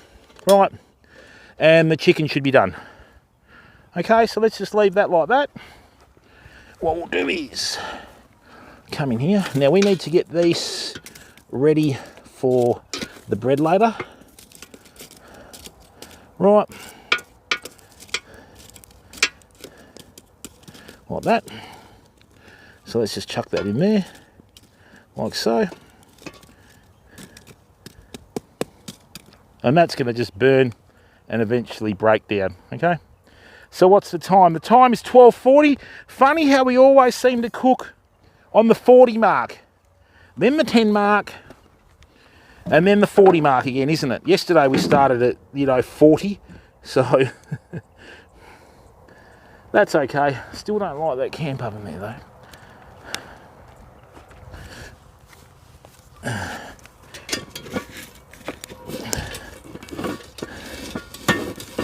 That's better, that's better, that's more level I think. Alright, good. So there we go. That's going to be for our bread later. That's in there. This just sneaks in the camp ovens. Right, that's good. So, chuck that there, and we're good, fam. That chicken should be ready in about an hour and a half to 2 hours. Just depends on the coals. Took us about an hour and a half to get the coals to come down and that sort of stuff, but we're still waiting for this bread. Oh no, that's all right. It's starting to spread out, it's starting to get a bit higher, which is good. We'll give that 2 turns of that, then we'll whack it in there to cook fresh. And I'll tell you, when you make a fresh loaf of bread in the camp oven and you get that meat and veg out of there straight on the bread. I've left the butter because, let's face it, it's cholesterol city, as much as, you know, nice salty butter. It's got a bit of a salt in there, fam, you know. Yeah, she's all good. So what we can do now is, now that we've got everything going, I'm just going to clean up a bit, and then we'll go and do some more fishing, eh? Oh yeah, but you can do it by IWA fishermen. Well, Wilgadamus, this is just your standard camp oven tool from the Army surplus stores. Right, it's just a T-piece. Okay? So the way it's designed to fit, you hook that under the handle of the camp oven and then you lever it with that, see? So that way you don't go near it. So ideally you always want to pick up the camp oven away from you like that, especially if there's a bit of fire coming out of it and that sort of thing. A lot of people will pick up a camp oven like this, and if you've got the fire taking off, it's going to burn your legs. Right, I always pick it up like that, and I always step back like that. Right. So let's just leave in there for a bit more. We'll just tidy up a bit, and then we'll do some fishing, famo. Oh, it is, Will. They're about $20, you know. The trivet's about $20 that you put in there. You put the trivet in there so you have a gap from the bottom of the camp oven like that to the meat. The spuds help with that too, but you know. Anyway, now what we're going to do, right, let me show you a little bit of piece de resistance, righto? Now I don't want Cartoon Head to get excited, because, you know, in about an hour or an hour and a half, what we're going to do, right, is we're going to slice some of this like it's an orange, okay, like that. We're going to put some pieces of orange. So what we're going to do is we're going to put 3 pieces of bacon over the chicken, a couple of pieces of orange, then another couple of pieces of bacon over the chicken because I didn't have any wine. And what that does is that will just give it a nice sweet coating on the chook to mix in with the berries. Okay, and it's a little bit of a, you know, because let's face it, when you go camping and you're expending more energy than normal, you usually end up starving, famo. So use this, right? Use this to your advantage. So if I've got either like beef or chicken, but chicken and bacon's a nice, you know, combination of flavours.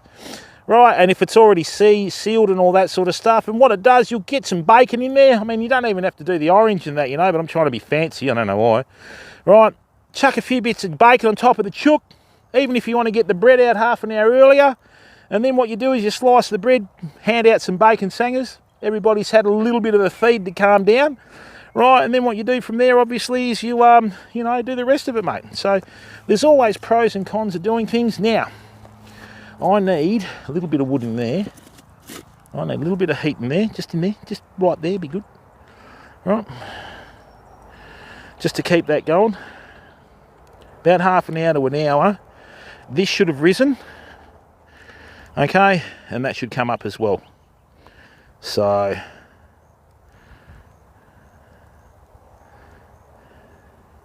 actually what I might do is I might plonk that there and then just shift. No, actually no, that should come up. Should be right in there.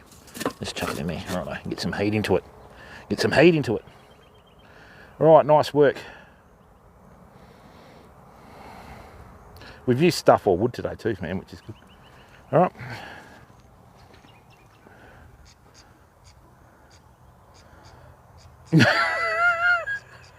Mate, Wilkadamas, mate, it's not a competition, my friend. Just chill out, buddy. Just enjoy what we're doing. We're outdoors. You know, this is a lot of work, mate. You know what I mean? I just like, because this is the plan, right? This is what we're going to do, famo. Right? What this does is, you know that our streams have usually always been around some form of like teaching or whatever. Not even really teaching, I'm just sharing an experience with you. And like I said, you know, the good thing about streaming, it's rekindled the passion for doing a lot of the outdoor stuff. So what we'll do, right, is we'll do some cooking. And if you're eating whatever you're eating, mate, don't compare it to this, you know. This is going to take us over 6 hours to cook, Will. If you're hungry, eat what you got. So what I'm going to do is we're going to cook this. It'll be finished by about 3 o'clock. I'll be home probably 4 o'clock or 5 o'clock or whatever, right? And then I'll have it for dinner. I'm not really going to have it. I'll have a little bit for lunch, but then we'll have most of it for dinner.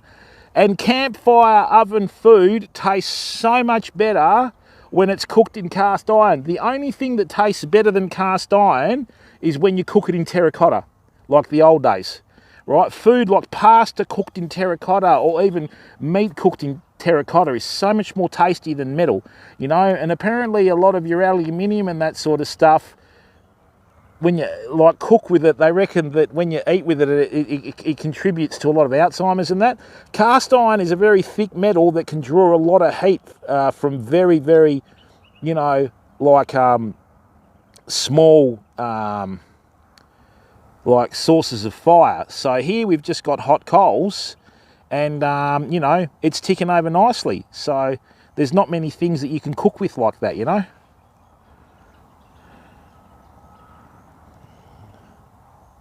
And then what I'll do a little bit later when we're trying to get the chicken browned off on top, okay, we'll just put some hot coals on top of it and away we go. It's all good, fam. It's all in front of us today. Right, all in front of us. Let's be nice and positive and enjoy what we're doing. Look at that. How can you not enjoy that? You know?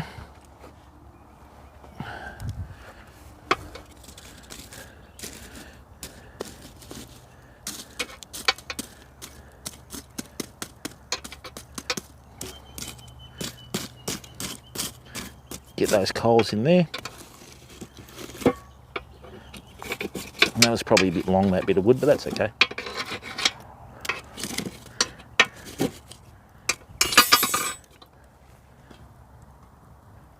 That's heating up well.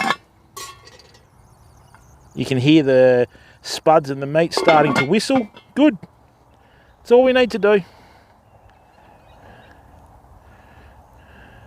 And then if it starts to die off a bit with the heat, you just cut a few thin strips, put them underneath the camp oven and get it going again. You know, you just got to figure it out. You got to, no thermometer here, you just got to guess it. Just hear that meat starting to crackle a bit now.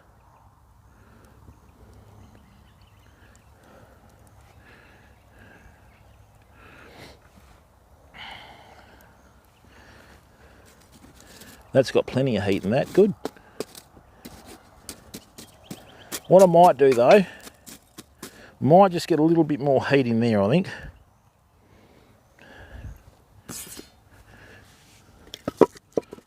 Let's just get a little bit more heat in there.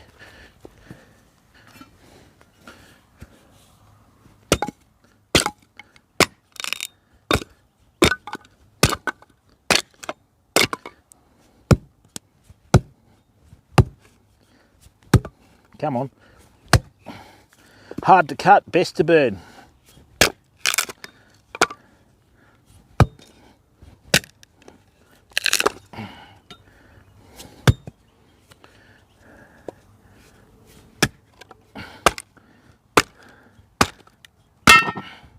Whoops. If you did that to an aluminium fry pan, you'd dent it. Not cast iron though. That's just starting to heat up now nicely. So we'll just put a few little bits of wood in here to get it excited.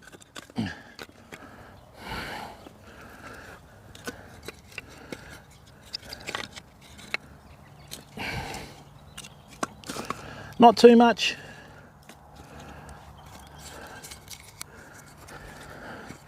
Don't want it too thick.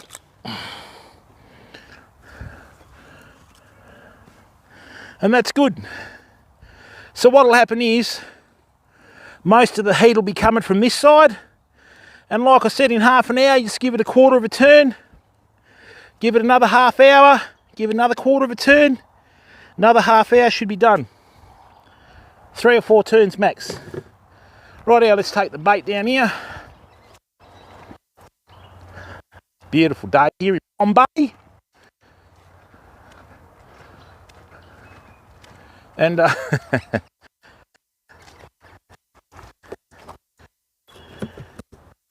that in the shade. And hopefully we get some bream. Man. So on 10 past the hour, we'll give it a quarter of a turn. And then 20 to the hour, we'll turn it again, famo.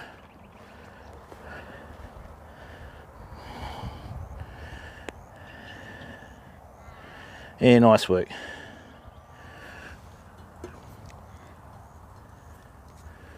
Yeah, that's starting to heat up well.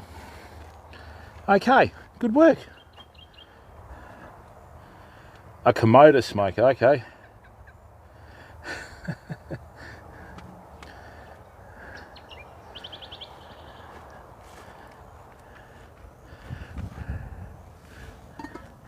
Right, that's starting to rise up really nice now, fam.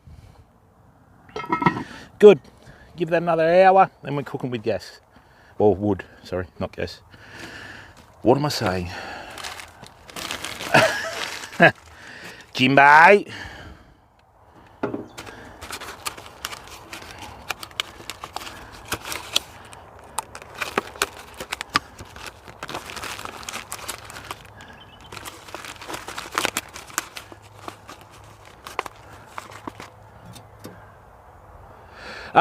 Further south, Andrew, there's trout in Collie, but you got to head south to Pemberton and that sort of stuff to get the good ones. I know some corker trout spots in the country, mate. Big redfin perch, everything sunshine. Beautiful. Beautiful.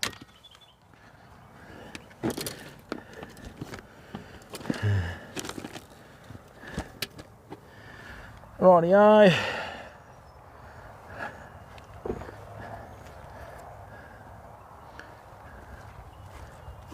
Great. Car's covered in shit. Loving it.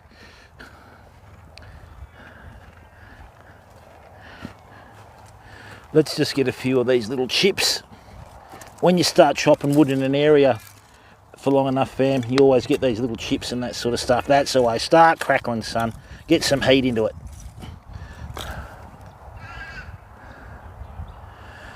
Nice. So that's good.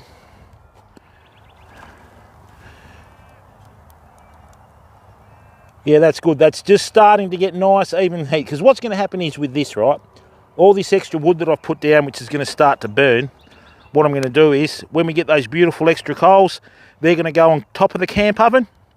And even if we've got a couple of these little bits of wood ticking over and they got a bit of flame on them, I'll put them on top as well. Right, away we go. Nice work, fam. Good work. Haven't cooked a bad meal yet, and we don't intend to, yeah? All right.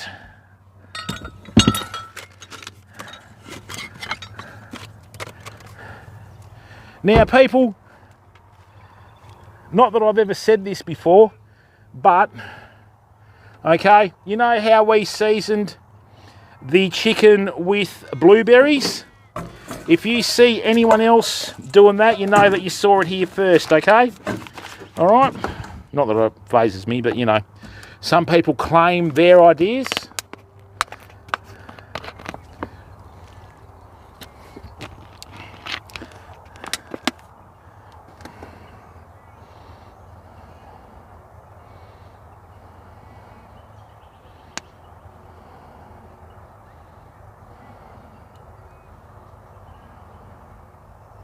Oh, that's lovely, isn't it?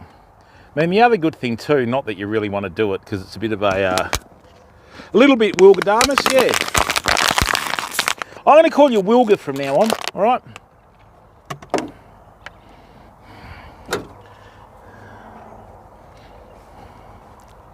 We've got an area out here in Western Australia called Wilga.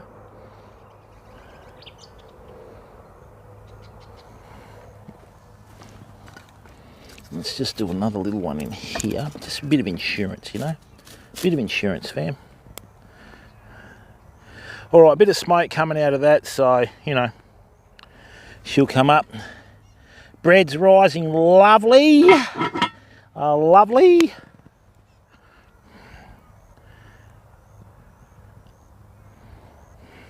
It's amazing what you can cook in a camp oven and an old tyre rim, isn't it, fam? Hey?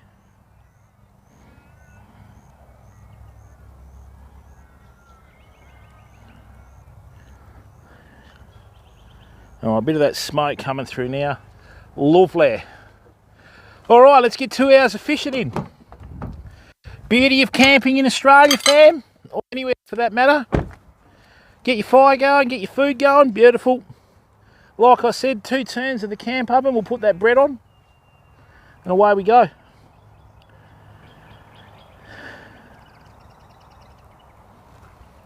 Yeah, all the edges have started to catch a light, which is good.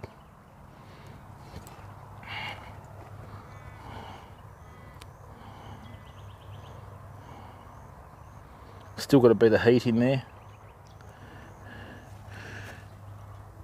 Yeah, that's getting hot now. Good work. And the other thing is too, famo, what we can do is when we get a few more coals over there that have got a bit more red on them, we can swap it over there if we want to and put the bread here where it's a little bit like warmer rather than hotter. So it'll all work out. All right, time to swap the ute around, fam. It's time to swap the ute around. Okay.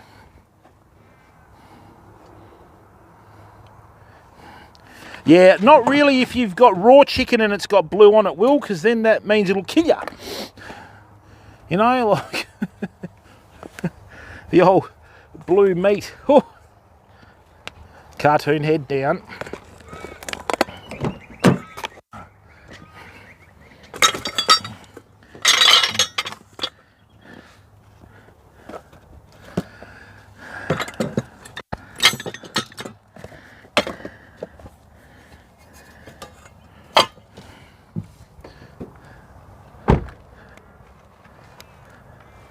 All right, excellent, fam. So now we've got a bit of flame coming out of this wood, which is good. We're going to get a bit more heat. Nice. The thing is too, famo, when you put a camp oven down, and if you've got no wood on there, you've got coals, it'll keep the heat in and cook slowly, but sometimes, you know, it might sort of like get a little bit too on the warmer side rather than the hotter side. So then what you do, like I've just done here, just chuck a few bits of wood down and get them burning. Right, like that, beautiful. And then, you know, when you've got redder coals here, swap it over. Put the bread there. You know, you can mix it up and do quite a lot of things, famo. So this bits of wood that we put down here have already started catching a light. Got a bit of extra heat. That's going to be absolutely perfect for this when it starts to come into it, you know. I mean, the other thing you do too is you like fill it up with wood and put like the grill over it or the hot plate and then just cook on top of that. But this is far more fun, you know. Now we got sizzling.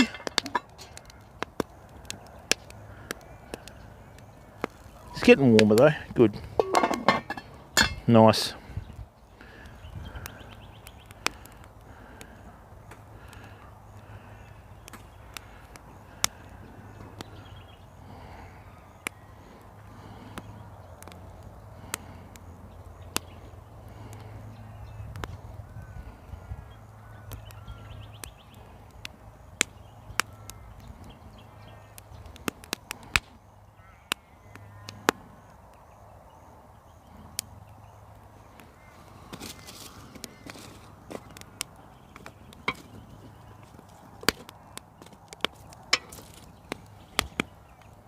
Rightio, that's good.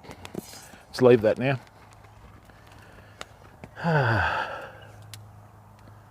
Yeah, it is, Matty. We're going to turn the ute around and we're going to go down to the river. I'll show you. So this can go here now, right, like that. And what we're going to do is we're just going to turn this around and face the river now, okay? Oh, nearly lost a fishing rod.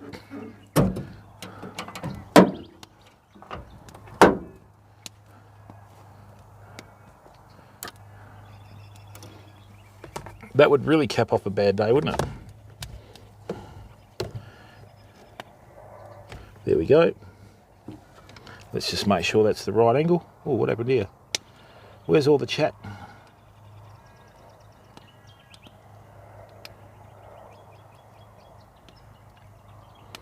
Okay, great, let's move down. What we'll do is, I'm going to bait up one of the hooks, cast it out, and hopefully got a fish down there before we get there.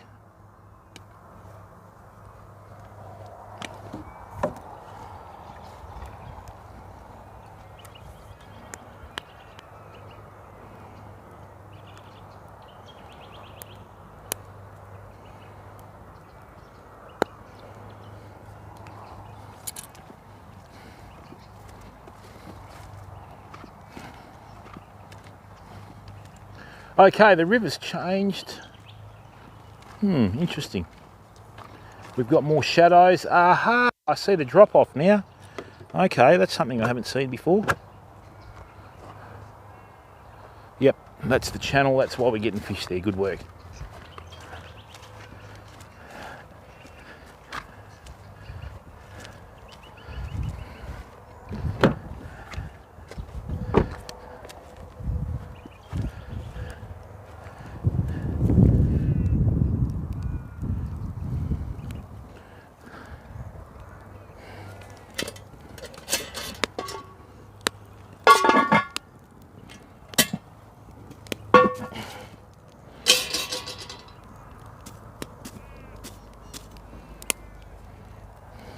What is it?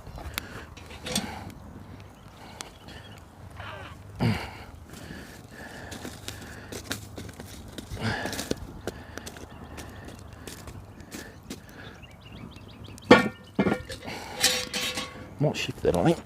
Good idea.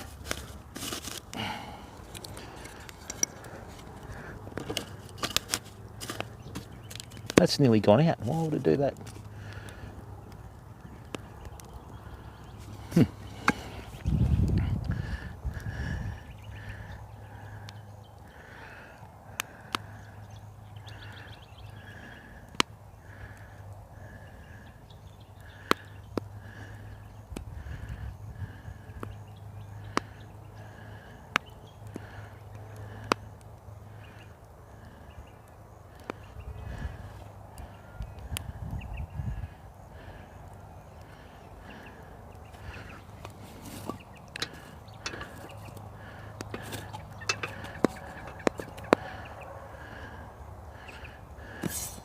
Leave it there for now.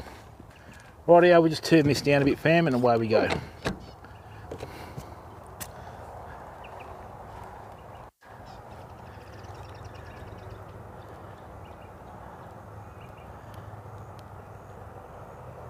That's better now, it's starting to fry.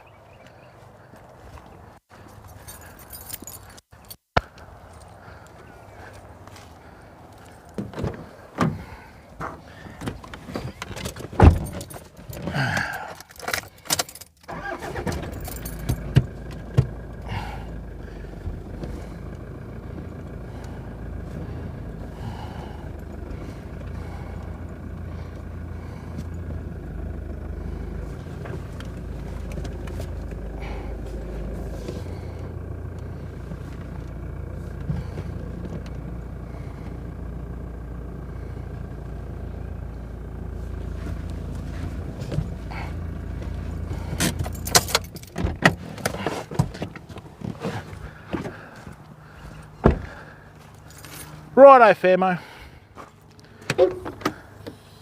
Here we go. Let's just check that this is all good. And we'll get another bait in the water here.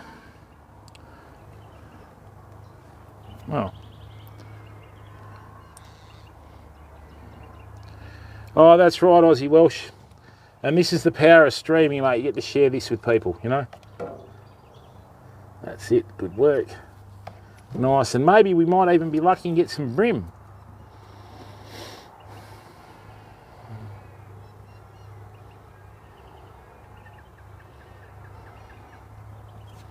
We'll just bring this down a notch. Peebo, how are you, bud? We're doing a chicken stuff with apples. We've put some blueberries under the skin. We're going to put some bacon over it later and a few other things, you know.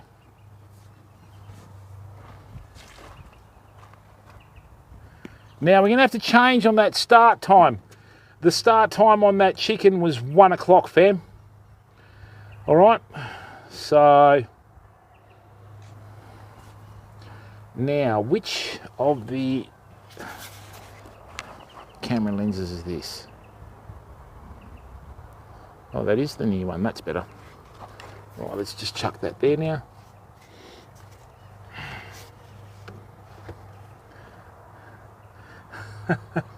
No. You can, but you know, like, Jimbo, you're treading on dangerous ground, son. Jimbo, treading on dangerous ground, mate.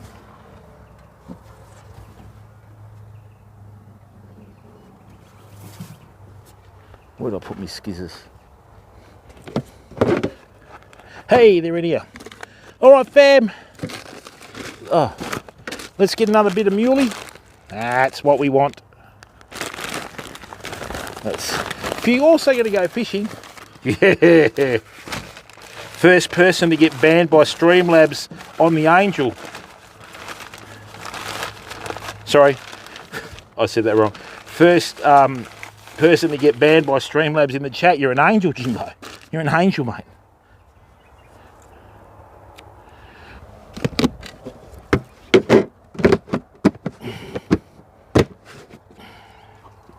So I've just shifted that camp oven over to the hottest section where I've got those little bits of wood crackling, because when I put my hands on the coals, when I wet me fingers, it weren't that hot, so might have had a bit of green wood in there that I didn't know about. Right, oh, wee. Righto, fam. Now, I've just figured out why we're getting fish over there. Because over in there, there's a little channel and a little drop off. Right, so here, fishy. That's the spot. That is the spot. Let's come back here, sit down and appreciate what we have. Don't know, Jimbo, I think you just had your ass kicked too many times. You know what I mean? Friday night down the pub wearing your Captain Stoobing hat, mate, you're a target, Jimbo. You're a target. Ah, it's low tide.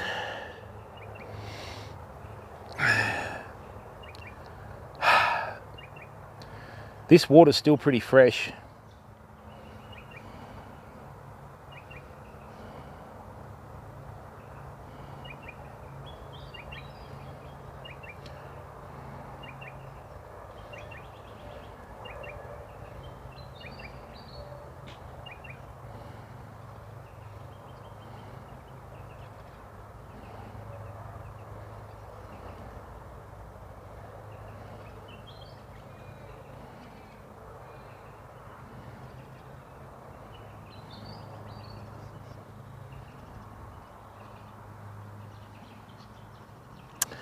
All right, Fairmo, so we've got lunch cooking now.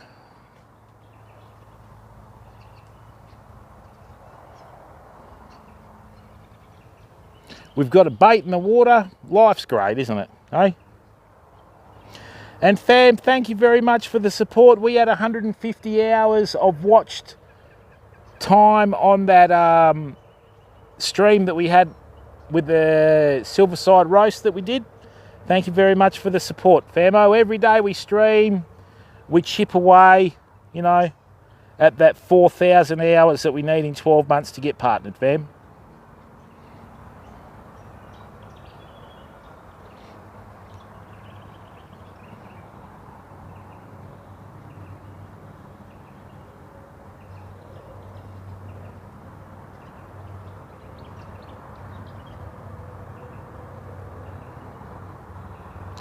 Oh, yeah, it's only because we've got a great community, Jimbo, you know. It's what it's about, mate. One person on their own streaming doesn't achieve much. You've got to have good people supporting you.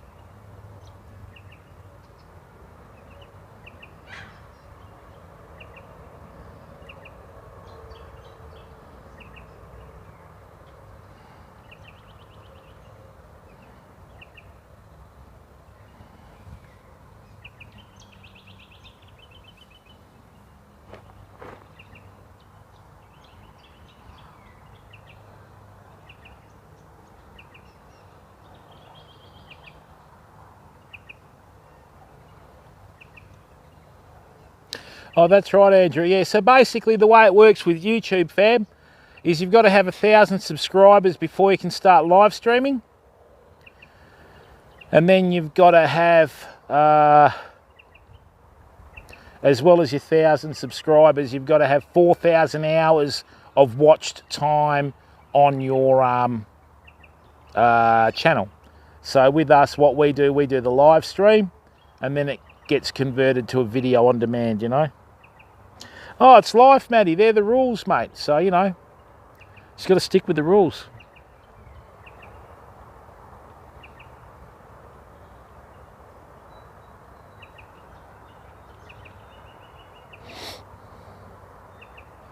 I think the hardest bit would be getting the 1,000 subscribers, I think.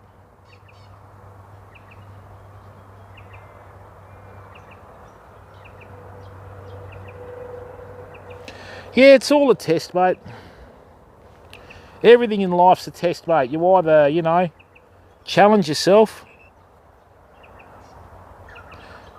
Yeah, if you want to, Peebo, and I mean, if you put autoplay on the channel, it'll just continually tick over, which is what it's about, you know.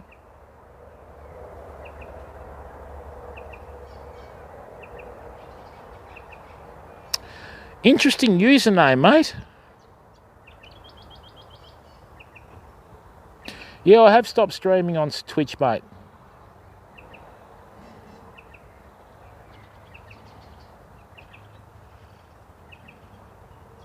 Yeah, you can, Peebo. You can do autoplay on the channel.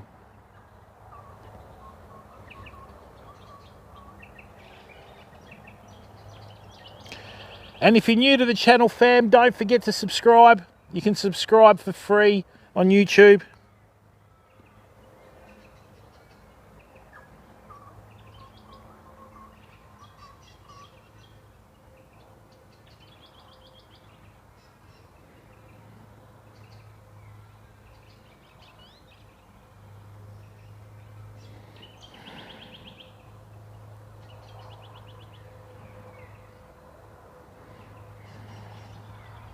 Oh, really, Peebo? Okay, that's interesting.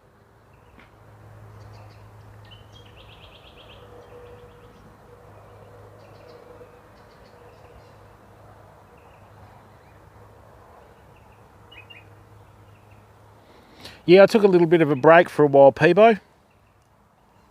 And yeah, best thing I ever did.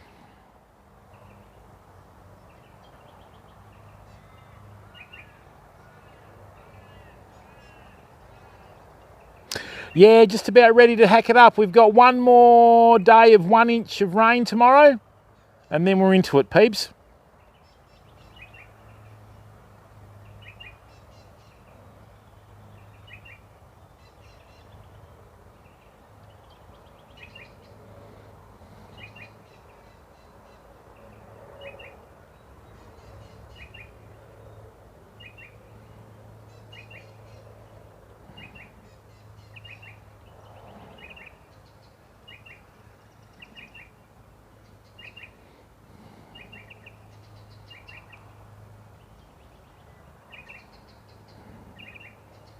We'll be mixing in the gardening content with the fishing content too, famo.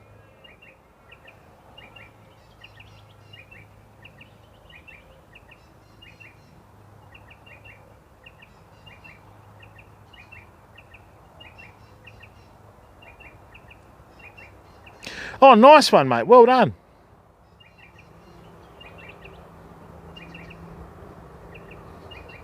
We have had a couple of very, very tentative bites this morning, fam. So, really tentative.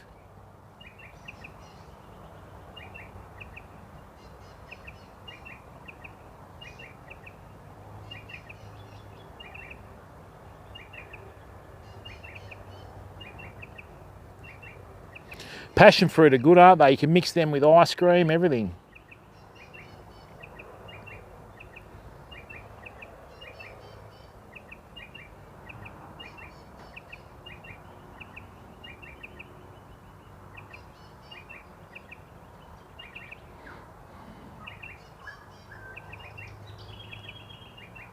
Oh, I don't know, Peebo. It's just a bit of a sandy bank, mate. There's heaps of them along this river.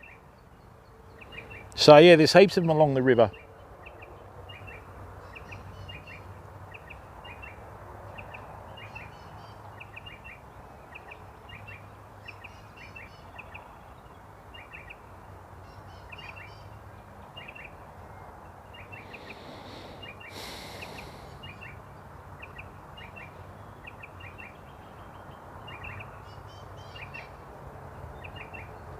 This is the Collie River in Western Australia, Andrew.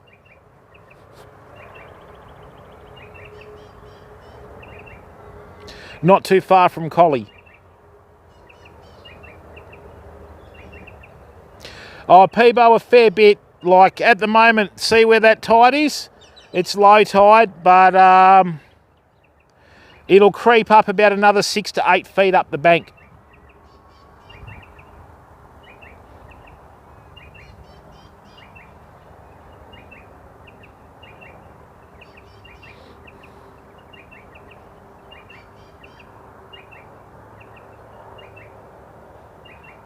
Oh, it is, mate. It's phenomenal.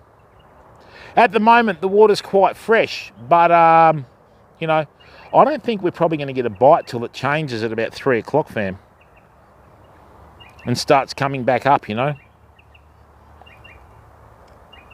It's not roaring through here as much as it was before.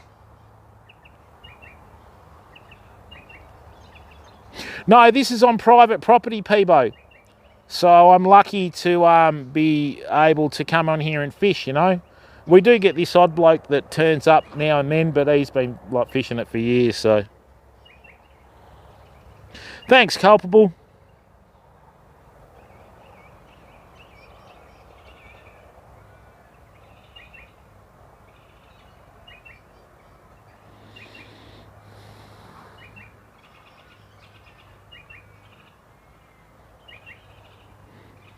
Yep, they certainly have seen up here is about 8 or 9 foot. That's at the height of summer when it's mainly salt water though, you know. You don't really get them too much in the fresh. It's got to be more brackish.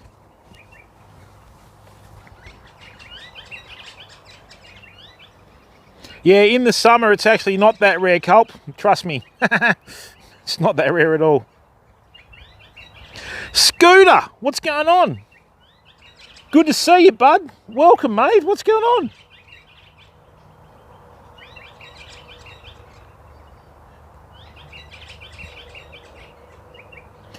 And remember, if you're new to the stream on YouTube, don't forget to leave a like and don't forget to subscribe, fam, okay? The more likes we get on the live stream. Oh, it's not far off, Culp.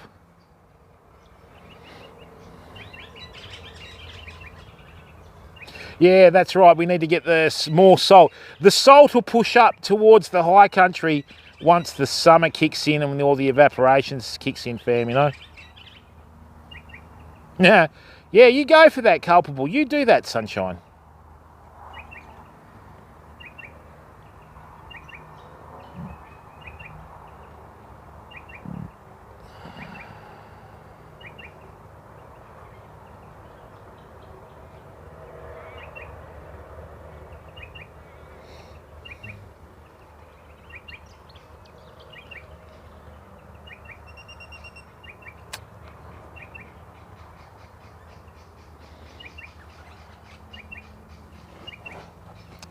Still waiting for a bite.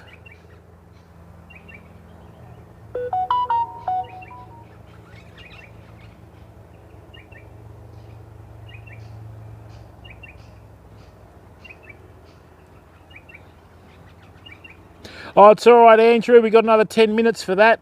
I shifted it over because the coals that we had it on were just about finished. So I had to put it over that fresh stuff was burning. It just started to tick over then, you know.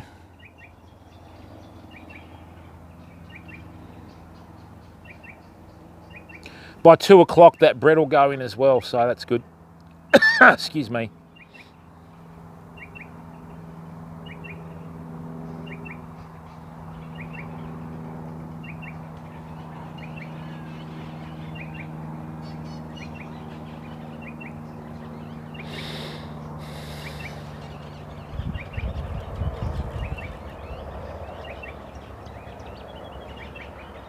Oh, that's life, Andrew, you know. We'll be right. We'll sort it out.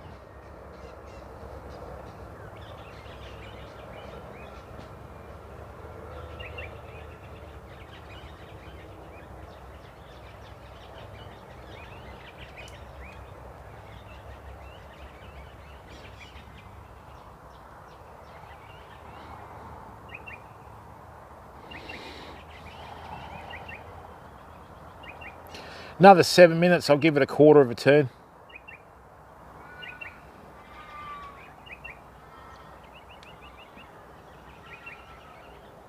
That's the good thing about camp oven cooking, Andrew. If it's a bit burnt, you just cut it off or scrape it off and like dig in, mate, you know.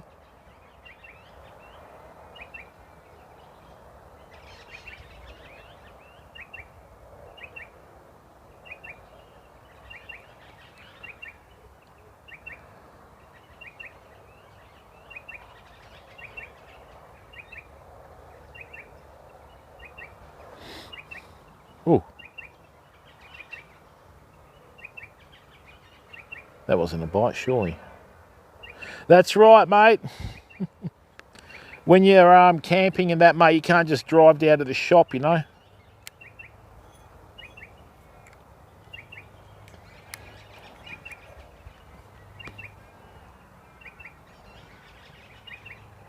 Bit of charcoal is good for you.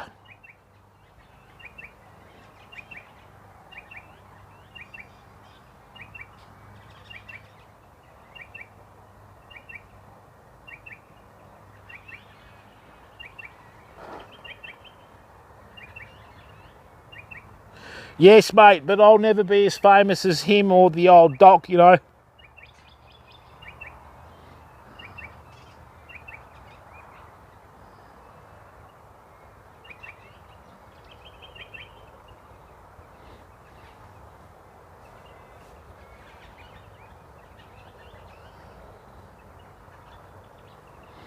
How's life treating you, Scoot? Are you in lockdown or?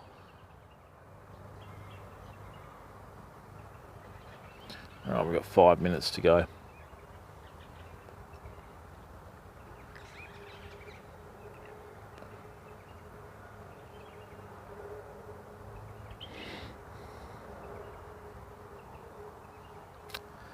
Not a single bite. Rightio. I'm just going to go and check that fire, fam, so just chill out here for a bit.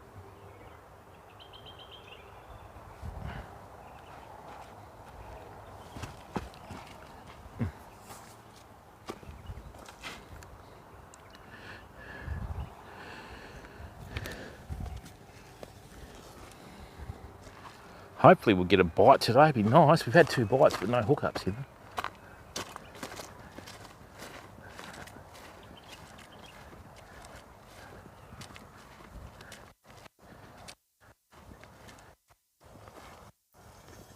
That's better. That's better. Now we got a bit of fire. Now we got a bit of heat. Not too much, it's nice. Lovely.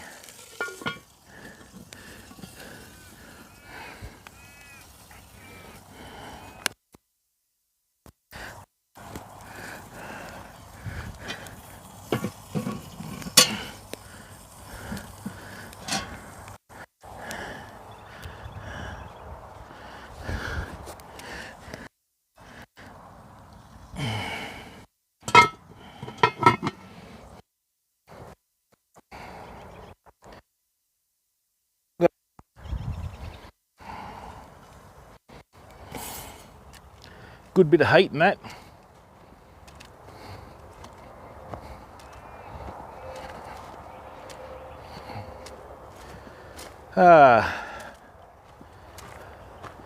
Good bit of heat in that, fam.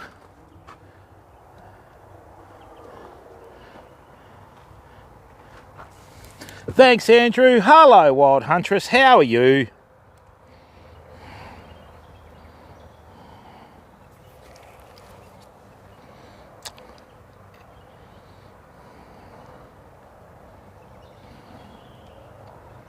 Terry's in here. Wow.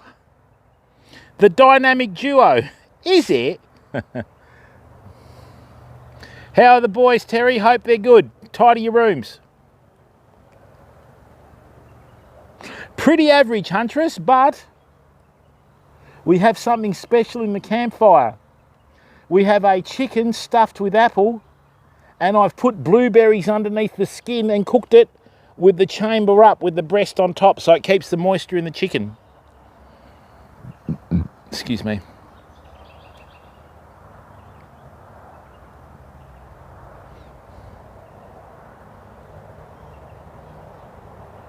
Yeah, not too bad, Scooter. Really good, mate. Glad I made the move across.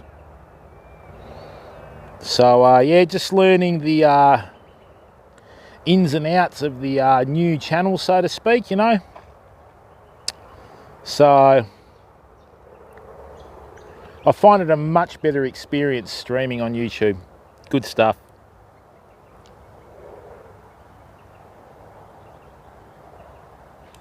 Oh, really? Oh, okay. Well, then, okay. Whoops.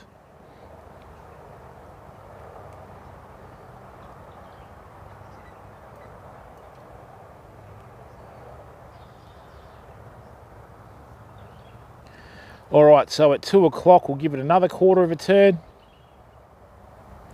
And then we're probably going to put the bread in, fam. I was going to use the orange to sort of, you know, give it a bit of flavour, but I think I'm going to eat the orange instead.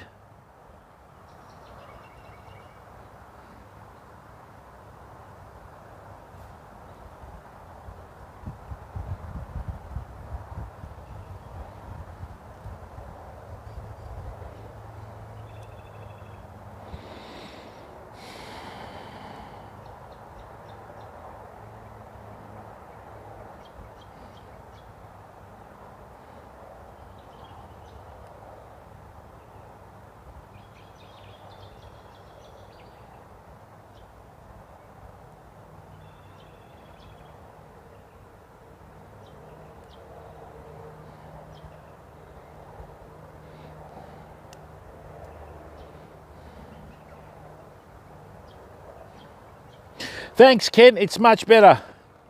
Yes, I hope they're behaving, mate.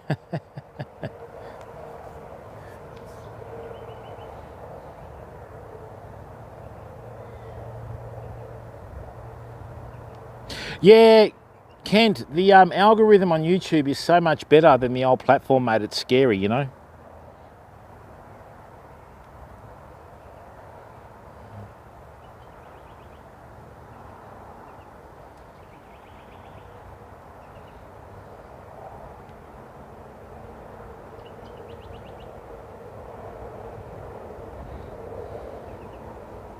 Hope they go well. How they go with their sport, Terry? They good?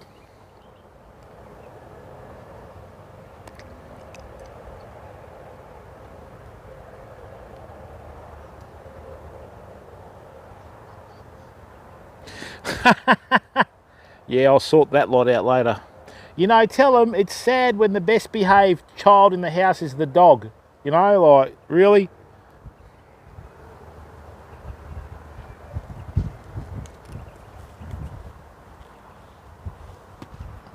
The hell is that? Oh, that's right, spring, yep.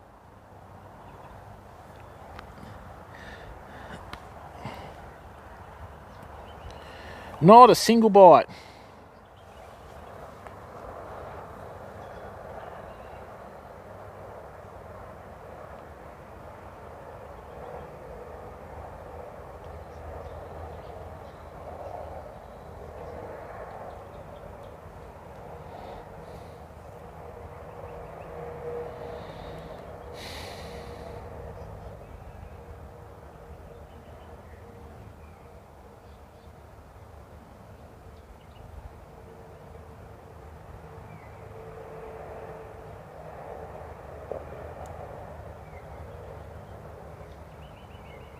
Really, what are we talking about percentage-wise, Terry? Have they had their vaccination yet?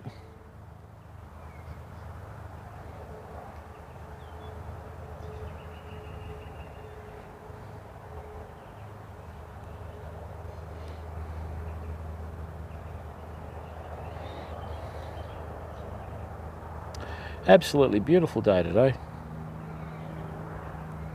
Be better with a few BREAM.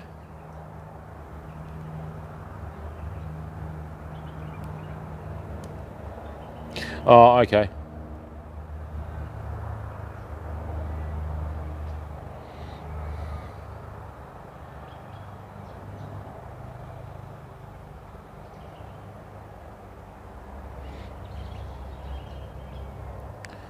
What's J&J?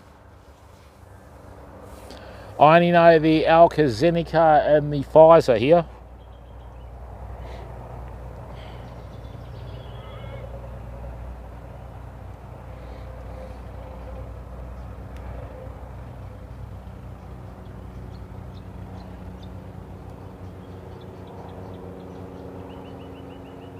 Oh, okay.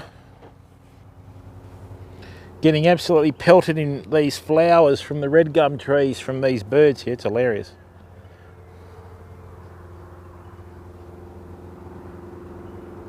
Oh, Johnson & Johnson. Isn't that talcum powder?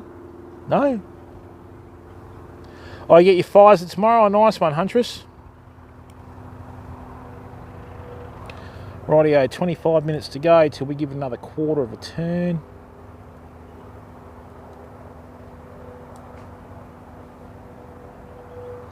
I'll put that bread on too, I think.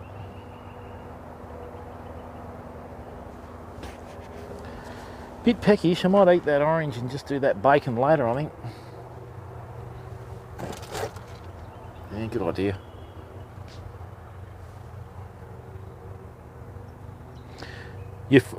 You what?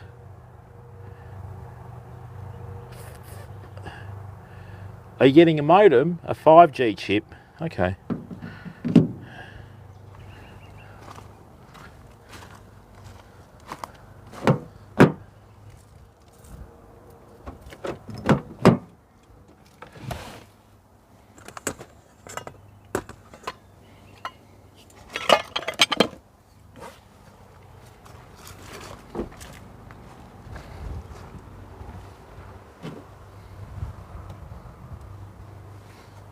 $5G chip, what, like you getting a phone or?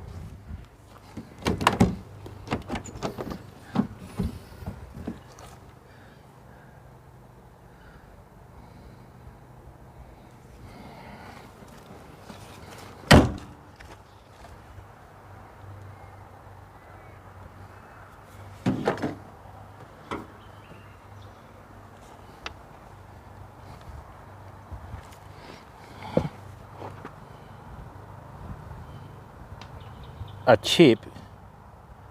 Are you serious?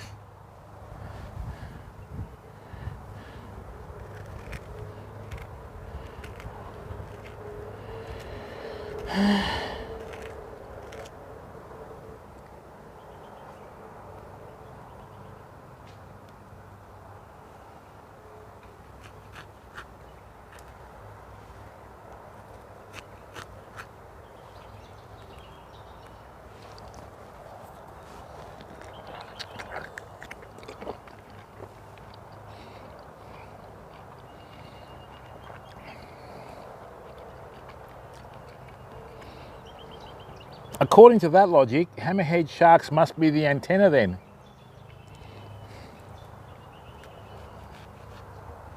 Oh, God. Yeah, I had my first visor shot 3 weeks ago.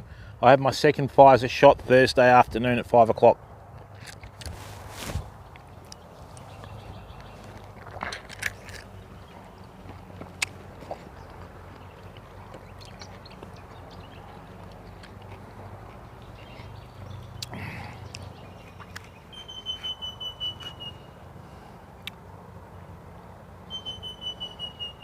My arm was dead, Peebo, and I woke up halfway through the night. My wife told me, I sat up and threw my legs over the edge of the bed and I'm wrestling.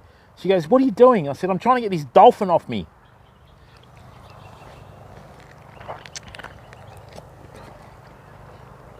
Good, thanks, Terry.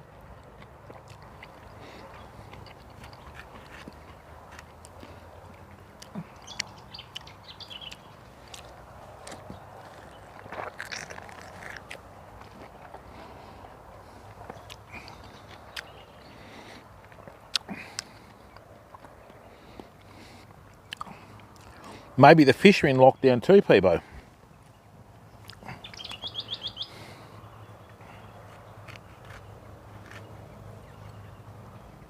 Yeah, I've got my arm in the cast. Ugh.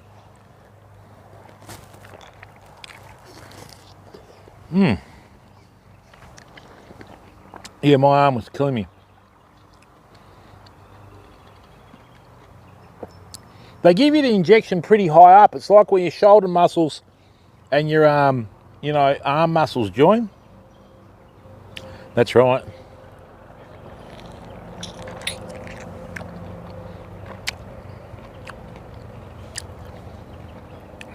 Well, that orange will tie me over quite nicely till that chicken and bread's ready. Oh, that's right.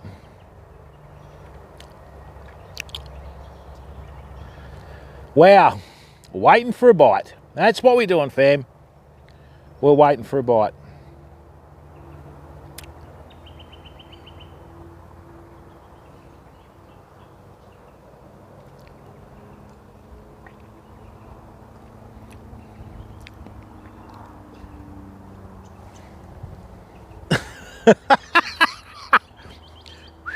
Come here, puppy. Come on. What are you doing? Oh, that's hilarious.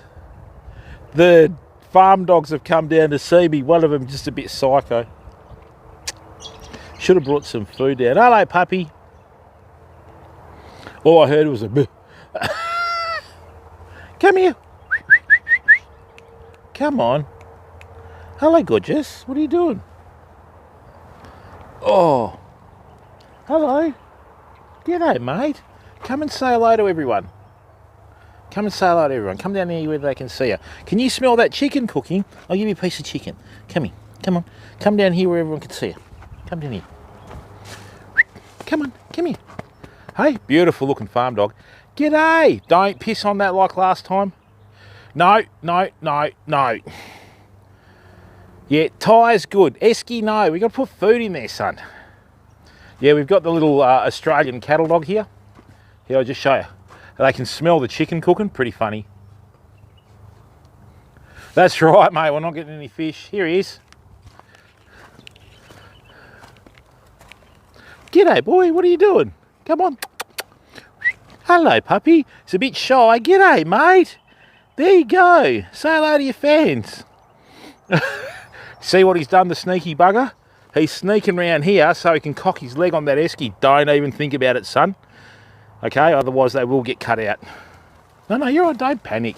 You worry too much. Come on. Come on, boy.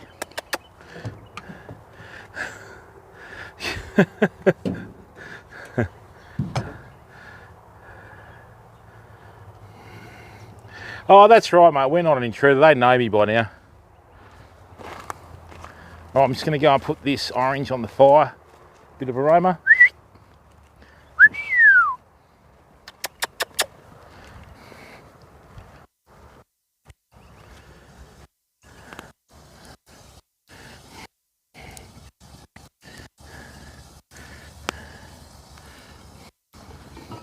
Ah, that's rising nicely, famo.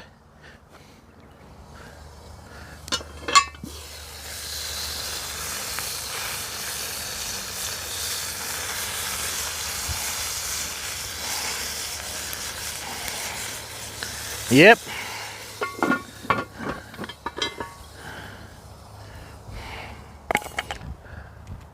Cooking beautifully. Yes, don't mind that myself, say.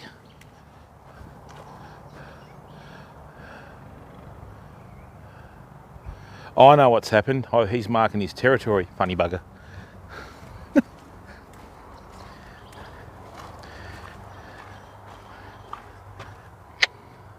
Is it really, Huntress? I've got the Red Dog t-shirt. Or shirt from when we went to Karratha. Oh, no, it's okay, mate. You'll be right. What I'll do, I'll show everyone the chicken that we've got cooking, yeah? Oh, I don't want to lose that, though, because we'll lose the stream.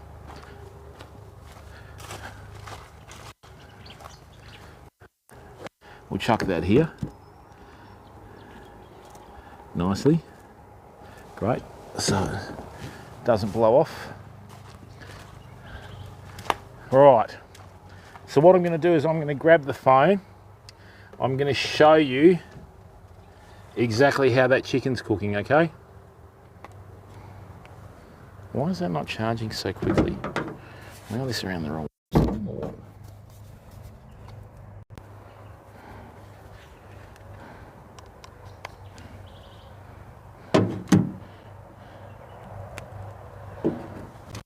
All right, fam.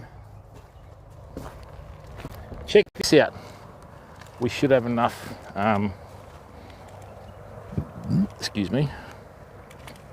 All right, so this is charged now, which is good. All right, check this out, famo. So this is the bread.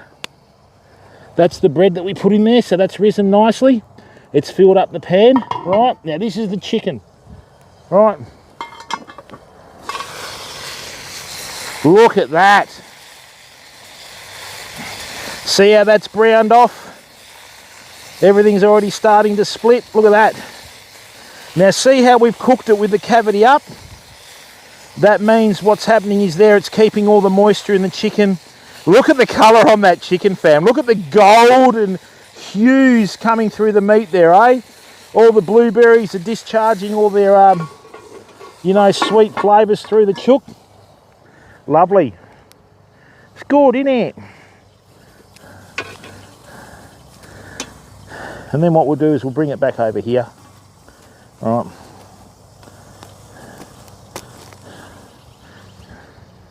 And we'll put the bread down. Nice. What do you reckon? Who's drooling? Hopefully Culpable's licking the screen. Hey? So...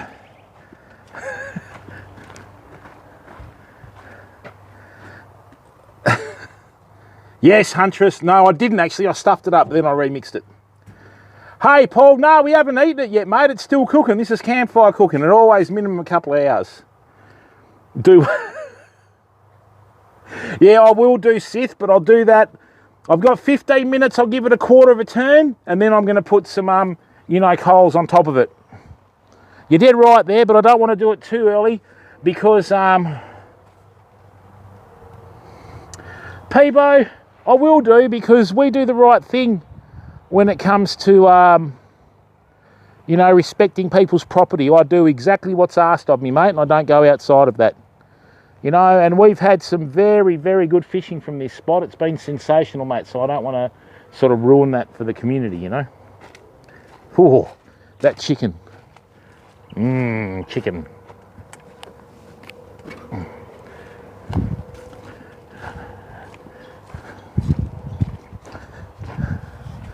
Yeah, I like to give it Sith.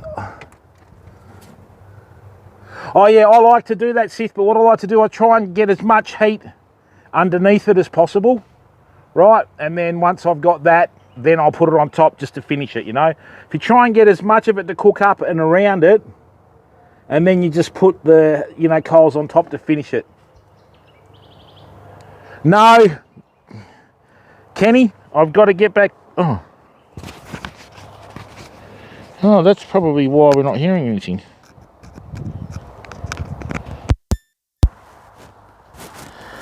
No, Kenny. I need to start again, mate. I had a few problems with me tummy.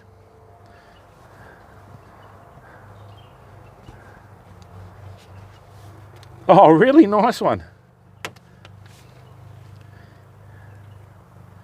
So what I can do is I can charge the phone with this.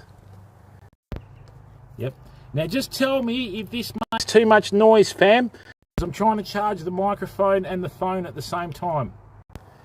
Right, just tell me if that's too much noise.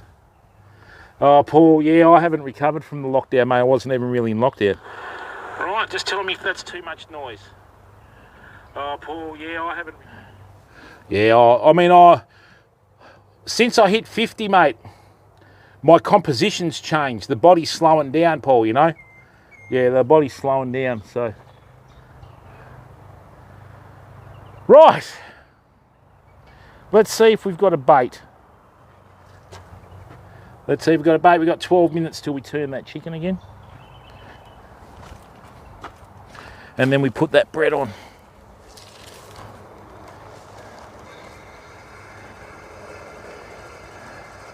What I think I'm going to do is shift that chicken over, right? And then I'm going to put the bread on where the chicken is. Wow, not even a bite, fam. Still got the bait on there. That's terrible. All right, we need to get closer with our casting. Actually, I haven't cast in here yet. Let's see what's in here. That's a great cast. It's exactly where I wanted to go. That's one area we haven't fished yet, so let's see if they're all hiding over there from the nasty fisherman that rips them out by their face. Right.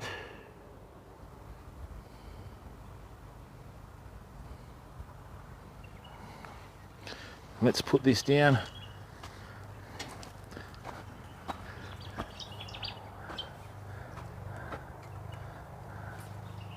Rightio.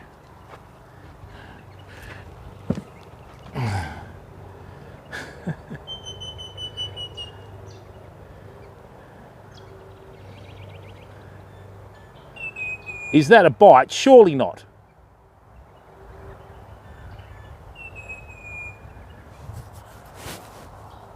We've got some movement in the line, fam.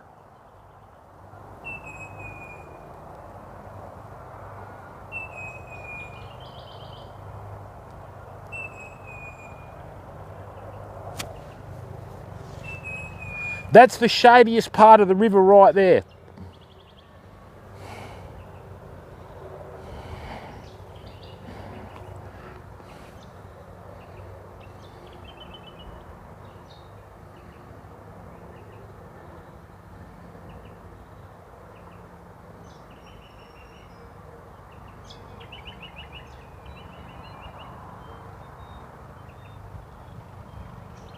I don't know whether there are any snags there. No, I'd hope so. And thank you, people. 24 viewers at the moment. Awesome. Our numbers are going up slowly. Thank you very much for giving up your time to come in. Okay, it's great to have our community with people from all over the world.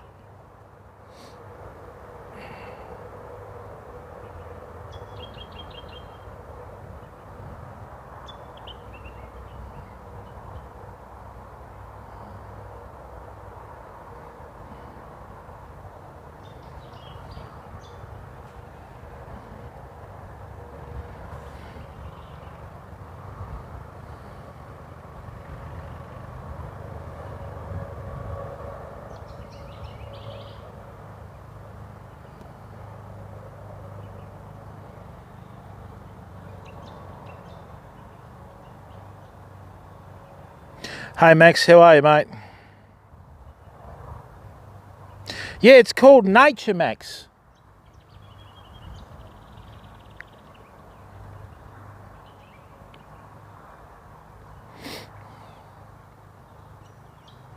Okay.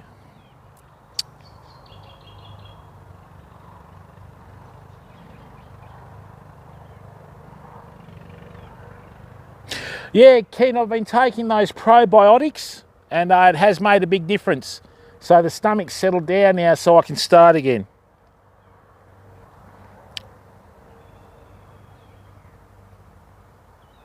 Yeah, nature usually fine when you leave the outskirts of the city, Maxie, you know?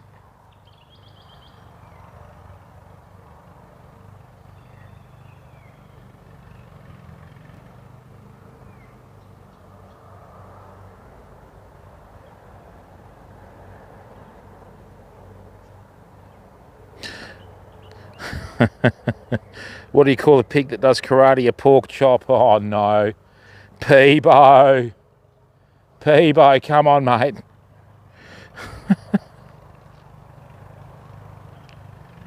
Yeah, I know what you're saying though, Max, because a lot of people will like pre-record stuff and say that it's live, you know, when it's not. Oh, hang on.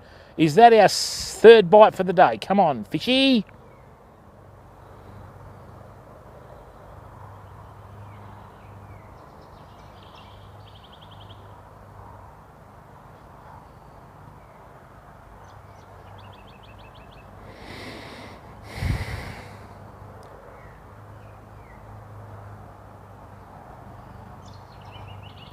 Been very slow. Look how low the tide is, fam.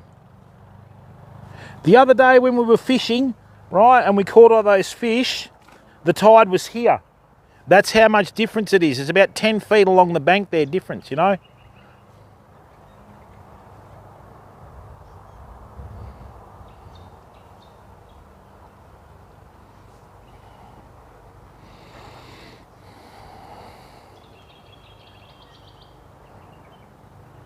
Righto, 153, we've got to turn that chicken over in a minute. Or round, not over.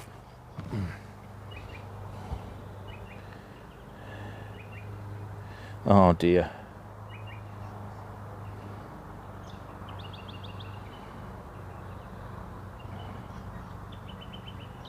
And if you're new to the stream, fam, please subscribe for free.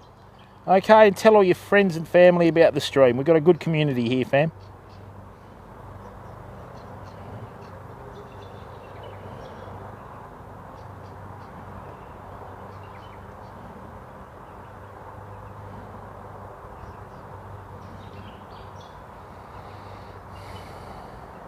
Yeah, this is a tidal river. It goes up and down with the tides, so.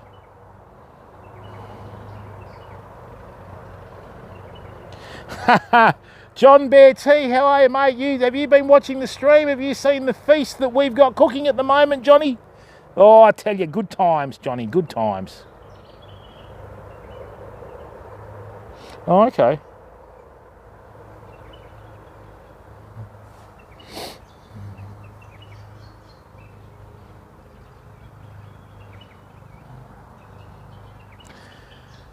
The tide is so low today, you could probably walk across that river. Not that I'm going to try it. Yeah, you too, Scooter. Yeah, we're doing chicken in the campfire oven, and then I'm going to swap this around. And I'm going to show you exactly what we've got going. Another 5 minutes, I've got to turn it around a quarter. Yeah, what we've done is I've stuffed the chicken with a couple of Granny Smith apples. And then what I did is I put some blueberries underneath the skin of the chicken, and yeah, it's coming in pretty good.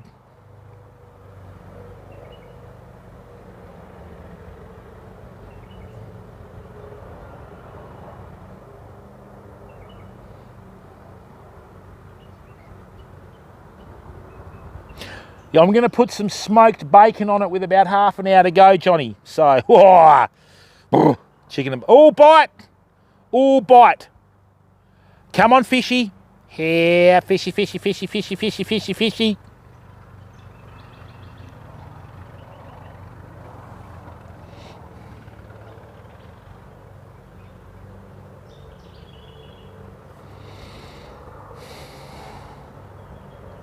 Oh, yeah. I had breakfast about 7 a.m. It's now 1:56. I've had the orange there just to tie me over, and I'm looking forward to me chicken and bread. I've even actually remembered to put yeast in the bread this time, John.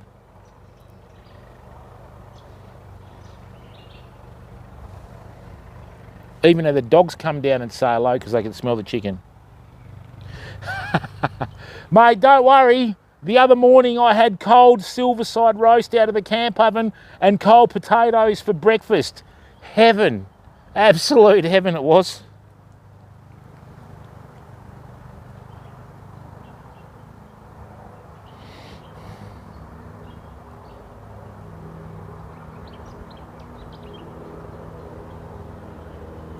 Yeah, I know, mate.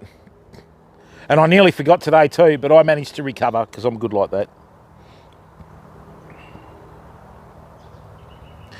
All right, famo, 3 minutes to go. And then what we'll do is we're going to go and turn this chicken around another quarter. Right. Put some hot coals on top of it to brown the top off. And then we're going to put the bread down.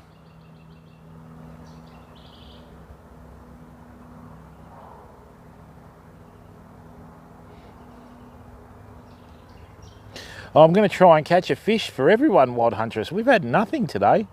Just goes to show, doesn't it? You can have the best gear, best plans. We're not doing anything different to normal. Nothing. Excuse me, but I do know fishing a falling tide's not a good time to fish. Thank you, Huntress.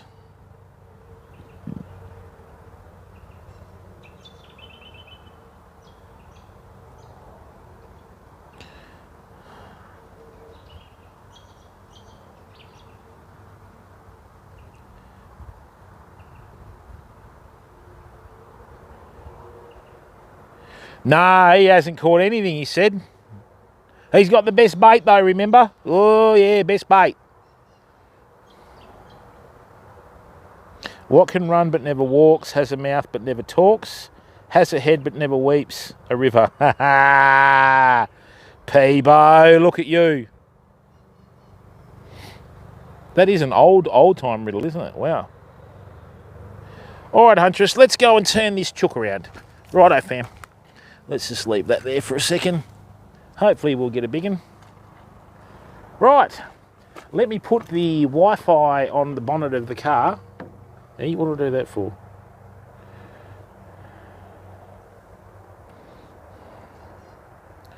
That's better. What's moving in the grass over there? Oh, one of the 28s. They're a funny bird. All personality, those things. You run off with my charger and you'll be on the fire.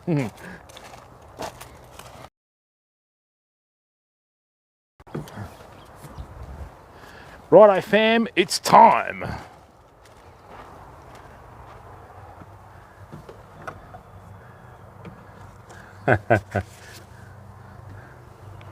Right, let's go over here now.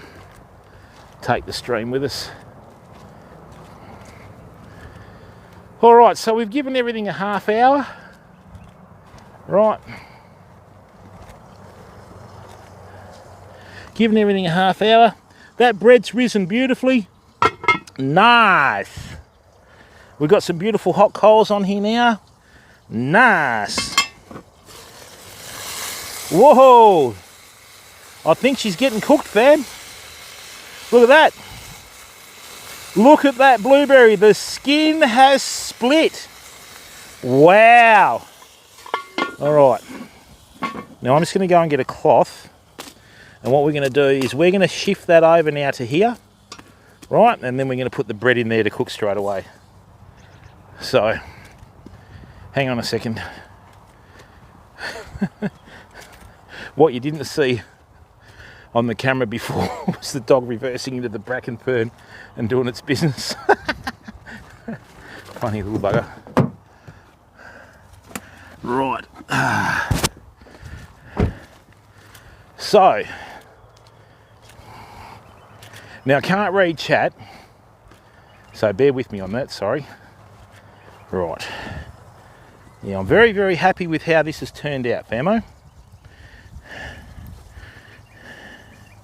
And what we've got here is we have got a lot of coals. Just a little bit of that, a little bit of wood on there made all the difference before. Oh, let's grab this here now. I'll get out of the sunlight. Let's do some Ridgy Didge Aussie campfire cooking, fam. Hey?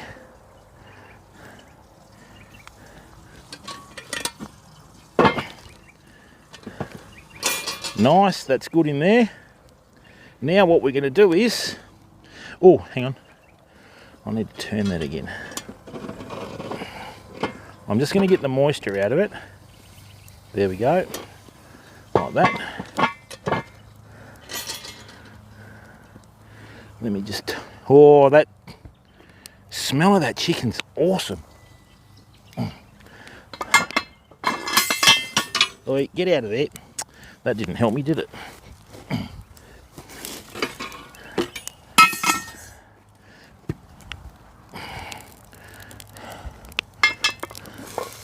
So we've taken a bit of the heat off. Right, we've got some nice cooked spuds in there. Look at that chicken, how it's turned out, famo. Look at how the blueberries have made the skin all blue. Right, I've got to do this. I can't help myself. Let's do this. Let's do this, famo. Let's do this. Ready? Oh, yeah. Oh, look at that. Oh. Oh. Oh. Oh, you wouldn't like it. It's terrible.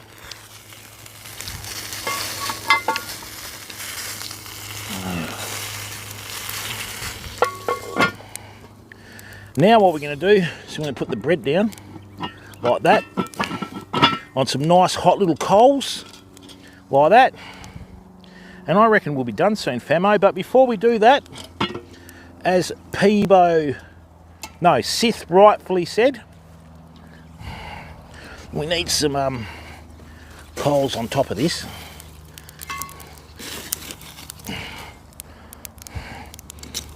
Let's get some of that in there.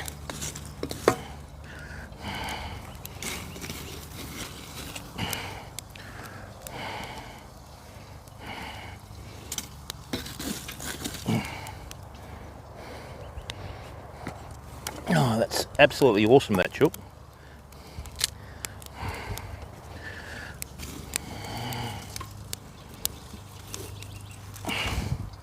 Now that heat's slowed down a bit. Hang on.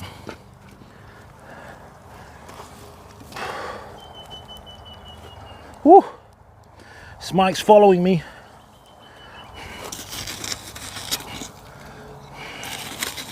It's very hard to do this with one hand, so hang on a second.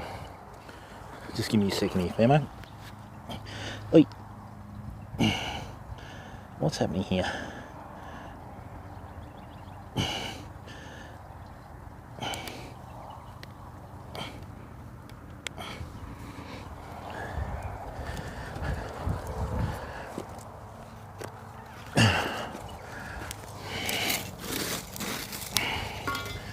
I'm just using 2 bits of wood to put some coals on top of the chicken, fam. Then what I'm going to do is I'm going to plonk those couple of bits of wood in there, and now we're going to start cooking the bread. Yep. Alright, that should only take about half an hour anyway. Now personally, I don't think we're going to need half an hour on that chook. I reckon she's nearly done. Right, so what we'll do is we'll give it 15 minutes and then we'll come back, okay? But that is Hurt cuisine at its finest, fam. Yep, Hurt cuisine. I reckon the French would be proud of that.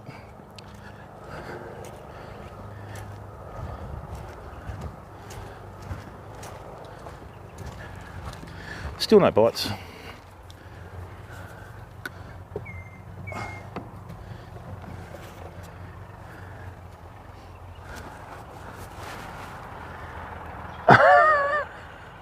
Sorry, Paul.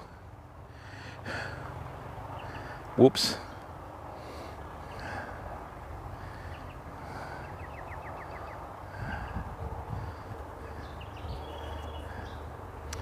Rightio, no fish over there.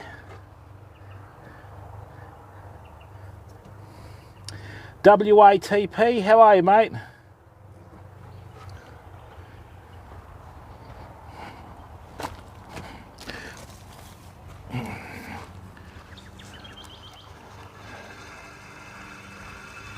Still no bites, damn it. We're trying everything, we're in the right spot. Just no fish.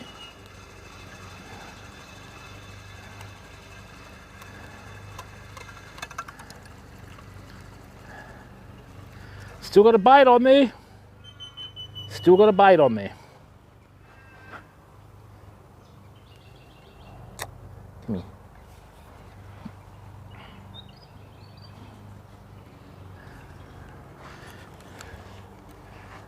Oh dear.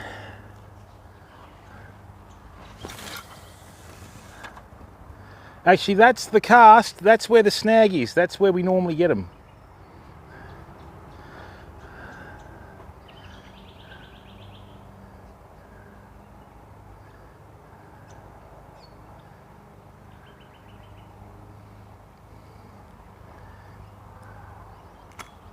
Is that a bite? No, it can't be, surely not. That's dreaming. Hang on. Let's have a look.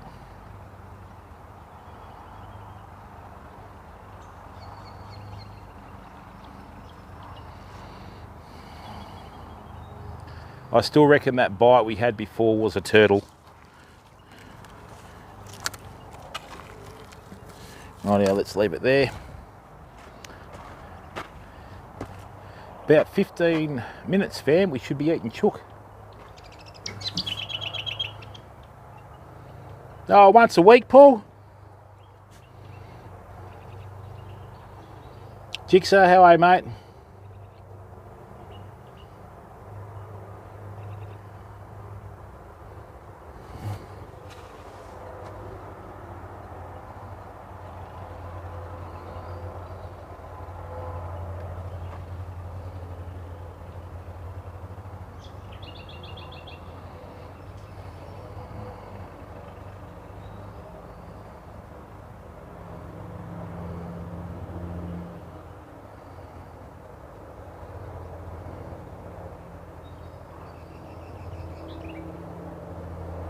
Righto, I'm just going to go and drain. Why is that, Josh? Do you? You'll be right, mate. Hang on.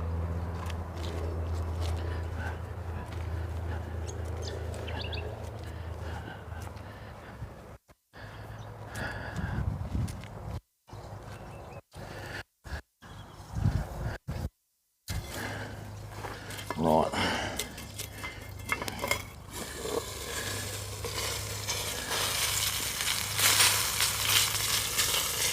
Right, just about done. I'm just going to pour all the, that's it, all the juices are going to drain out of it now.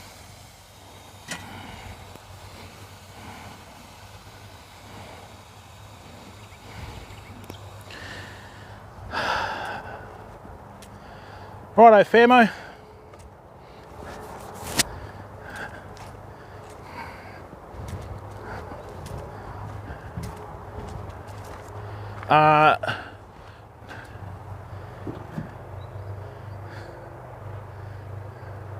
Thanks, Johnny. Good to see you in here, mate. Yeah, one day, Jigsaw, when we get there. Why is that, Josh? Not, I mean, unless you eat it in Kentucky Fried or chicken treat every day, then that's not the best for you. Yeah, you probably wouldn't want to do that. Thanks, mate. Yeah, that chicken's ready. Oh, the spuds are ready. Everything's ready. Oh, it's ready. You know what? In honour of our feast, I'm going to leave the reel down here and I'm going to reverse the car up. Not going to miss out on this one for anything.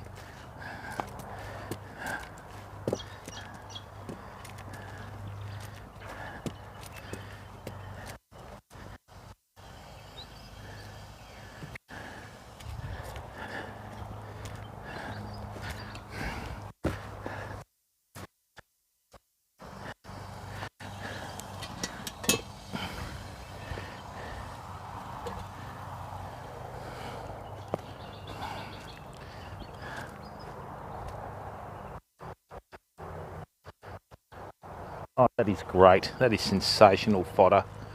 Sensational fodder.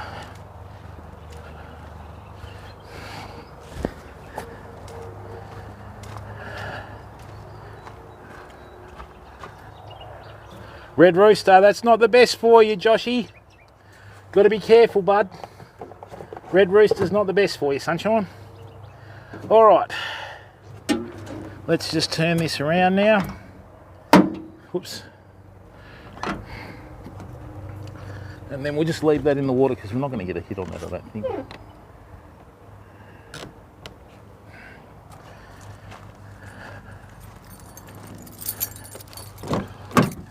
Excuse me.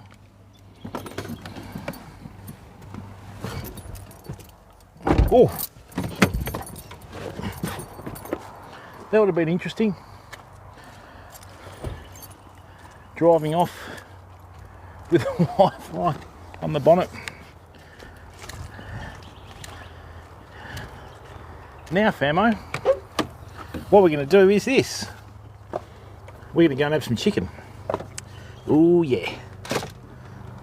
I should have really put that bacon over it, but I can still fix that.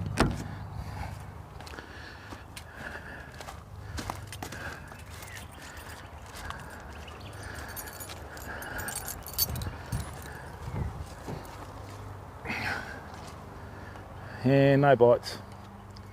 Terrible. It's a travesty.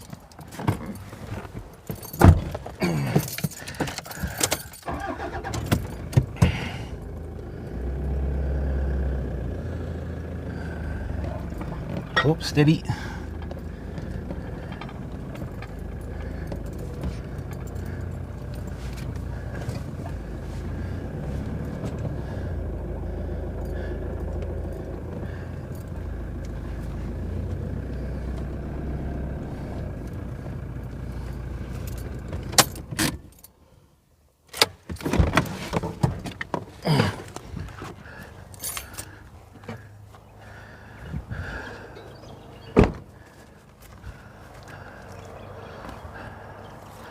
Right, we'll just move forward a little bit far back here.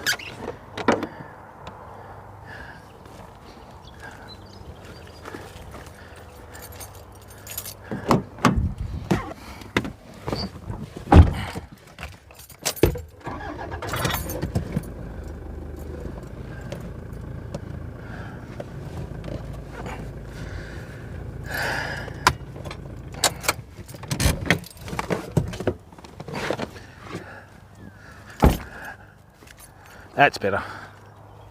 Rightio fam, here we are. Oh, okay, yeah, these are a type of what do they call them? They're a type of what's the name? Lupin. These are a type of lupin, Sith. See, they're a type of lupin, but they're not ones that the cows sort of really eat. There's a mixture of them, but all right, fam, here we go. Rightio, let's have a little look. Let's have a look at what's going down. Right. So, whoops. What? Optus 1, Optus Sport 4. No, mate, Toyota Hilux, bud.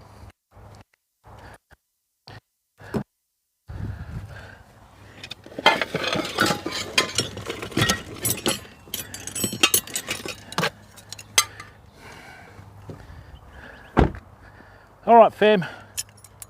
So we've got the bread cooking in there.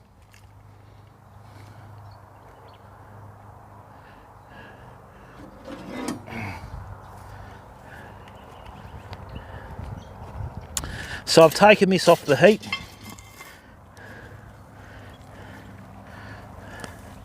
I think you could say that's perfect.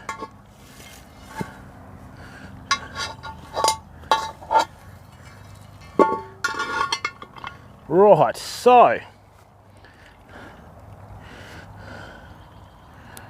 yeah, that is perfect. Righto, fam. Cast your eyes on this. Okay, we're obviously not going to put the chicken on the back of the utility. Right, just going to leave that on there though. This chicken's been cooked absolutely to perfection, famo. So check this out. There you go, so check that out, right? Absolutely perfect. Even the skin's fallen away. We've got all the stuffing in there, everything. Look at that. So let's tuck in for a bit of lunch, shall we? We're going to get a few spudlies. Right. Now let's see if the meat falls away from this. Now what do you reckon? Out of 10, give me a mark in chat. Hey, Maddie, what do you reckon, Terry? Oh, are they, Sith? Oh, that's interesting. Check that out, famo. So now what we're going to do is, we're going to do it justice. All right, we're going to grab a couple of little spuds out. Whoa. Let's grab 4 spuds. Ones that are a bit more cooked. Now what happens? I didn't even have to cut it, fam. What happens with this chicken is the blueberry stain it blue. That's come out perfect. Look at all the moisture still in that. Look at that drizzling down the fork. All right.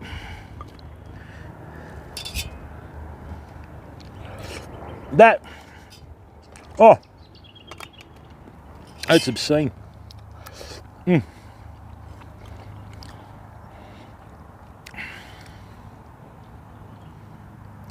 Okay.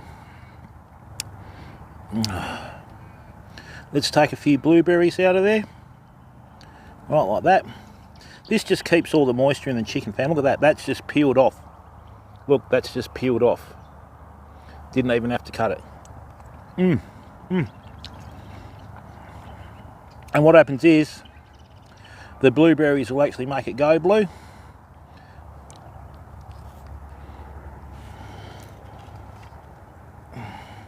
That's good in there. That's good in there.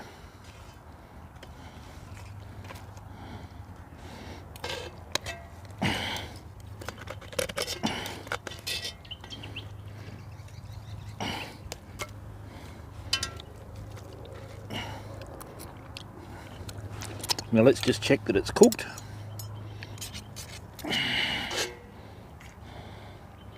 Looks pretty good to me, famo.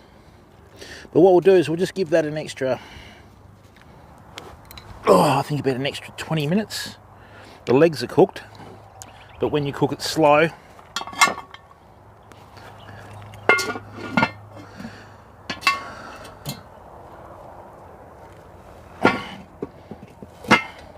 no, let's bring that down here.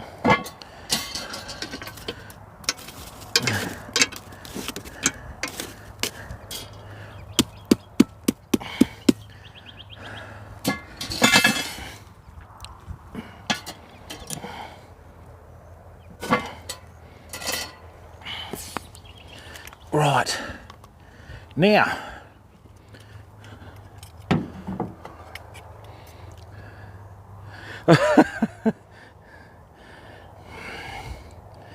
right, so,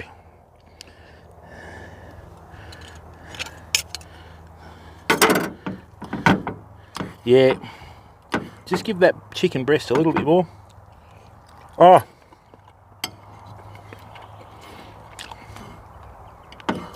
sensational, fam.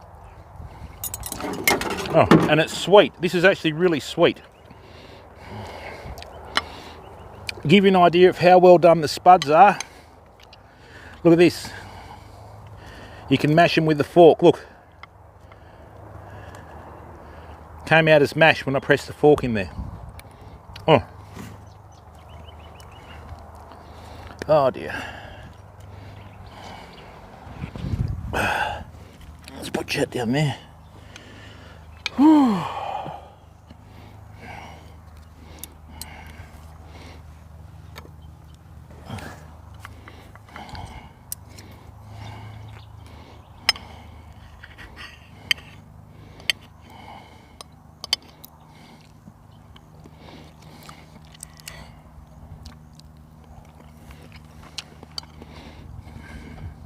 Oh, they are, Sith. Oh, wow.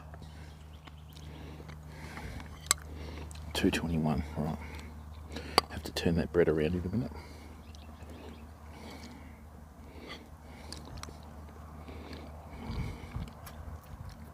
So even though the fishing's not the best, the food's good. Those blueberries have put a really sweet flavour through that chicken. Good stuff.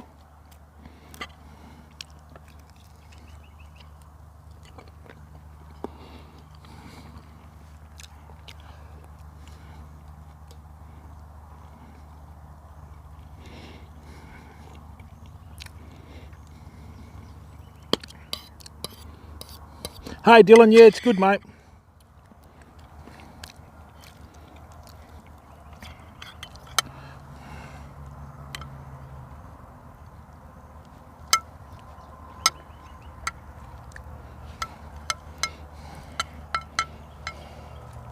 Oh, even the legs are falling off. The knuckles on the end. No, that fishing rod hasn't moved at all.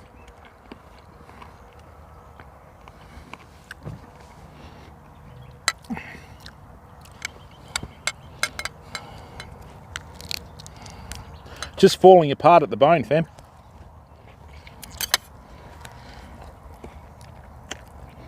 Don't even have to cut it.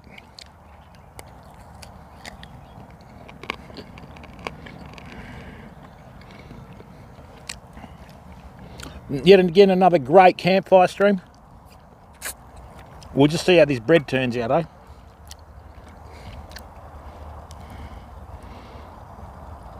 eh? You would spoil the flavour. See, this is the good thing about cooking with a campfire oven. And this is like modern cooking as opposed to your more traditional cooking, right? So with a campfire oven, what'll happen is, okay, this will draw all the flavour out of what you're cooking because you cook it slowly.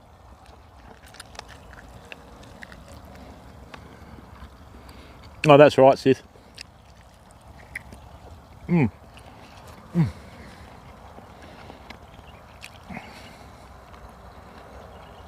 Absolutely falling off the bone. I personally think anything that's got a bone in it, like a shoulder roast or a leg roast, tastes much better than with the bone out of it.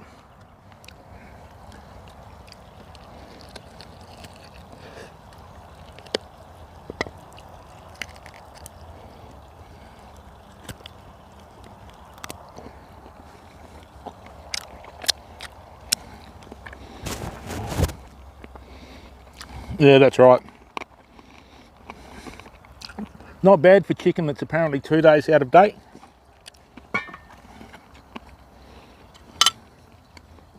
This is actually going to be my dinner as well. I won't want to eat after this.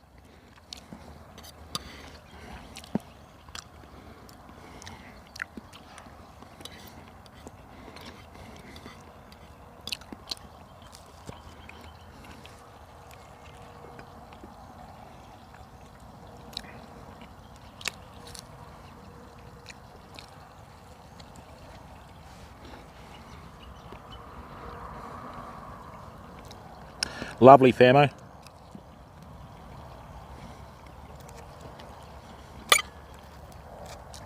Let me show you how well that cooked, right?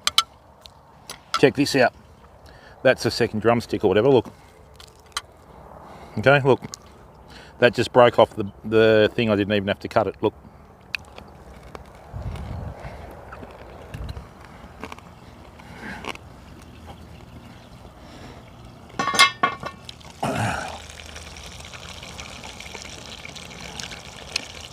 Beautiful. Get a bit of apple in a minute. Yeah, that's right, Paul. That's in there for her. She likes the chicken breast and that sort of stuff, and I'll eat the thighs and that sort of thing. And that's when you've cooked it nearly to perfection, right? Is when you get that like little crust of skin on it. Okay, like that, and it peels off and it just leaves a spud underneath. I love it like that.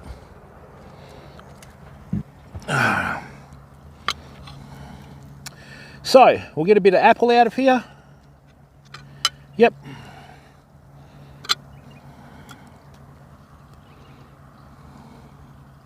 Oh, yeah, it is, mate, but it doesn't hurt to have a bit of chicken now and then because you don't feel like gluggy when you go out there, you know?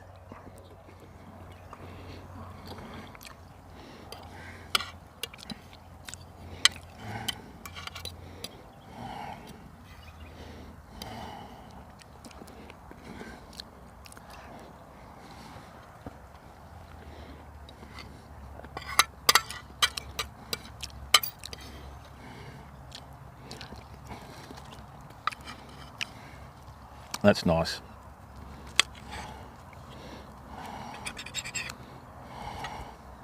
Yeah, like a lot of people say pork's not the best for you, but with the pork, if you cook it on a rack and you drain all the meat off it, Paul, Sith, sorry, it's great.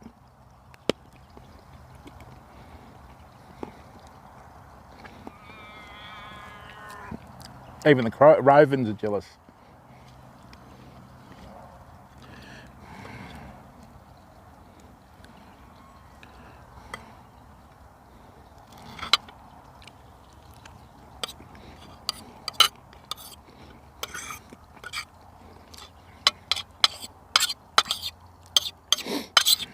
Kangaroo's really nice. If you cook kangaroo in a camp oven like this, fantastic. It's our equivalent of your deer.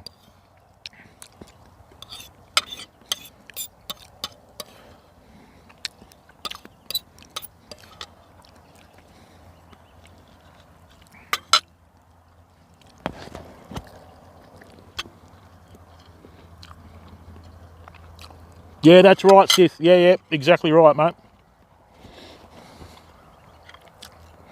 Oh. When you can pull the meat off the bone like that, right, you know that it's cooked properly, fam. Look. Don't even have to use the knife.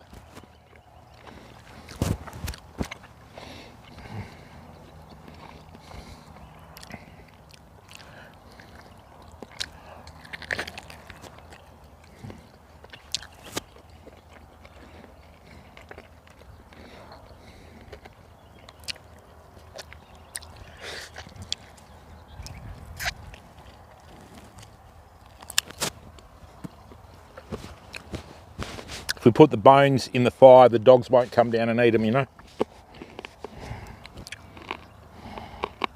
Yeah, oh, we wouldn't get that here in Australia, Sith.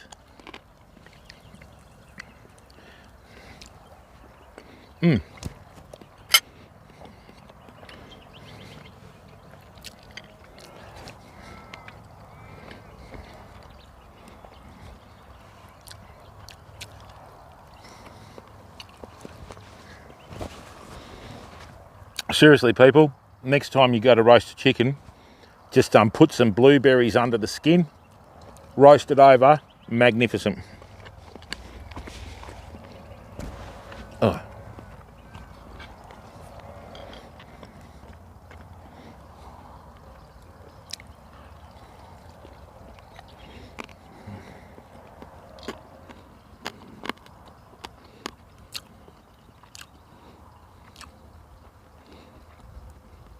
Yeah, bison's bison, isn't it?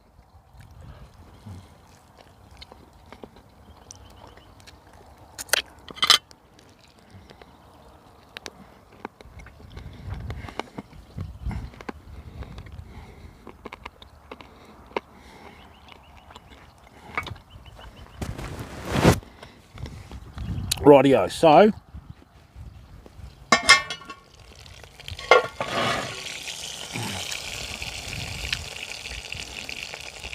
yep, that's better. We've got all the heat through the middle of it now.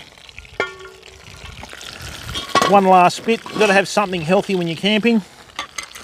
So I'm going to rip an apple out from the middle of it. Look at that.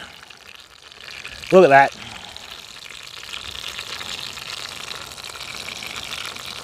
Rightio. That is absolutely perfect-amundo. There. That can go off the fire now.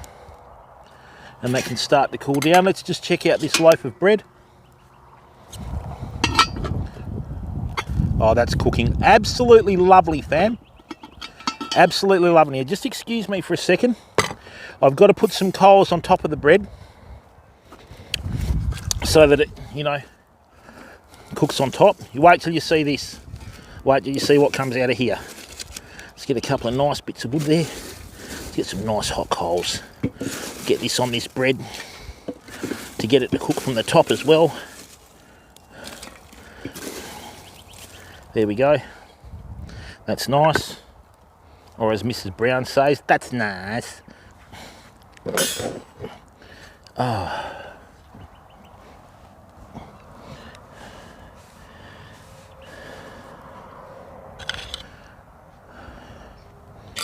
Another half hour, that should be done, fam. So what we've got now is we've got this apple out from the middle of the chicken. Right, because of the heat, it's caramelised in the middle. Quite nice. Oh, wow.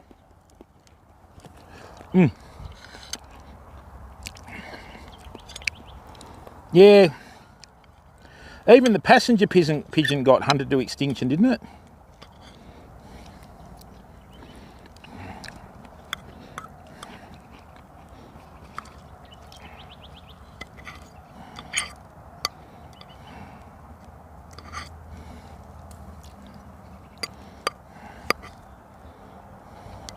So what'll happen is, famo, yeah, that's it, Jigsaw. So what'll happen is, with the stuffing and that, I mean, look at that. It's caramelised into the middle because of the heat. Okay, we'll put that back in the fire. Oi. Right. So that's caramelised beautifully.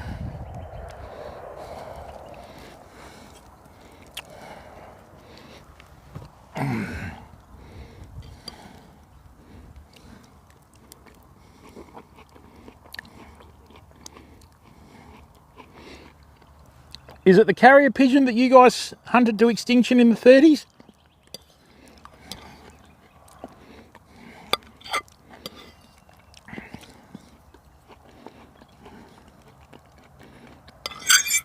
Well,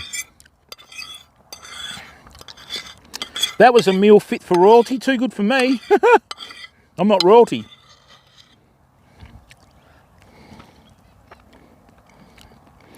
What's your least favourite meat? Mutton, Paul. Like really fatty mutton. Ugh. Can't stomach that. Right, let's just clean our plate while that cools down. Oh, the carrier pigeon, yeah.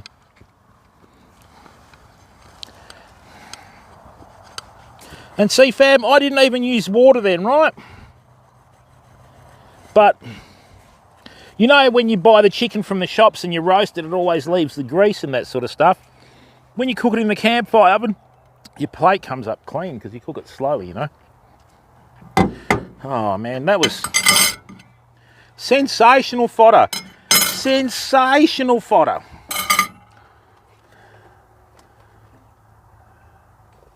Absolutely sensational fodder. Now we'll just wait for that yeah, the rod still hasn't moved. Typical. It's our day today, I think.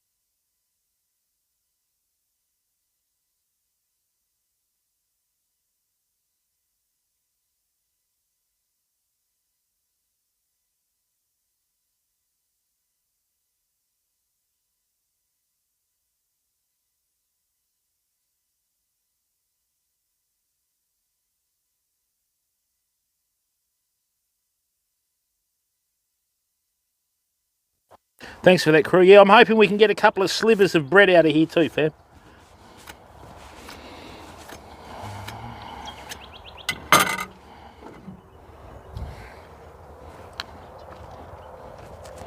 But thank you very much for tuning in today, famo. I hope you've enjoyed the stream so far. We've still got a bit to go. Waiting for this bread to cook. I'll show you another little trick with bread that you can do when you're camping.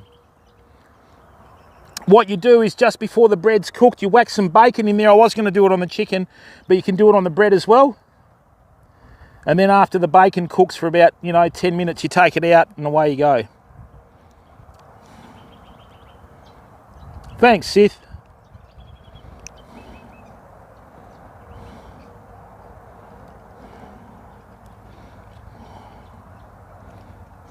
"41 likes. Thank you, fam. That's awesome.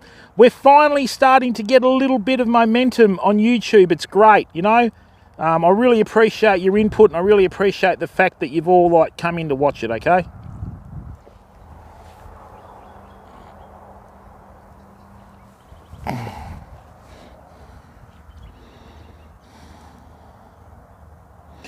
Now, as you can see on the top of this campfire, excuse me, oh, that was lovely. You know the thing about campfire cooking? That's right, Paul, and 3 that don't. What do you mean, Jixer? No, I made it live on the back of the tailgate, mate. Yeah, everything gets done in the field. Yeah, I made it on the back of the tailgate in a metal bowl.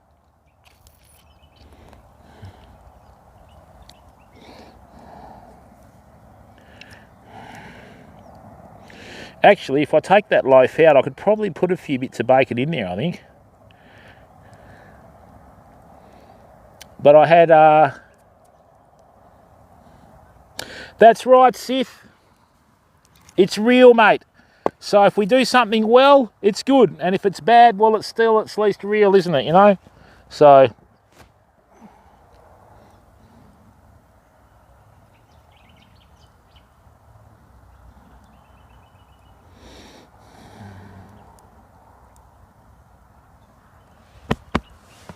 the weight has come down a bit though, which is good. It's just tough, fam. Once you hit 50, your body slows down, famo. You got so many more aches and pains, I'm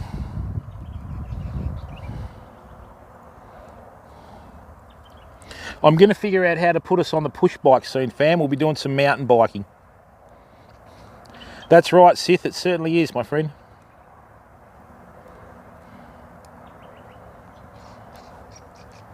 African lovebirds with that noise.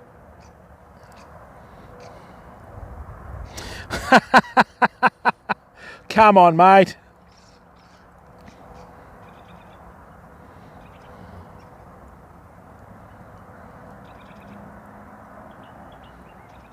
I'm seriously thinking about buying a pit and doing some cooking at home in the pit.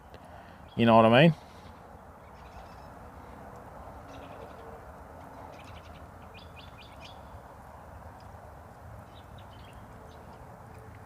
Yeah, Sith, that must be terrible, bud.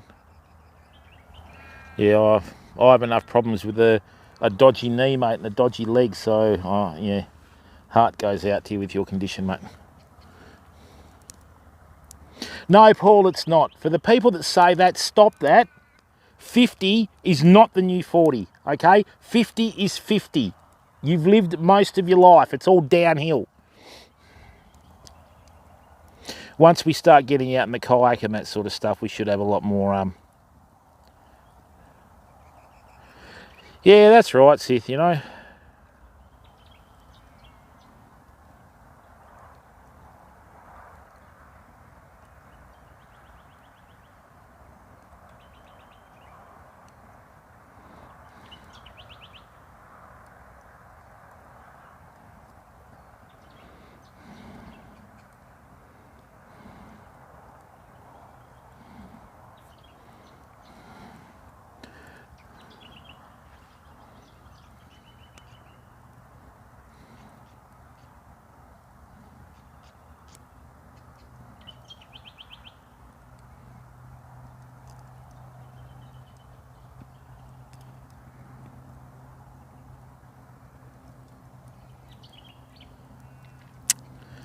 I guess depends which part you eat first, Ken. So, I mean, the only way to eat like taste like wool is if they left the wool on it, mate. But they don't do that, so.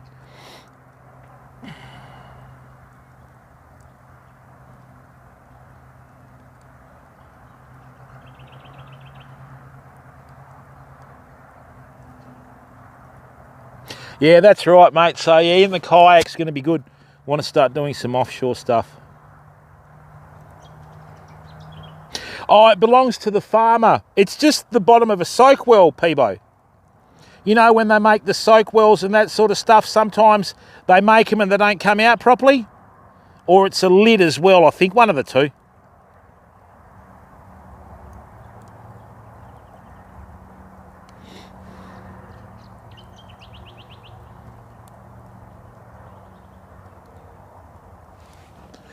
Now I need to make sure that that bread's not burning.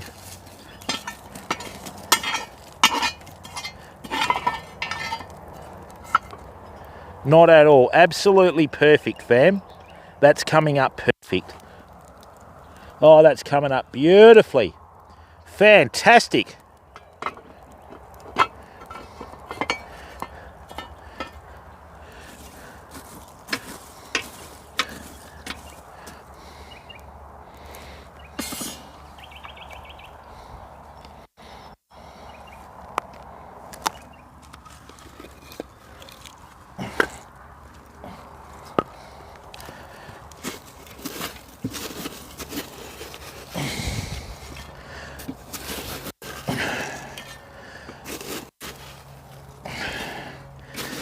And we'll just let this start to slowly wind down a bit.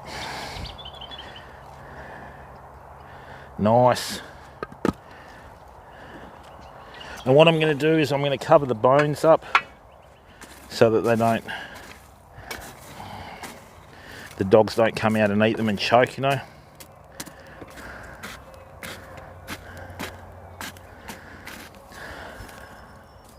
The other thing is too, when you cook food slowly like this, the bones will actually catch on fire with the heat when they dry out. There, get in there. Alright, what do we got there time-wise? Just going to check that fishing rod.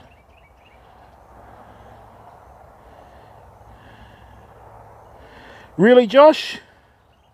Well, you're lucky, mate, because I got told that I needed 1,000 subs. Oh.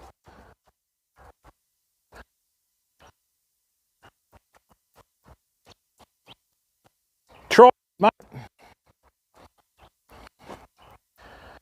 No, still nothing. Hey, 245, welcome to the stream.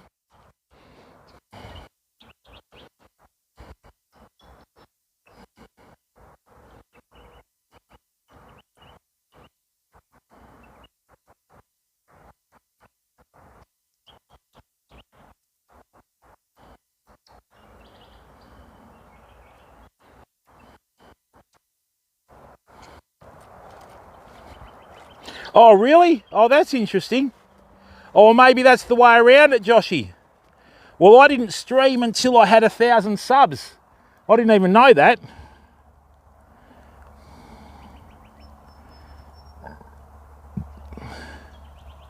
Oh, thanks for that, Josh.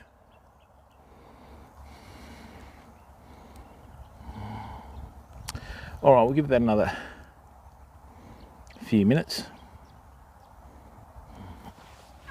Let's start building up the heat around this.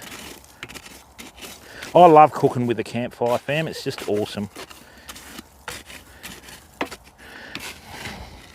Plenty of coals in here.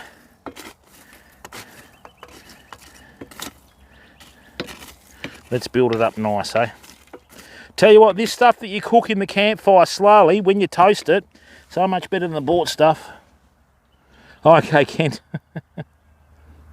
Oh, do it, Joshy. Yeah, I didn't know that you could only do it from the YouTube app. When I read that you're only allowed to like stream after 1,000 subs, I thought that was gospel, you know.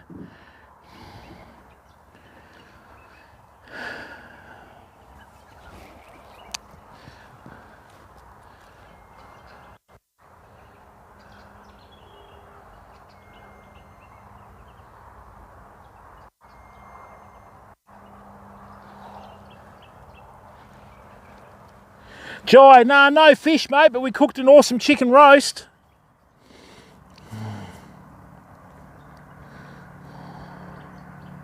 Had a couple of drumsticks. Nice. Well, more thighs, really. Full as a boot now. Might have a bit of room for a slice of bread, though, you know. And that's me dinner. 2:30 in the afternoon. It's like an early dinner for me. I'll take that home. Serve that up for dinner, and away we go. Oh, that's right, Sith. No arguments from me, bud.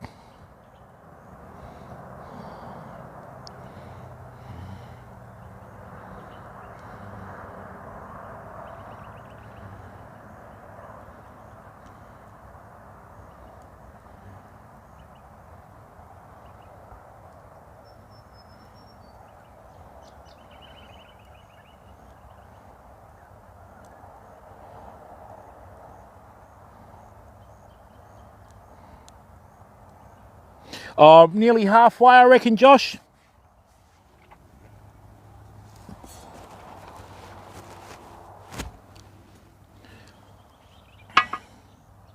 Yeah, I did say hello before, he. How are you, mate?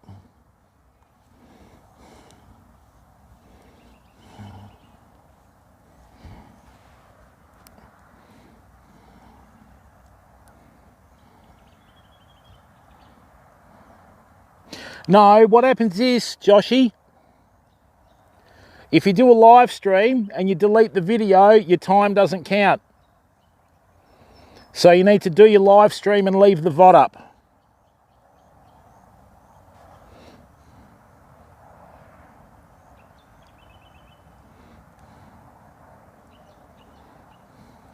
See you, Paul. Have a good one, mate.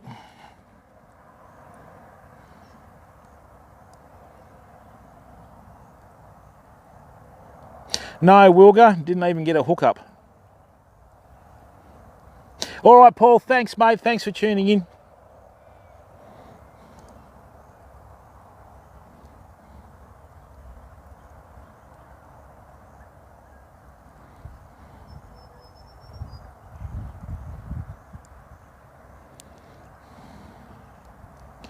An 8-foot diamondback rattler 5 feet away. Nah, mate, they're nasty.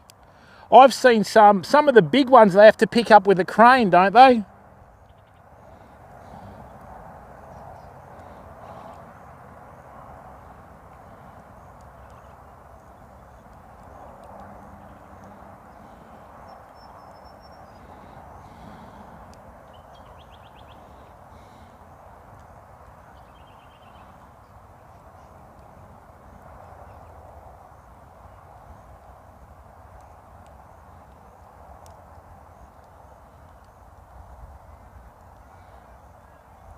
Oh, is it? Okay.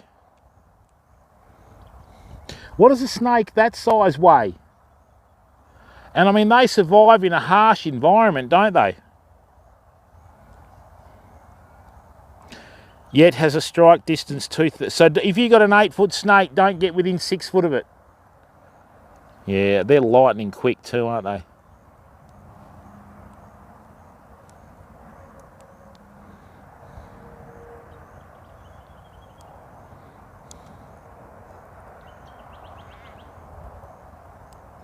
Dry, hot area, wow.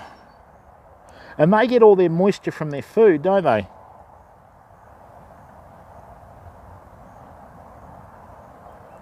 No, I didn't. Joshy. Yeah, I'm not a big streamer, mate. I don't ever think I'll be a big streamer, you know. Even 32,000 followers on Twitch isn't big, mate, you know.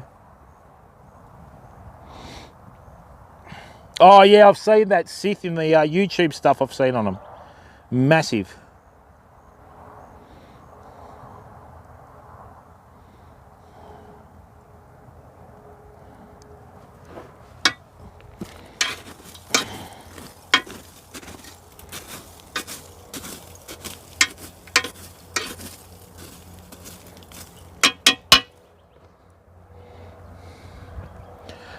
About another 2,000 will, but that's all right. With people watching the stream, mate, you know, it'll happen.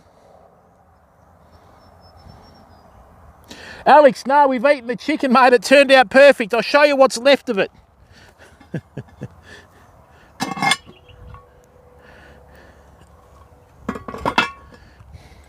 Here you go, mate. That's for dinner tonight. See? Check that out. That's for dinner tonight. I just had a couple of thighs out of it, but that's been cooked absolutely perfectly, mate. Look at that. See? I just put it back in for another 15 minutes to half an hour just to get it to cook a bit. Came up beautifully. Just letting the heat get out of it now. And I've got a loaf of bread cooking.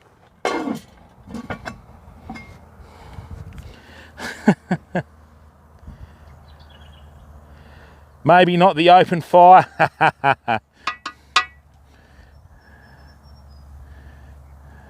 Yeah, blueberries and apple, mate. And also, just before it's cooked, put some bacon over the top of it if you want, and just mixed up, you know, like a bit of salt, a bit of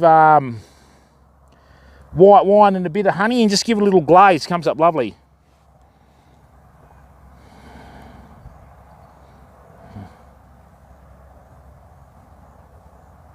JJ the Programmer. Now that rings a bell. JJ the Programmer, was it? Interesting. Thanks, mate. Yeah, that's right, Josh, you know.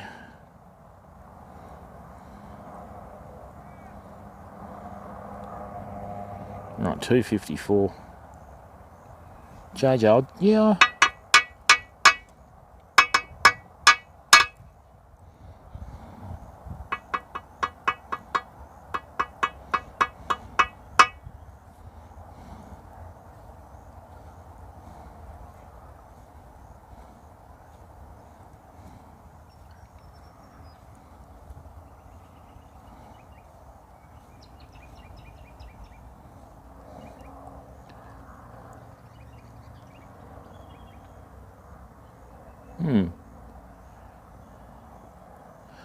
Oh, it is, Will, you know, like,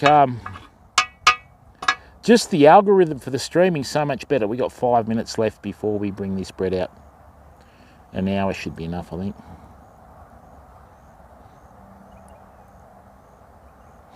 Yeah, it's interesting that you mentioned that, Will, because a lot of people don't like Amazon. All right, I'm just going to get this camp oven out of the heat, right, of the sun. I'm just going to put it on the tailgate of the ute on a towel so we can just get that last bit of heat out of it.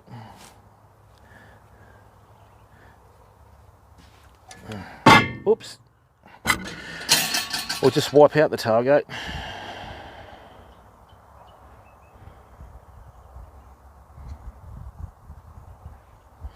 Thanks, Joshy.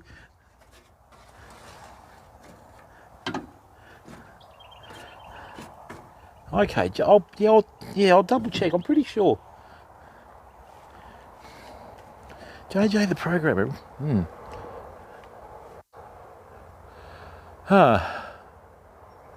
That is so low, that river.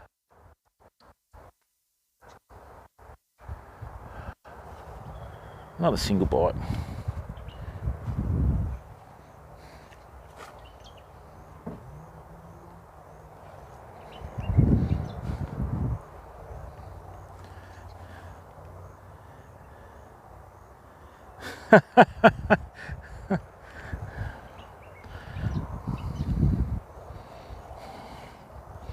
$2.57.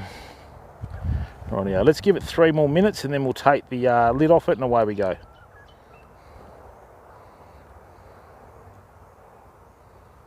It's such a beautiful day, fam. Oh, it's just good to get out.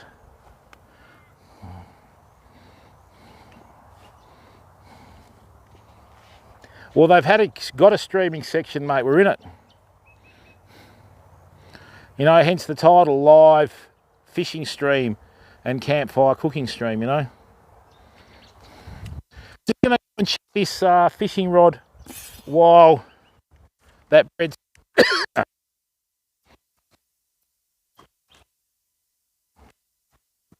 No, not...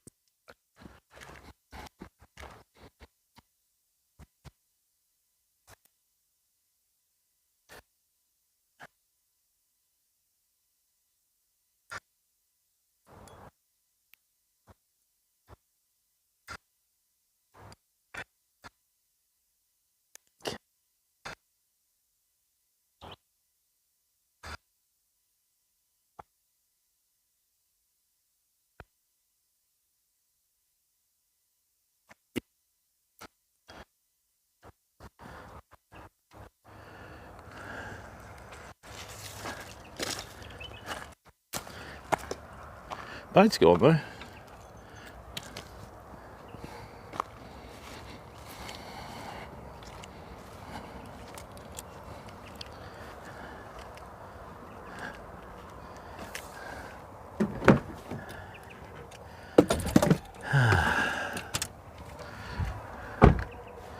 Righto, fam.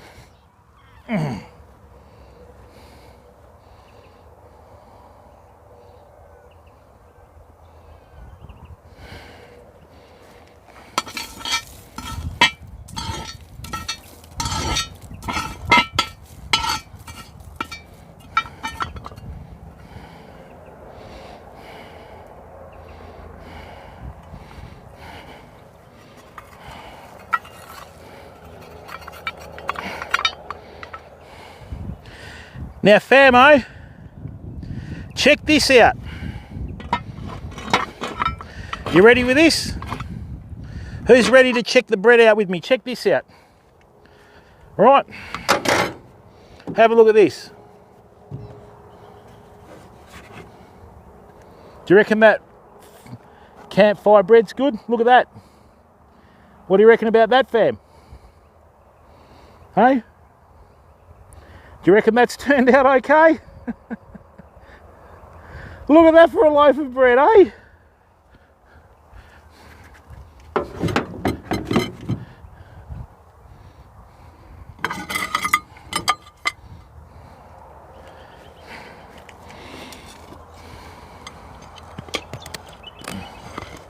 Cooked to perfection in the campfire, fam. Look at that. A little bit of a charcoal, but we can fix that like this.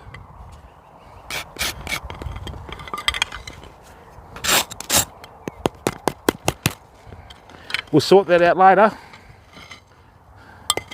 But absolutely cooked to perfection, fam. Look at it. I could have even done a double mix then.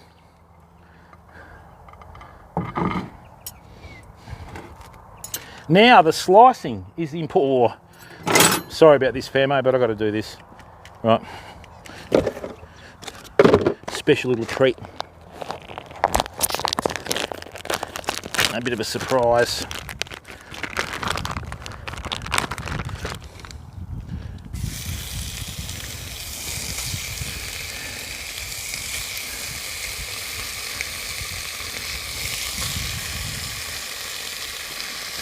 I think I've got room for a bacon sanger. Just one rasher will be enough, I think.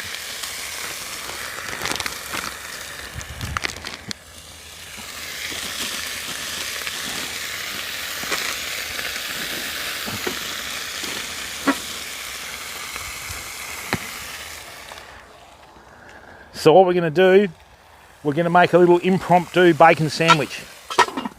Right. So,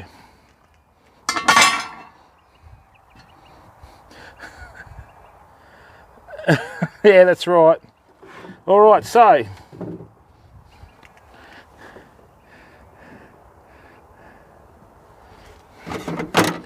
there we go.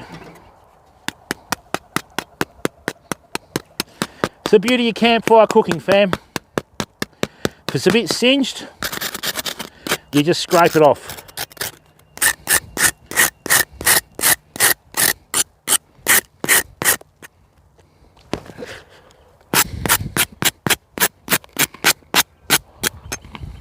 Just like that.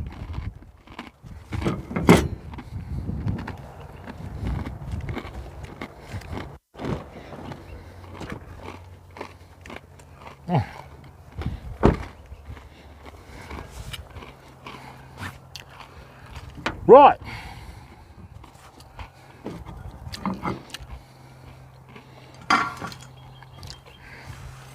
The knife was turned upside down, bud. Okay, let's see how this is cut now, yeah?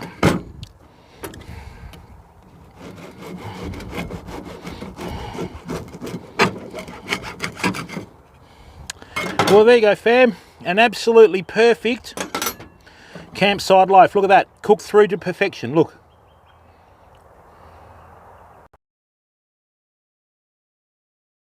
Very, very much, mate.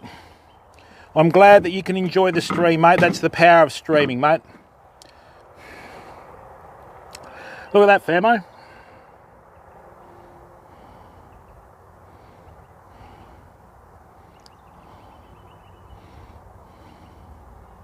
Yeah, I left the butter at home, mate. Oh, the taste on that is nothing better in the world.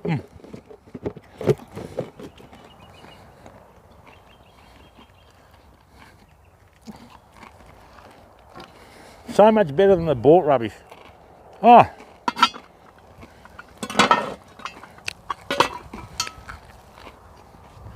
Righto fam, we're going to do a campfire bacon and egg, and then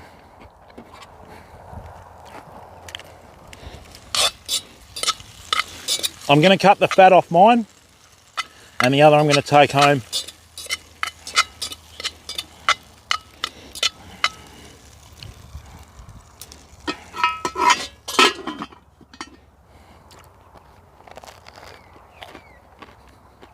That is too lovely.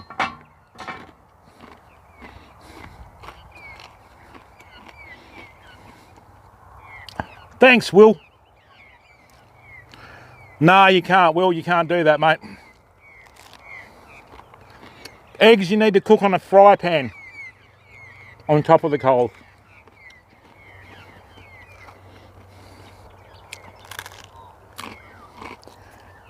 Right.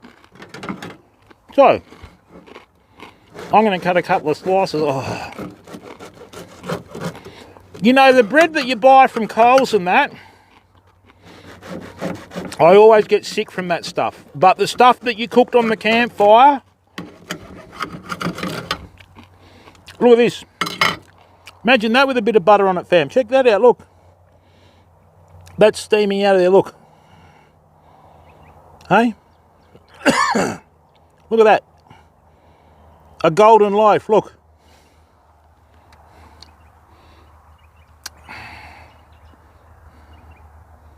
Yeah, it'd blow up. It'd blow up, Will. And be a great way to injure someone, mate, believe it or not. Eggs are lethal. That's why you can't cook them like that on a fire or even on a... Right, so let's take the fat off this. See what I mean about camping, fam? Some people go, oh, camping, you get dirty and all the rest, yeah, but you don't have the same experiences that you do when you're not camping, you know? All right, so I'm going to take that out of there. All right, let's take some fat off that. I don't eat the fat off the bacon. I just eat the meat. So I'm going to show you a quick little campfire bacon and egg, fam. Let's get that off there. Let's just peel that fat off there. Put the bacon back in there. Nice. Yeah, that's the stuff that fills your arteries. And some people say it's the best tasting stuff, and they would be right.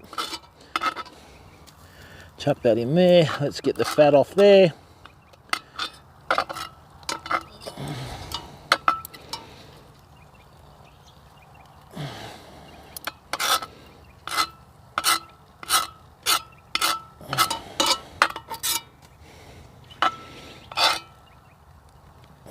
No, she'll enjoy that. All right, so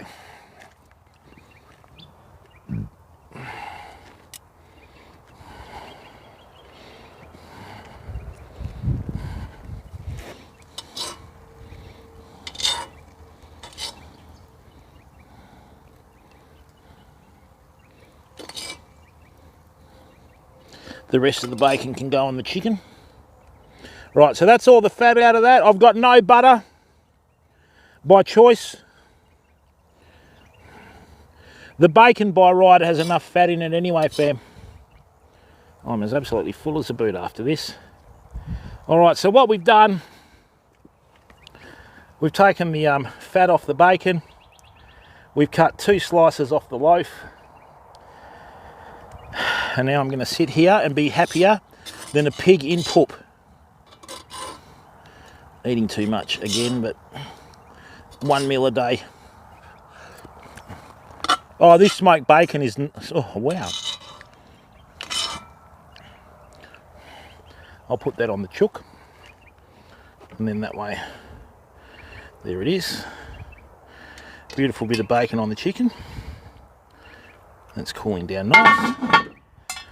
All right.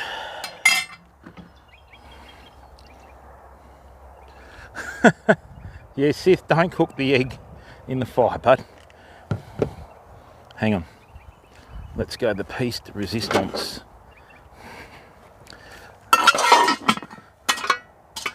Once again, famo, 2 top meals cooked in wood. Best thing about that is you can't fake this, people. Right. Let's grab a seat and enjoy the fruits of our labours.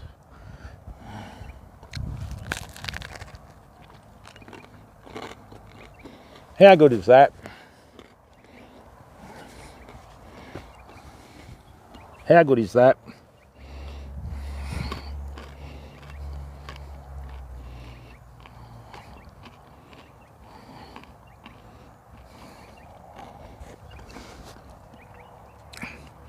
Homemade bread, all the fat taken out of the bacon, cooked slowly. I mean,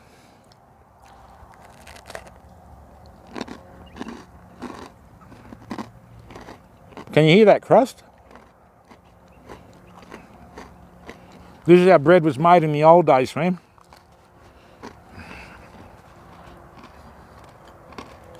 Making a buck. Sorry, mate.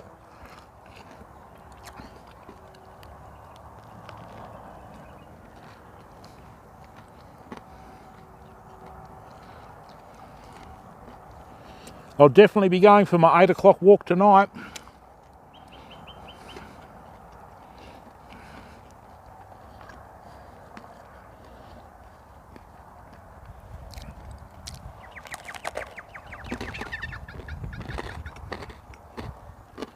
I always do the cooking when I go camping.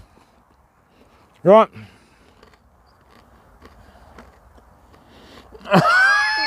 Sith!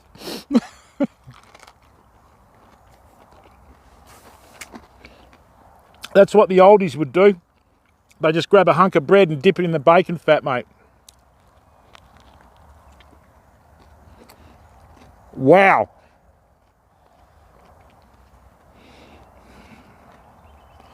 But to do that, you need heat from the top, Sith.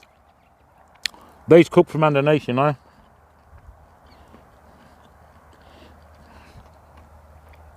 I never thought of that, Will, but... The other thing is too, fam, when you're cooking cast iron and you cook it slowly, everything comes out sweet. Do you know what I mean? Everything comes out sweet. It's not like it's, you know, cooking it slowly on coals like this with a camp oven draws every single last, you know, droplet of flavour out of your food because it's not getting hammered.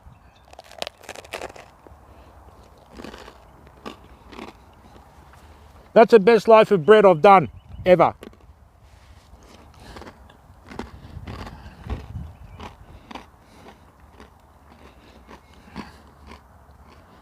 No, Jigsaw, 1 hour. The chicken took 2 hours and the bread took 1 hour. It took about an hour and a bit to rise. So what you do is you cook it for half an hour. Then you cover the lid with coals on top after half an hour and just cook it slow. But we made the bread.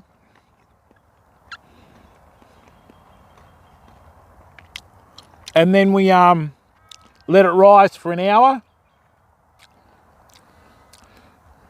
Probably an hour and a half, actually. Yeah, and then we cooked it.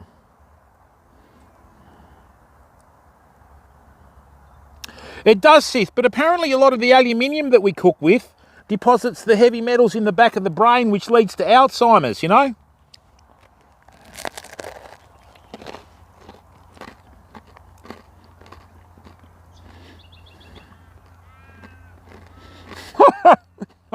Will Gadamus, thanks for your support, buddy. Thanks for your kind words. Show her the video while you're cooking dinner, mate. Yeah, Jigsaw, it's easy. It's just 430 mils of water, 4 cups of flour, sachet of yeast, a teaspoon of sugar, a teaspoon of baking powder, and a teaspoon of salt. Mix it up, and what you do is oil the pan that you're going to cook it in. Like I oiled the camp oven first, right? And then, you know, put the bread in there. You let it rise in the camp oven, and then you bake it. Oh, don't say that, Will. No, Will. Young blokes. You're nice and tough when she's not around, Will, but when the phone book comes out, the light goes out, mate. We know who's boss, and it's not you, sunshine.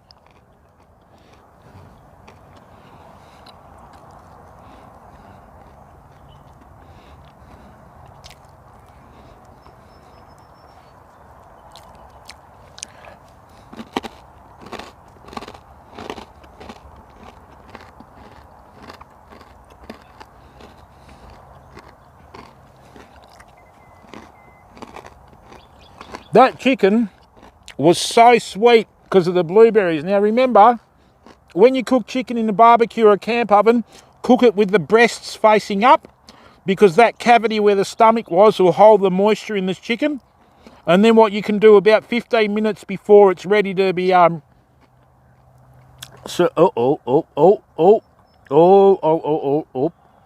whoop. Oh dear, she's angry. Well, either she's angry or that's a pumpkin emote for Halloween. Huntress?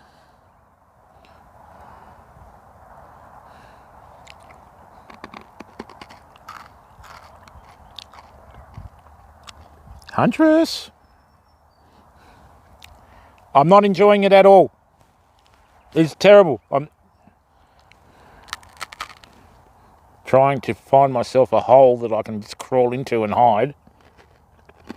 Yeah, I know, Huntress. Okay, but I did make light of it. He is a lot younger than us, so that's how they think nowadays. They're not of the same cloth as us. Huntress, all right? That bread is lovely. That's okay, Huntress. I know where you're coming from.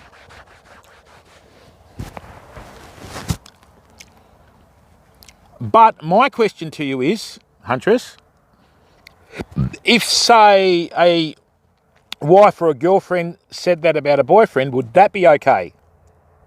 Okay? That's the question I'm throwing at you.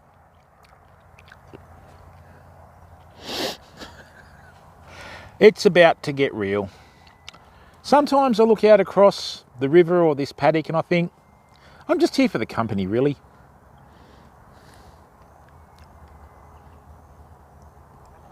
Well, you've got to have a level playing field, Huntress. You can't just be annoyed if a guy says it and then not annoyed if a female says it. You've got to be annoyed at both. It's the tone of the comment. It's not that gender specific. Do you know what I mean? Yep. And this is the bit where I start to get like clammy hands and sweaty, and I look for the little red laser light dot from the sniper rifle where she's hiding in the trees. Oh, you would be annoyed. Sorry. Sorry, Huntress. Even the ducks are scared.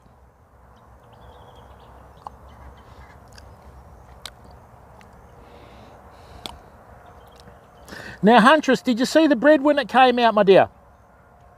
Did you see the bread when it came out? Okay, excellent. Sorry, I've got, you know, just the difference in the chat. Lag.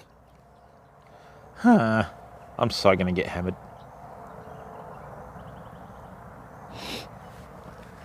Here, let me show you again just to rub it in, because I'm good like that. Look at that. Absolutely perfect. Look at it. Look at that beautiful, healthy crust around all of it, fam. Look at it. That is magnificent. Even smells like bread. Oh, half your luck. Want to swap?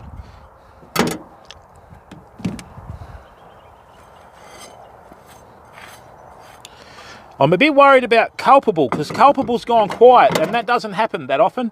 Either he's drooling or he's fallen asleep.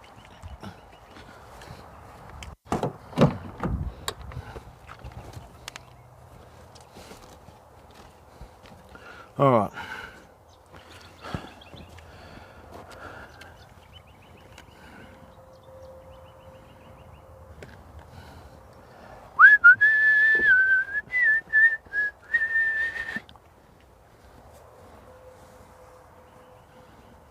Oh yeah, it would do, Sith. I don't have a good sourdough recipe though.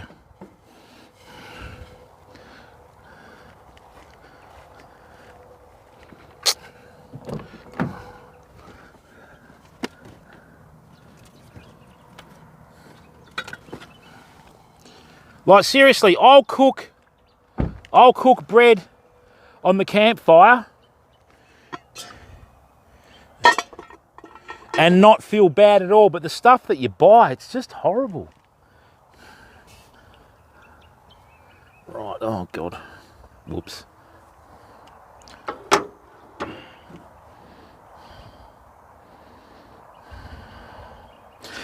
Yeah, me too, but you know, you just can't seem to find one.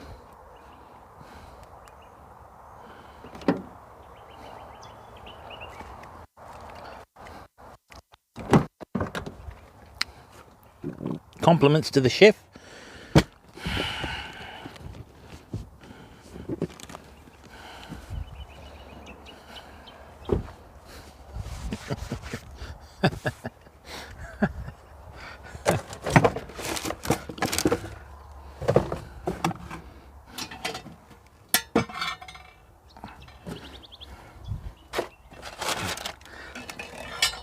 All right, so that campfire oven's there in the back, nice.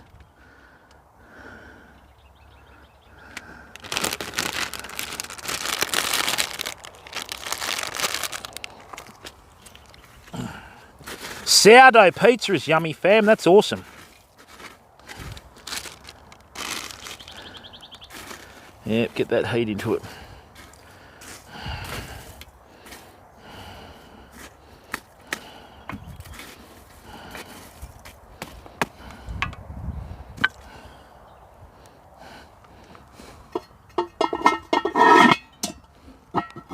That's starting to cool down, which is good.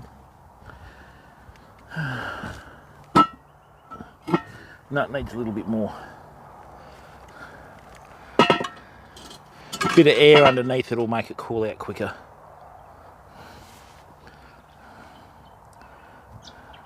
Yeah, that's right. Yeah, do it, Huntress. Oh, well, I'm as full as a boot. I don't need dinner tonight. Probably won't need breakfast tomorrow. That's me done for the day. I'm down for the count there after that food. People, thank you very, very much for giving up your time to come in. Sorry about the lack of fish today.